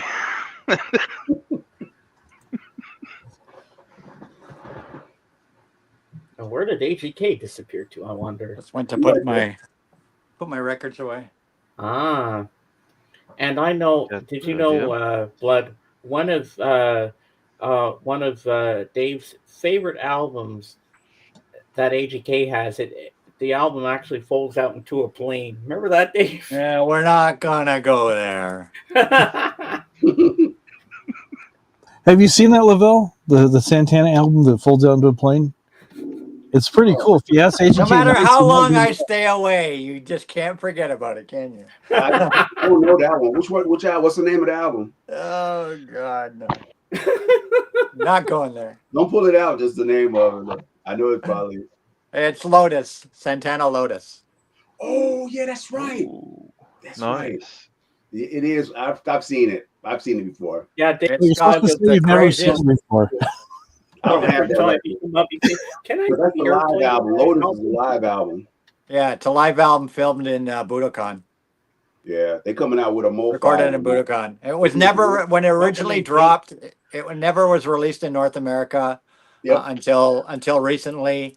When I got it as a teenager, it was in the import section, hanging over the cash register for weeks and weeks. And apparently, only like 50 copies ever found their way to North America. Yeah, and I remember this is in the mid '70s. It was like $35, which was a fortune. Which was a fortune in the mid '70s to pay for an album. Oh yeah, even more now. But I was a massive Santana fan. I had to have it. Yeah, I forgot you have all the Santana stuff. You have everything. Yeah, I was a massive fan, so I had to have it. I remember cutting a lot of lawns to earn money to buy that album. And I was working at Sam the Records Man, so I was tortured every day looking at it over the till, and basically my paycheck went into it. And but I'm so glad because I got that. Man, that sounds cool as hell. That reminds me of the '70s. They had that '70s. Yeah, that was our go-to record store. Record Man. That was our go-to store, and I had to have that Santana Lotus, and it's got the most amazing cover art I've ever seen in my life. Just the amount of stuff that went into that album cover. How you doing, Kate? I did buy a box set recently too. Look, I bought a box set recently as well. That U2? Like U2. That's the U2. The U2. One of only 2 box sets I bought this year for 2024. That's the what's it called? How to Dismantle a Bomb. But this is the big box set. The big box set because I love this album. So it's definitely a great album, but it's better than the new unreleased songs that they have been coming out now. Those are a little bit so-so, but the album is about to get. Yeah, this is the super deluxe edition. So it's got in it. It's got the original album, of course, remastered. A live album alongside live and rare audio on vinyl 8x12 heavyweight vinyl plus photography book. I would like to hear some of the stuff on there though. Yeah, it's got a book in it. Here it is. What's in here? 20th anniversary remaster, original album plus bonus track Fast Cars. Then how to reassemble an atomic bomb. Brand new unreleased songs discovered in the archives of the original sessions. Yeah, that's what I want to hear. That's what I would like to hear. A selection of remixes from collaborations, including Hot Chip, Trent Reznor, Jackknife Lee. Also includes previously unreleased remixes. For the first time on vinyl, the full 2005 Vertical Live from Chicago show. Exclusive collector's photography book by Anton Corbin featuring handwritten notes and never before seen photos. Unique set of 8 prints illustrated by the band housed in a folio sleeve. So it's got a big hardcover book, kind of like the other one that I got. The Joshua Tree Super Deluxe was freaking amazing. And I want to check out too. I want to check that one. It's one of the best. Honestly, it's one of the best sounding records in my entire collection. Is that? Anthony, did you say bonus track or bonus track? Bonus track. Yeah, there's the Joshua Tree box. That's the Joshua Tree box right there. I'm checking that out. I might check that out because I like some of the sessions on there. Yeah, the Joshua Tree box. This honestly is one of the best sounding albums in my whole collection. When I put this on the turntable, it just blows my mind how good it sounds. Ooh, that looks amazing. Oh, when they did the same treatment with Vertigo, I had to get it. Wow. This is basically that's what the Vertigo box is going to have it inside. So it's going to have all the records inside like this has. It's basically the same idea. So you're getting the Joshua Tree, you're getting the live album, you're getting the remixes. This is exactly how that Vertigo is going to be. And then the big hardcover book, right? The book looked cool because they took a lot of their pictures they took from the Joshua Tree in California. So this is what they've done with Vertigo, the same idea. That's cool. How much that box did run? I don't remember. The Vertigo one was around 300. Yeah, I know it's up there. Canadian. So it's cheaper in the US, obviously. So it'd be like $250 here, probably. Yeah, probably something like that. That was my big box set. My big box set buy of the year, basically. Wow. Yeah, I haven't bought any box sets this year. I don't think I really only buy a couple per year, because they are pricey, right? Yeah, I didn't buy any. Only box set I bought this year. Oh my God, Dave.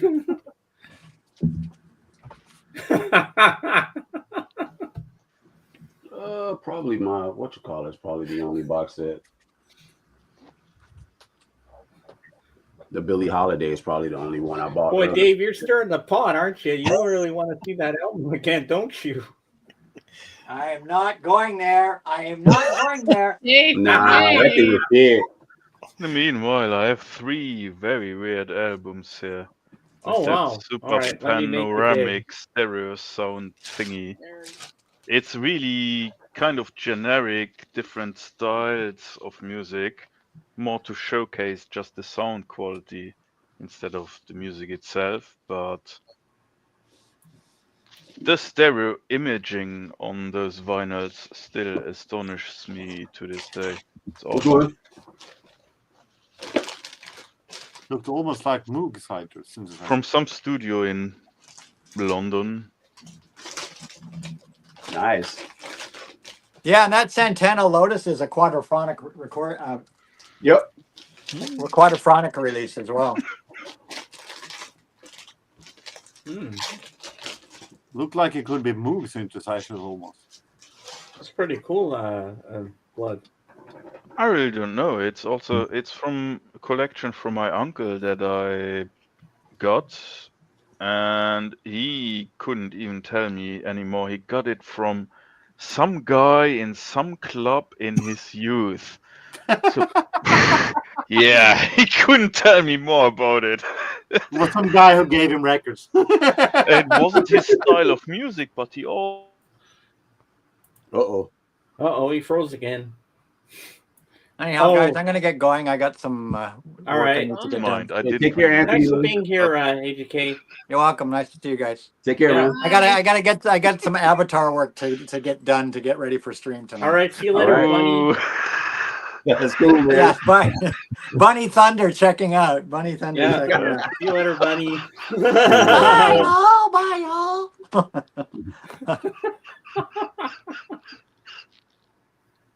Hey, where's Bunny Thunder? Hey. Let Bunny. Let me find my iPad. Yeah, the man on box sets. I love box sets. They take up a lot of room, though. They take a lot of room up. If you don't got the room, that's probably why I don't buy as many box sets. But it's some I still want to get. Like I want to get that Sign of the Times one too. Oh, my iPad died. It ran out of battery. Oh no. Well, no. Ran out of battery. Oh no, it's coming on. Wait, what's going on here? Okay. Yeah, that's one I want to get, the Sign of the Times box set too, along with that U2 one. That's one I want to get. So much money, so little time. Yeah. Those Bowie box sets too. I got a buddy that has all those Bowie box sets. You gotta listen to all the albums in the box also. Yeah. Takes a lot of time. Yeah, and especially if you're working every day, it's kind of hard to get that time. Well, Dave, look at this. Little there. Alice says, I haven't seen it, Dave. And I know she's maybe next time, referring to- Alice. Yeah, I don't know why I did that. That's weird. No rush. I'm trying to think of any records I got that got like fancy when you open it up. I'm trying to think. How was church today, Kate?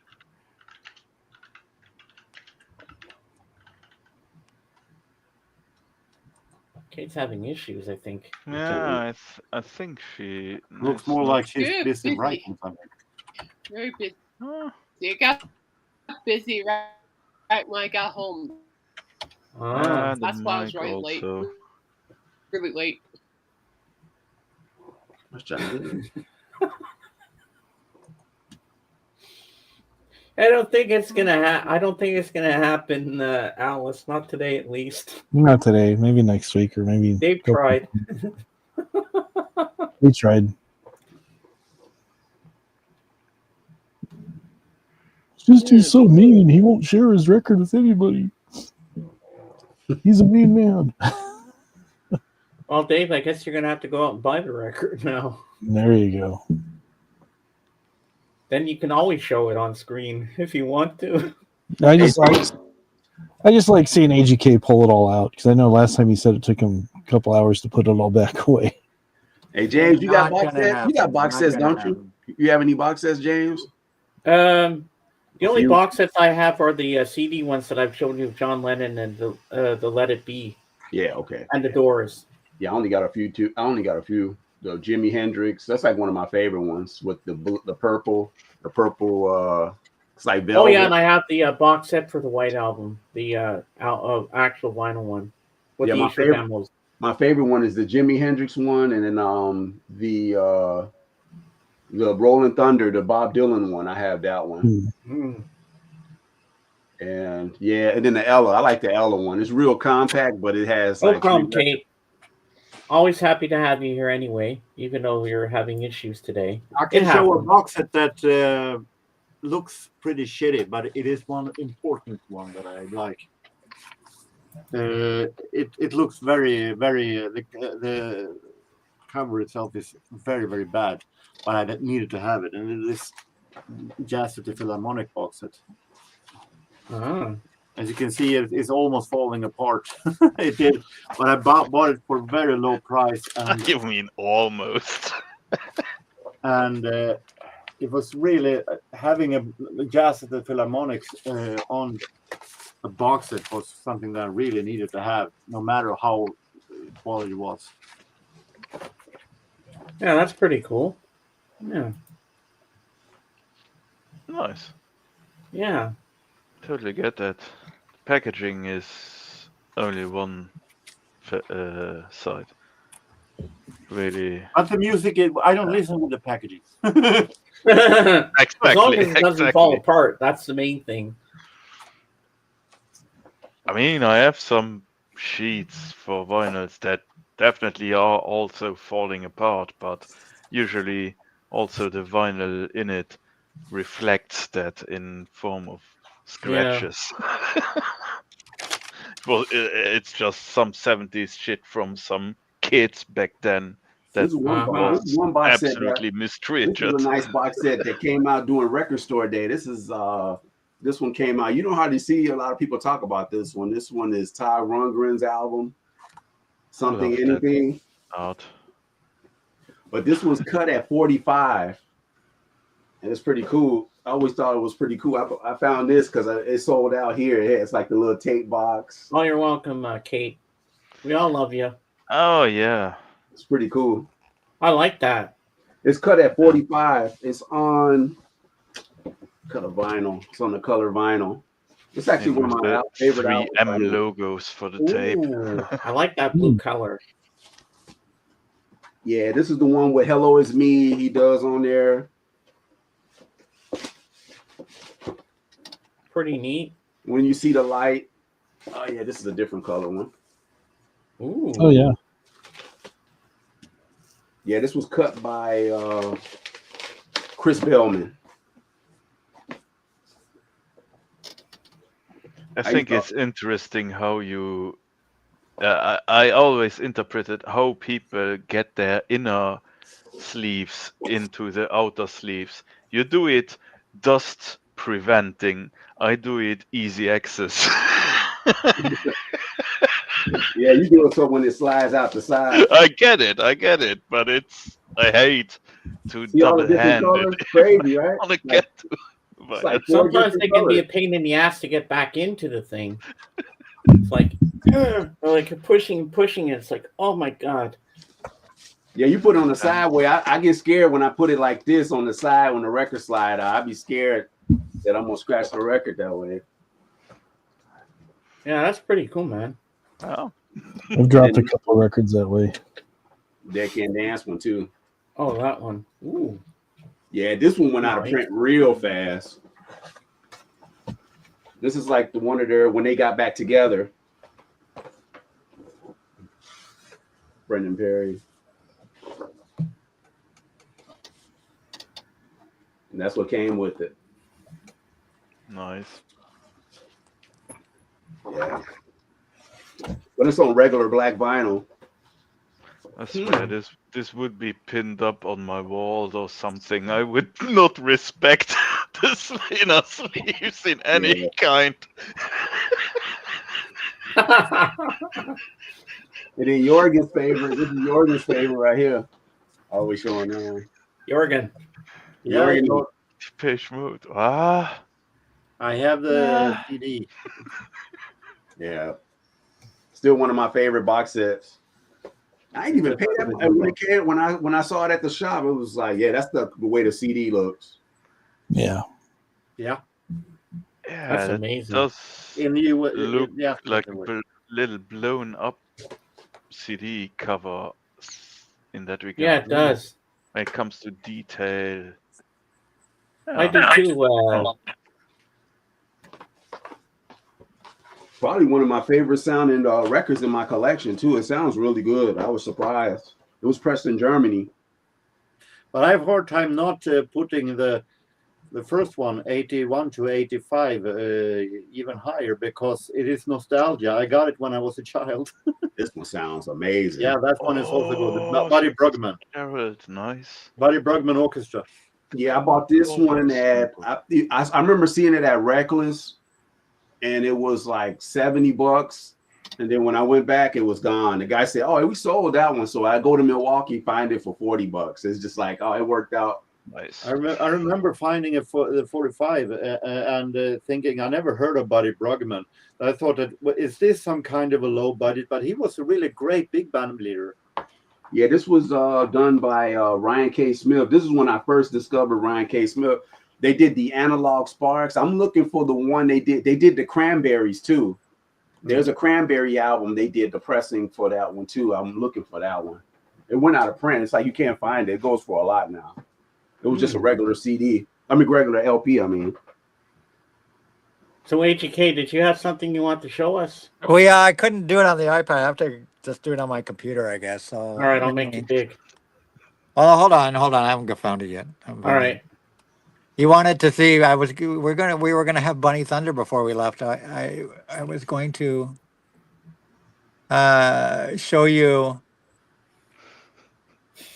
Blood, you're gonna love this. You're gonna go, whoa, this is so cool. I'm smiling already because the RGB keyword does half of the lift of the heavy work And already. He's atomically correct too. The body. Actually, I could go in. I can actually show you. I will show you, James, how you can go in on your desktop computer. Okay, I'll show you how you can go in on your desktop computer. All right, let me make you big. Just give me a second here. Launch World. I'm just launching my Cozy Keep.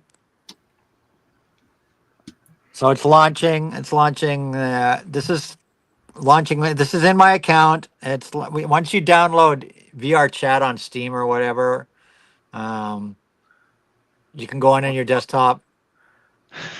It's free. It's a free download. So now I'm going into my world here. Yeah. Obviously, I'm not in VR, but you're gonna be looking out of my eyes because I'll be able to walk around. All right. I'll be able to walk around. Plugs and man. I'm so sorry. That laptop just feels nasty. This is an Asus. This is an Asus gaming laptop. This is an Asus gaming laptop. Was the Asus and the Lenovo's, the Legions. The Legions, those are some great laptops. This laptop is incredible. It's so powerful. So this is now I can walk around. I'm walking around. Still feels nasty. I'm walking around. I can turn my view. You never seen nothing like that. Oh wow. I can turn my view. That's me on those. This is my own personal world, my own personal house. So there's pictures of me on the wall. I can go up to here and click on that. Turn on the mirror so you can see me. You can actually see me now in the mirror. Oh, I remember mirrors were a huge That's pretty cool. thing in VR chat. And now I can let me change into the these are all my avatars I own and customize. So let me change into officially into my bunny avatar. That's this one here. I remember rows of people in VR just staring at themselves. So there I am. There I am. Fascinated by. There I am. Complete with tail. Let me get my camera here. Oh, there I am. Hello, guys. Hi. Hey. That's me. That's me. Yeah. That's me. Walking around. Whoop. Cool. So that's me there. And That's pretty wings. cool. So now we could go. I'll show you the movie theater, James. Yeah, we could. So we'll go to the movie theater. So I'm going to go worlds, my worlds. These are worlds I've saved. We're going to go to Popcorn Palace here. New instance, invite only, join. So you can do this all on your desktop computer, James. Wow. Everything I'm not in VR, right? I'm not in VR. I'm just on my desktop. You can do this too. Wow. You can do this too. Cool. So now I'm in the theater. I can walk into the theater. Oh, neat. You're looking out of my avatar's eyes right Can now. be See, fun. if I look down, there's my boobs. Oh. That's why your avatar is like that. You just want to be able to Yes. do that. There you go. So I'm just showing you. But this is like, so this is the theater. Okay, this is the theater. This is tricky for me to do holding the phone. So we can walk into the theater here. Oh, neat. And I'm walking around. And when I'm in VR, this is all like I'm really walking in a theater. When you're in VR, you're Yeah. completely immersed. Okay. So I'm walking, it's all decorated for Oh, there's Christmas. the reindeers. Man, that's pretty cool. There's all sorts of different rooms in this theater. I mean, people get married in VR. Look, we got a happy I couple. We got a can't happy get couple into that here. We got anymore. a happy It's not couple there doing on the it. wall. Like there's multiple rooms in this cinema. There's multiple rooms. Hey, Spring Hill Jim, how you doing? Welcome in. You got Christmas tree, everything. You got Wow. Christmas. Yeah, we can I go like on how you like almost here, walked like down. here. There's a little room right here. You can just lie on a bed, and there's your movie screen up there. Oh, wow. All right. And how do you choose your movies? I'll show you. I'm going to show you. We're going to just bring one up. Go in here. There's another room down there. Down that corridor, there's another room, or we can go to this cute little cozy room. I love this room, personally. This is where, Bunny just stretches out and, maybe gets naked and lies on the bed and watches a movie. But there, see, nice big bed, and then here's your movie screen right there. Wow, that's so cool. Yeah, for sure. There's your movie screen. That's the movie screen. And then if you want the whole cinema experience, Like you got That's the what I movie want to theater. see. if you want the cinema experience, and I mean, when you're watching this, you feel like you're in a real place. Like, you know what I mean? Yeah. Like you're walking Yeah, if around you in a real see it place. yourself, even on just the 2D display, Wow. That's it's pretty cool. yeah. Like you in a That's movie like theater. it. That's pretty cool. And there's literally thousands of worlds to visit here in VR chat.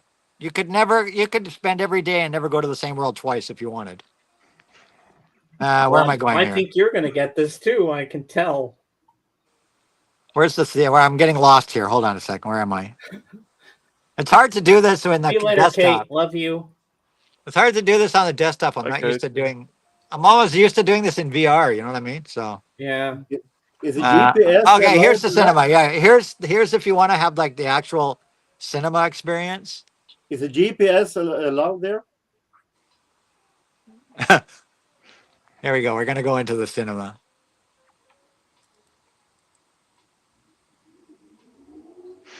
Am I in the right place?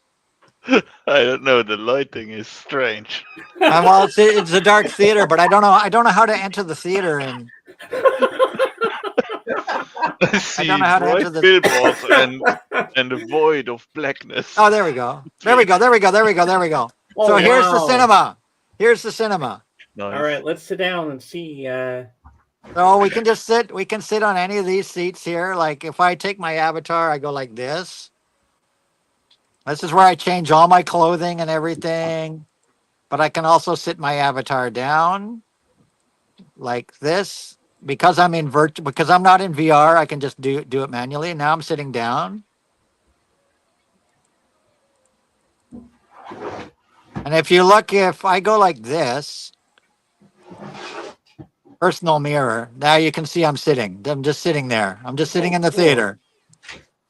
So now we go here. Let me, I'm sorry guys, this is tricky to do with one hand. I click on the screen here. Right, see that? That is that looks like a full, like when you're in VR, it looks like a full-size movie screen. Wow, that's so Like- cool. I can let me just go up to it or something here. So I click on that, and then I'll go on here. I'll go custom media. Especially. I'll provide URL. So then I'll put in here vr-m.net. That is the movie theater that's connected to this thing. Hit enter. And now there's our movies. Hello, Dave. There's all our movies. You can see the Your, years. You can see the years are over there on the right-hand side. Oh, You can pick wow. a year. You can pick a genre. All the genres are there. And then, for example, let's just click on any movie here. I don't know. I don't know what I clicked on. I just clicked on a random movie. Mm. But you can scroll that list of movies here. Yeah. This is just like the new release list, I think, right now. I just clicked on one. It has all the Let's new just click on releases. one. I Let's have a just click on that. question. Is there a possibility to stream custom files? Yes, you in can. there? You can stream YouTube. There's YouTube search on it, and there's the movie starting. Oh, Yeah, wow. That is so YouTube cool. isn't That's really amazing. custom file, but yeah. Man, the technology Listen now, to me. man, is so ahead, man. There you go. That is so cool. I wonder what I meant movie like this a is. file from my PC. I don't know. I just clicked on something. I guess we'll know in a second. We'll know in a second what it is. But here I am in the movie theater. You know, let me go back and sit down on my seat somewhere. All right, I'll just sit back here, and I'm in a movie theater. And you look Yeah. like when you're there, the screen is gigantic, just like a real movie theater. Yeah. There, I just had to ban someone. I can turn up the volume here. And you've literally got thousands of movies to watch. Wow. Wow, that is so amazing. That's cool. And here we are in a movie theater. Holy crap. And you can have as many friends as you want. Oh, there you go. It's Pirates of the Caribbean. There you go. Oh. That looks like a real movie screen, man. It is. And when you're there in VR, it's as big as a real movie screen. You would not know the difference between being in a real theater and being here. Wow. So there you go. There you go. That's VR for you. Yeah. Yeah. That's pretty nice. That's the Can second be. person I've had to ban today. There you go. I love it. That was so cool, Cool. Anthony. There you go, guys. I'm gonna get ready to run too. I gotta get ready to get out of here. I gotta start cleaning up and stuff. Yeah, and I gotta eat before I go watch the movie with Blood. Are you going in? Are you going in the lounge now, Blood?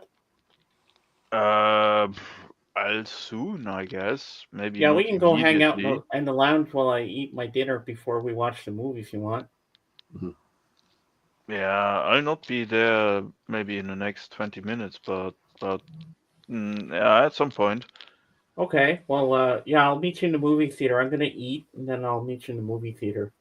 All right, That guys. or the lounge, whatever. The lounge, starting wherever, time yeah. isn't fixed. So y'all have a good rest of the day, man. I'm gonna get out Yeah, of here. see you soon, man. Thanks, everybody. I want to thank you all for being here today. AGK, There you go. Lavelle, Jorgen, and Blood, and Mason, Yeah. Kate, everybody, Fun. Dave. And as I say on my channel, Beatles forever. See you on the next one. Bye for now. Bye bye. Bye, guys. And we are out.